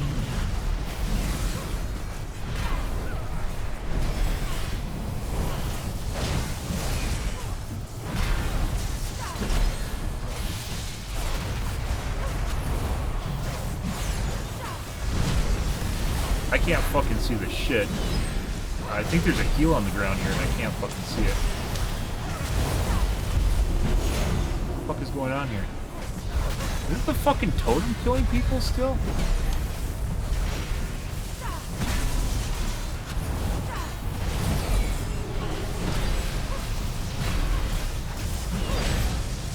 think it's a surge. I think it's a surge killing people.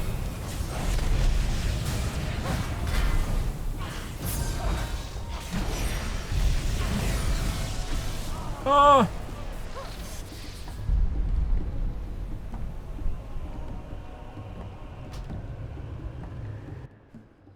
Pretty sure it's a surge killing everyone. From the... Normally you kill that right away, but because I had to pick up aggro, I wasn't tanking on top of it, so it didn't die to the AoE. And I think that's what killed everyone, because it does like a periodic surge, and I think that was just doing damage to our group till everyone died. It's considered trash. It does more damage. A lot more damage. Inflict up to 30% more damage. So my guess is that totem is fucking the group.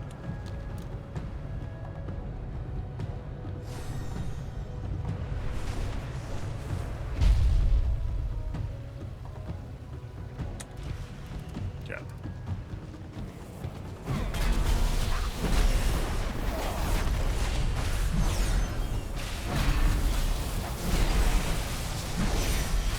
Whoa. Standing in something? The elements answer to me!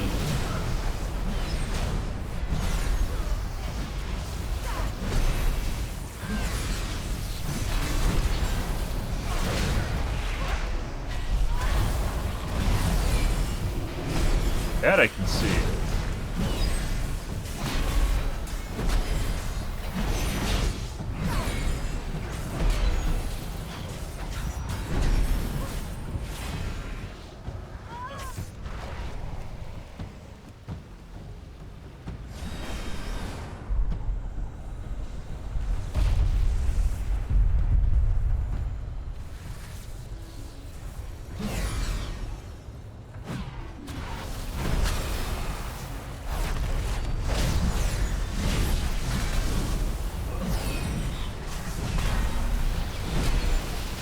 Like, I can actually kill this myself.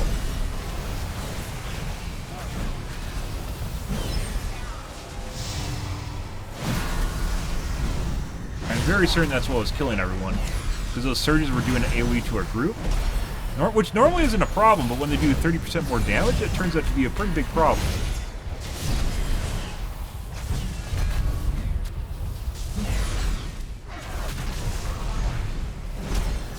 Marked by lightning.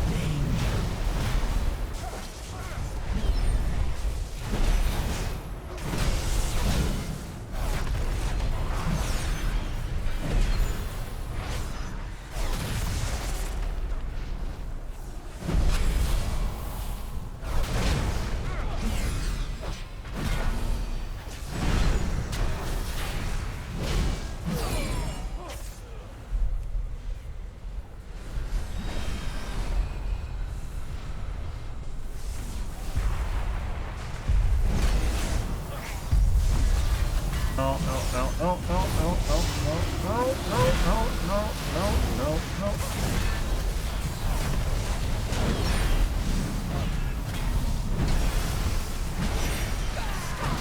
There we go.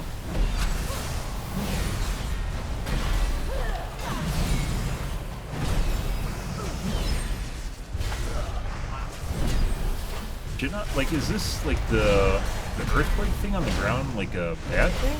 Is it friendly? I don't know. Yeah.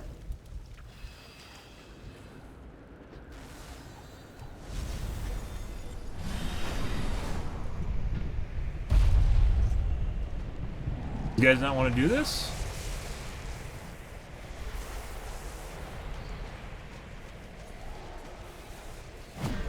You might be able to kill this boss without aggroing these guys, but I'm pretty sure there's a high probability The elements answer to me. that someone would aggro them and just arrow group would wipe.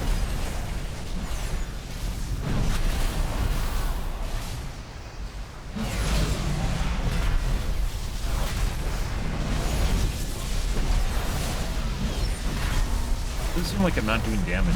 Or, aggro.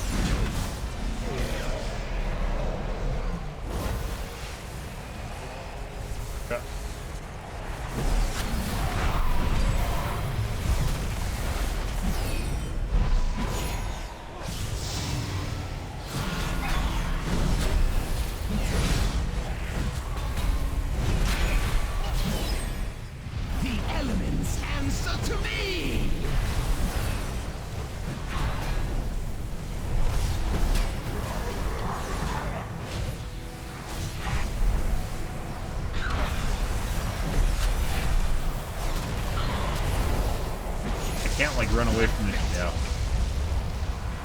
This guy needed to touch me and he didn't.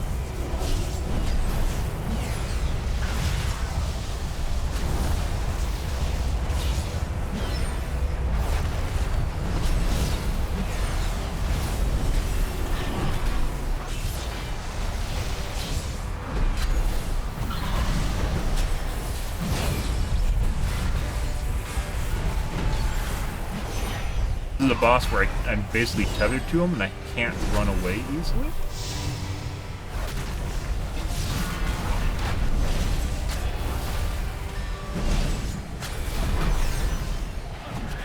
Can't run under him and I can't run away from him.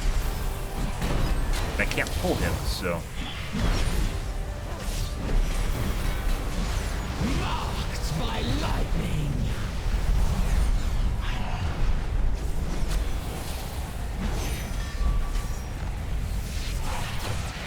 Price. Base.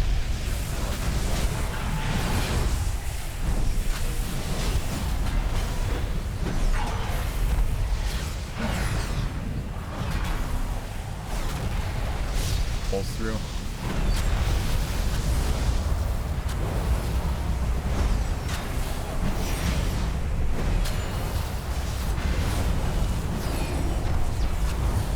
Get under him. He does a lot of damage.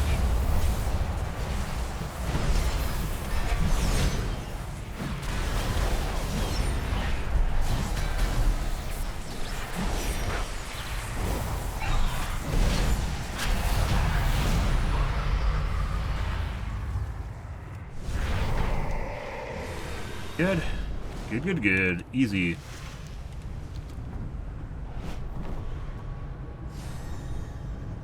Bosses.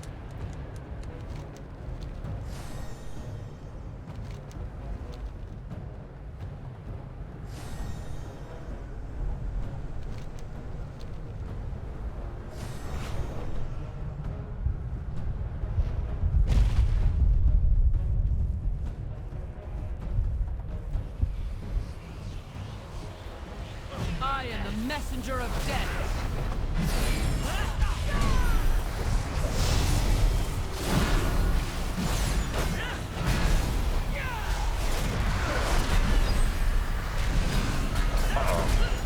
Marked by lightning.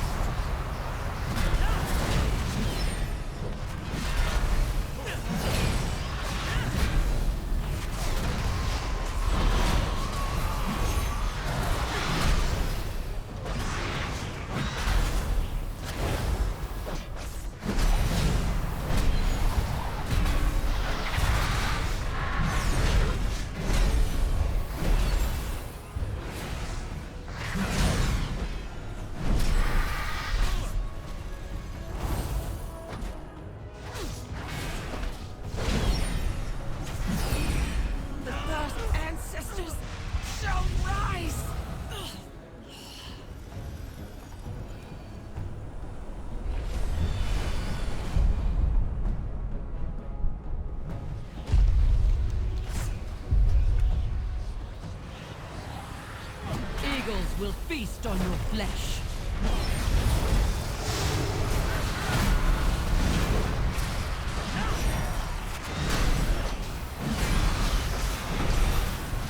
Marked by lightning.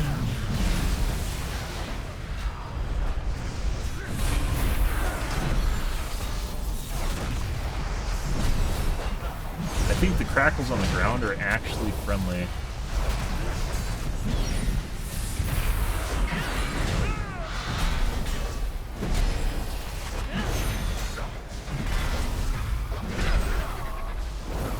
Right go.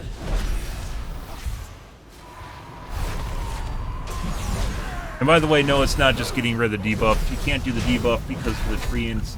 The Treant causes Germinate, which kicks... Oh, the fuck? Causes Germinate, which kicks everyone out of the group, so... Or out of the circle.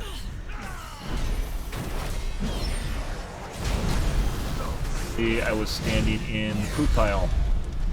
Good.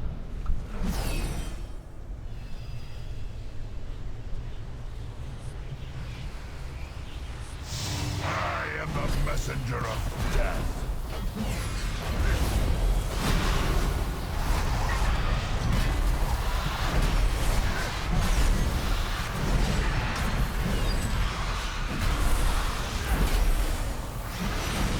Marked by lightning.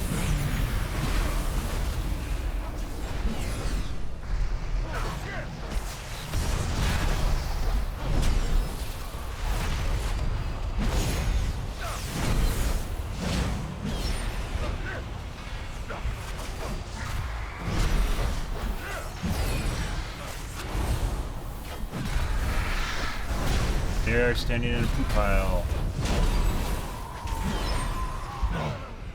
I cannot face my ancestors. Oh.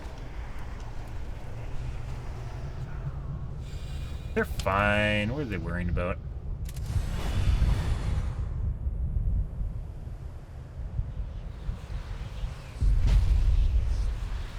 Eagles will feast on your flesh.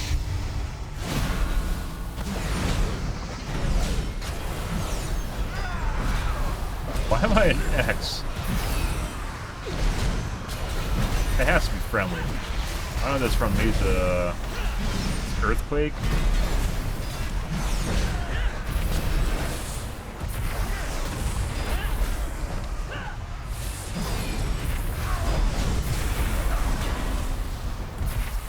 The elements answer to me.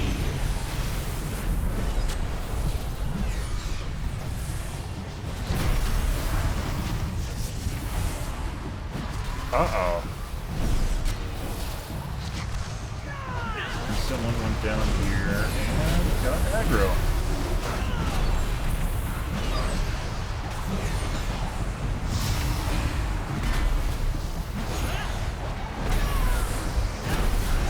All these fucking symbols, guys.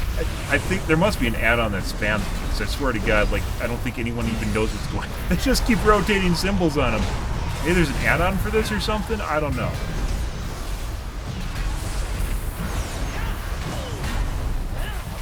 I swear to there's a fucking moon in here now. Why is there a moon in here?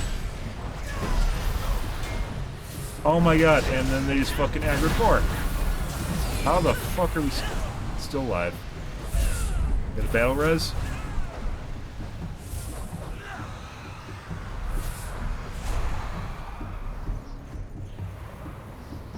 Whoever the fuck was doing that.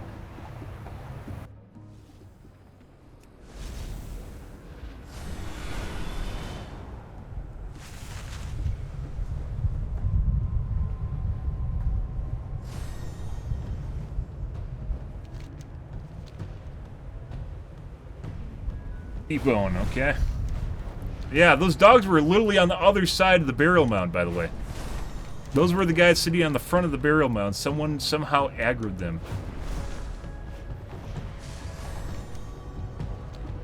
Now, make sure you get them out. Like, I don't think they realize that every single mob that dies drops a puddle of poo.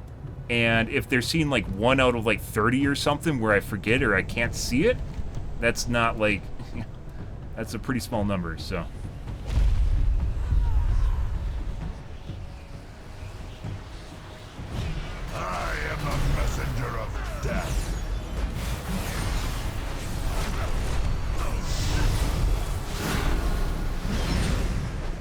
By the way, my last death was avoidable. I had some extra shit. Unworthy. Fuck my dick.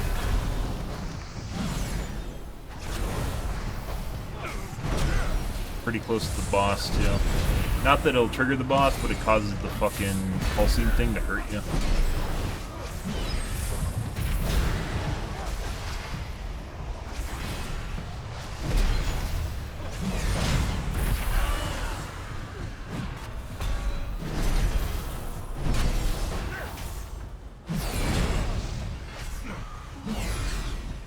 But yeah, this little poop pile on the ground here is what the mobs dropped this week for Sanguine.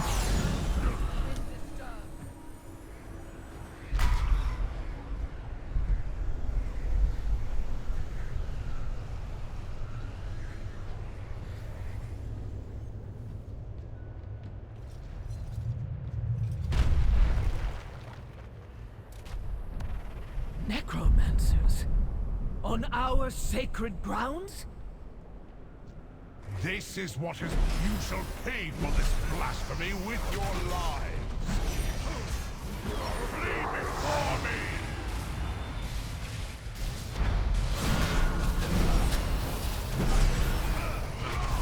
The elements answer to me! This is the end. I literally need someone to give it to me. There we go. Die.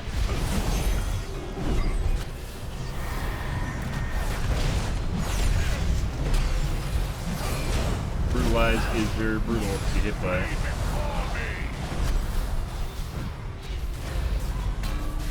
Away from it! Rend the earth!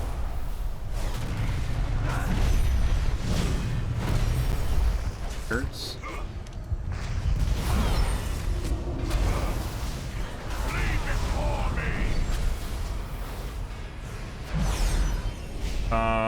We will do that.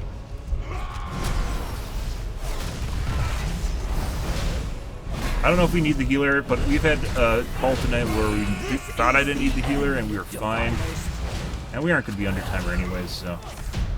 The elements answer to me!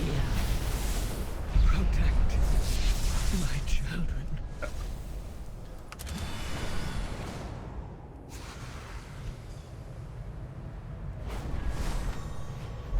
Probably not under timer.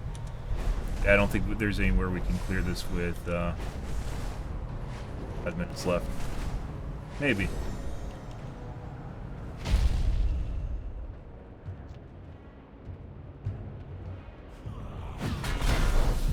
I think they're trying to bypass. We have to kill mobs here anyways, so it really doesn't matter.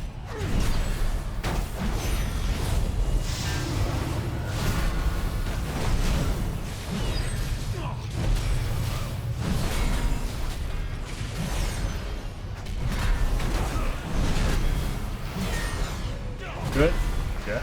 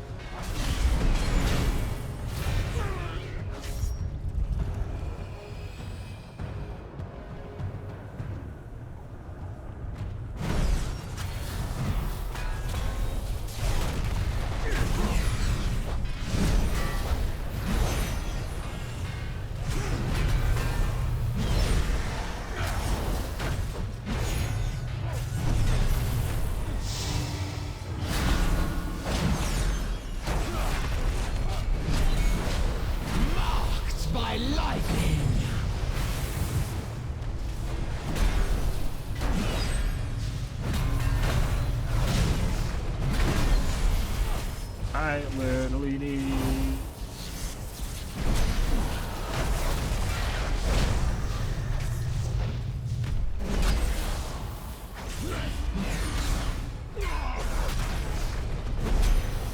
I don't know if I got that one or someone else got that one. Either way, alive, so that's good.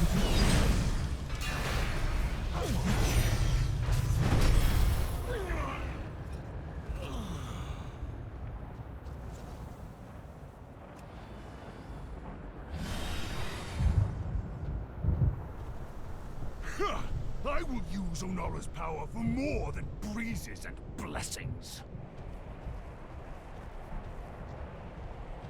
My storm will bring forth a mightier Maruk. Greatness awaits us. These guys are considered mobs. Let's find out.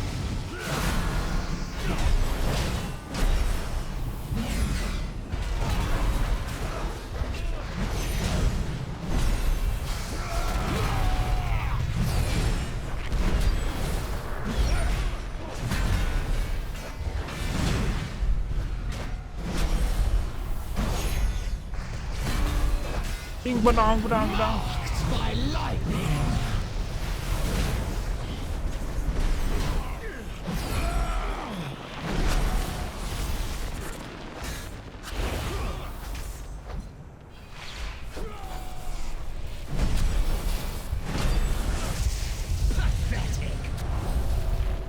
Fucking guys, just run away. I needed the debuff. Or I needed the buff, whatever. I need to clear my debuff.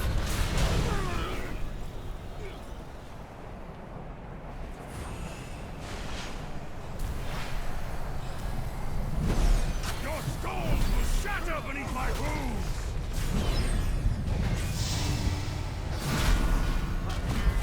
Slash and skewer.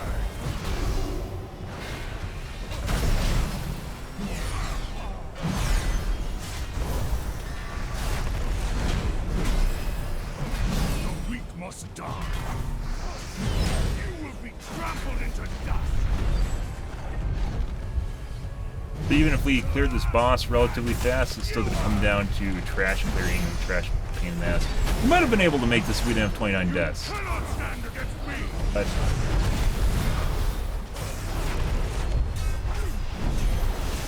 Slash and skewer.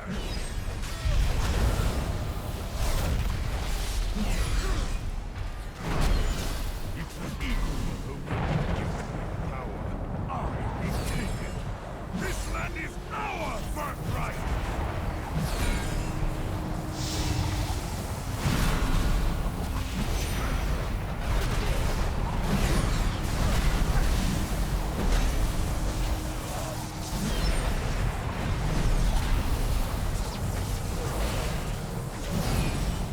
Thunder and lightning! The true power of Nara! bang.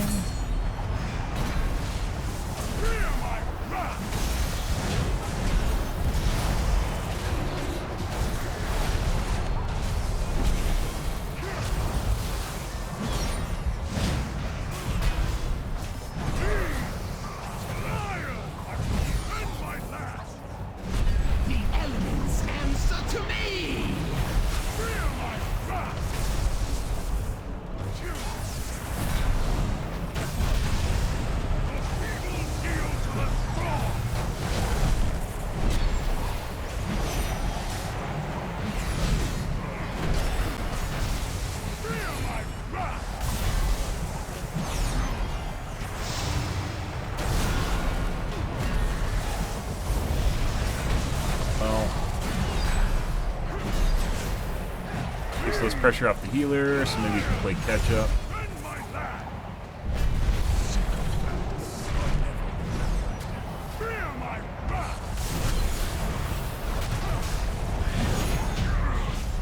Ancestors! Yeah. Ancestors, forgive me.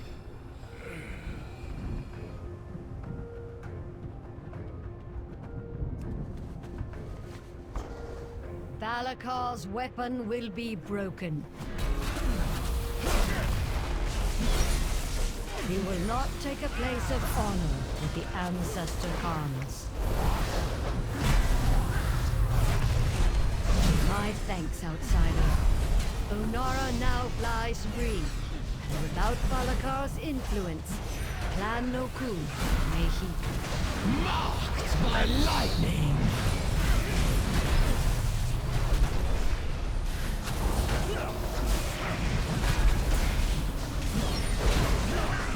Clear it? No.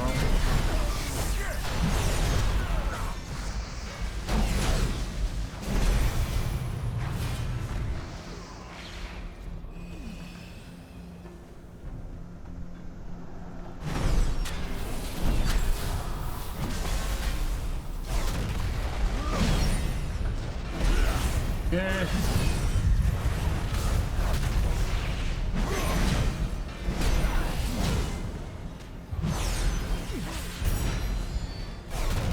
We only need 2 more. Maybe each of these only count for 1. Pretty sure they count for 2.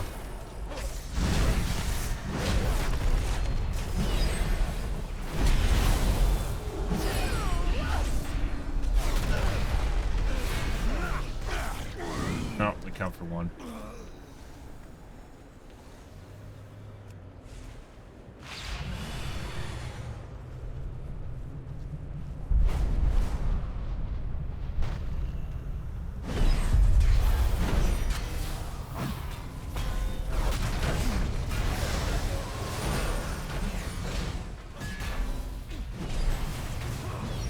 Marked by lightning. Right one? No. Looking for. Oh my god. Pathetic. You gotta be fucking kidding me.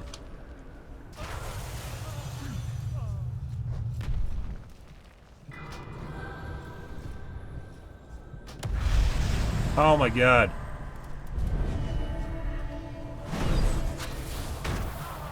Okay.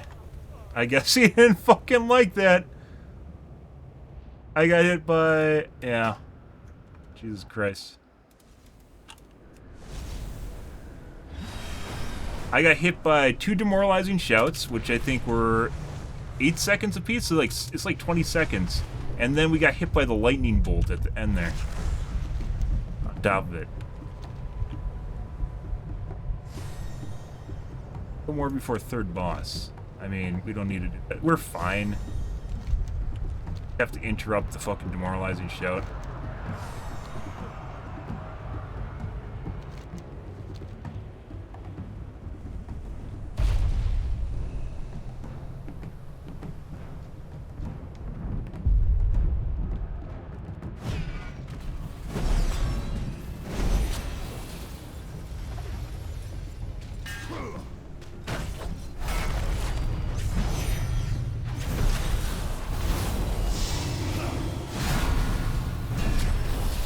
Two more trash on 3rd boss. Well, that's the Raven ones, isn't it? Normally I get the interrupts in, but I guess I missed it. I was looking at something. Probably my cooldowns. The elements answer to me.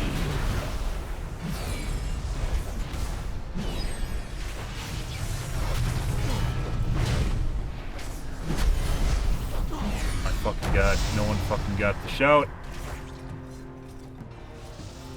How am I the only one doing interrupts? How's that a thing? Both my interrupts were down.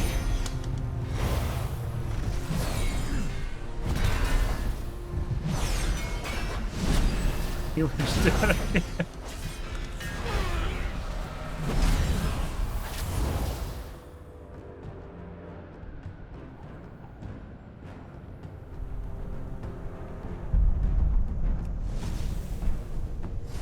Why was I the only one doing the interruptions, guys? There's 4 other people here.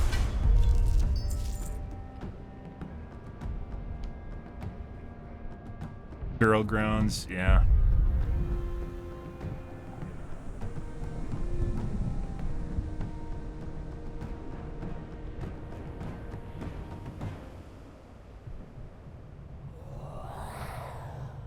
Ah. God.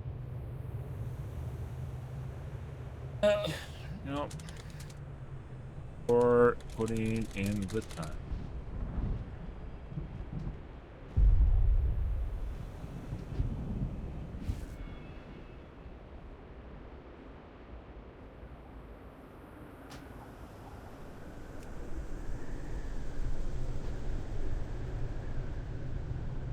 Holy shit, guys. We had like 40 deaths in this instance. Surprisingly, no one rage quit. If we didn't die, we probably would have been fine. It's like a combination of like people eating random aggro, random mob pulls, and stuff like that. It's like beginner results or beginner issues. Very weird. All right, well, I guess that is the end of WoW for us, guys. We're gonna end things. We're not gonna do an extra 150 Valor. That was a chore. That was a chore. I mean, at least we upped our mythic rating. For what that's worth. 46-minute overtime. Slog, guys. Lots. Fortified makes him have a shitload of HP and do a lot of damage. And you just find out random stuff that didn't kill you before now kills you. Surprise! Stuff. Yeah. Alrighty, guys.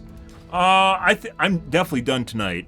But tomorrow, guys, will be Overwatch 2. We are currently done with World of Warcraft. Every time there's a new expansion pack, I do stream World of Warcraft for approximately 1 to 2 weeks. However, this expansion pack has went on almost a month, in which we've been doing everything. We leveled up, we did flying, we got Isle Racer, we did dungeons, got relatively geared in it. Still have a blue on my wrist, because fuck that. Which I'll probably replace in this coming week with the vault, so it doesn't even really matter that much. Yeah. Pretty crazy. Maybe replace this coming week. Yeah. But otherwise, had quite a bit of fun. At this point, it's just becoming repetitive. I think if I was more interested in not getting gear, I'd just be doing random mythics right now, which is what we aren't doing. We haven't been doing for the last couple days, mainly because the gear I need was from Halls of Valor. So just doing random dungeons wasn't going to really do much, and then you have to up your rating from dungeons, and then you get stuck on some which are lower rated. Yeah. But otherwise, really enjoyed this expansion pack. I would not have spent 4 weeks on it if I didn't enjoy it. However, I'm not a WoW streamer, and I don't think you can really depend on WoW unless you become a lifer, and I don't want to play this game forever in just this game. There's other games I'd rather play. So, yeah, I think this concludes our playthrough of World of Warcraft for the time being. We will come back to it, obviously, when the next expansion pack launches. In 2 years, so we'll come back to it. Obviously not done streaming till then, though. But yeah, guys. I'm currently done with WoW. We don't do rating, just generally level up, do the dues, see the sights, see the new gimmicks, and then do some mythics and get geared in them, and maybe some PvP. And I don't feel like doing PvP this time around, so we aren't doing PvP. But yeah, guys. Tomorrow will be Overwatch. We'll be going back to Overwatch 2 and probably Dead by Daylight in the future. But next game will be Overwatch 2. So if you're new to the stream, guys, and you enjoyed the fun, you enjoyed the lives, make sure to follow in the top right-hand corner. I usually stream every day from evening to late night, GMT-6, so 8 to 9 p.m. Central Standard Time to 1 to 2 a.m., give or take. Depends what's going on in my life, what's happening, etc., guys. I am done for this evening, though, guys. Tomorrow will be more WoW, or not WoW, more Overwatch 2, so we will be going back. Alrighty, guys. Good. I'm out here for the evening, guys. Thanks for watching my stream as always, and I hope you guys have a wonderfully fantastic Tuesday night and Wednesday morning. Have a good day, guys.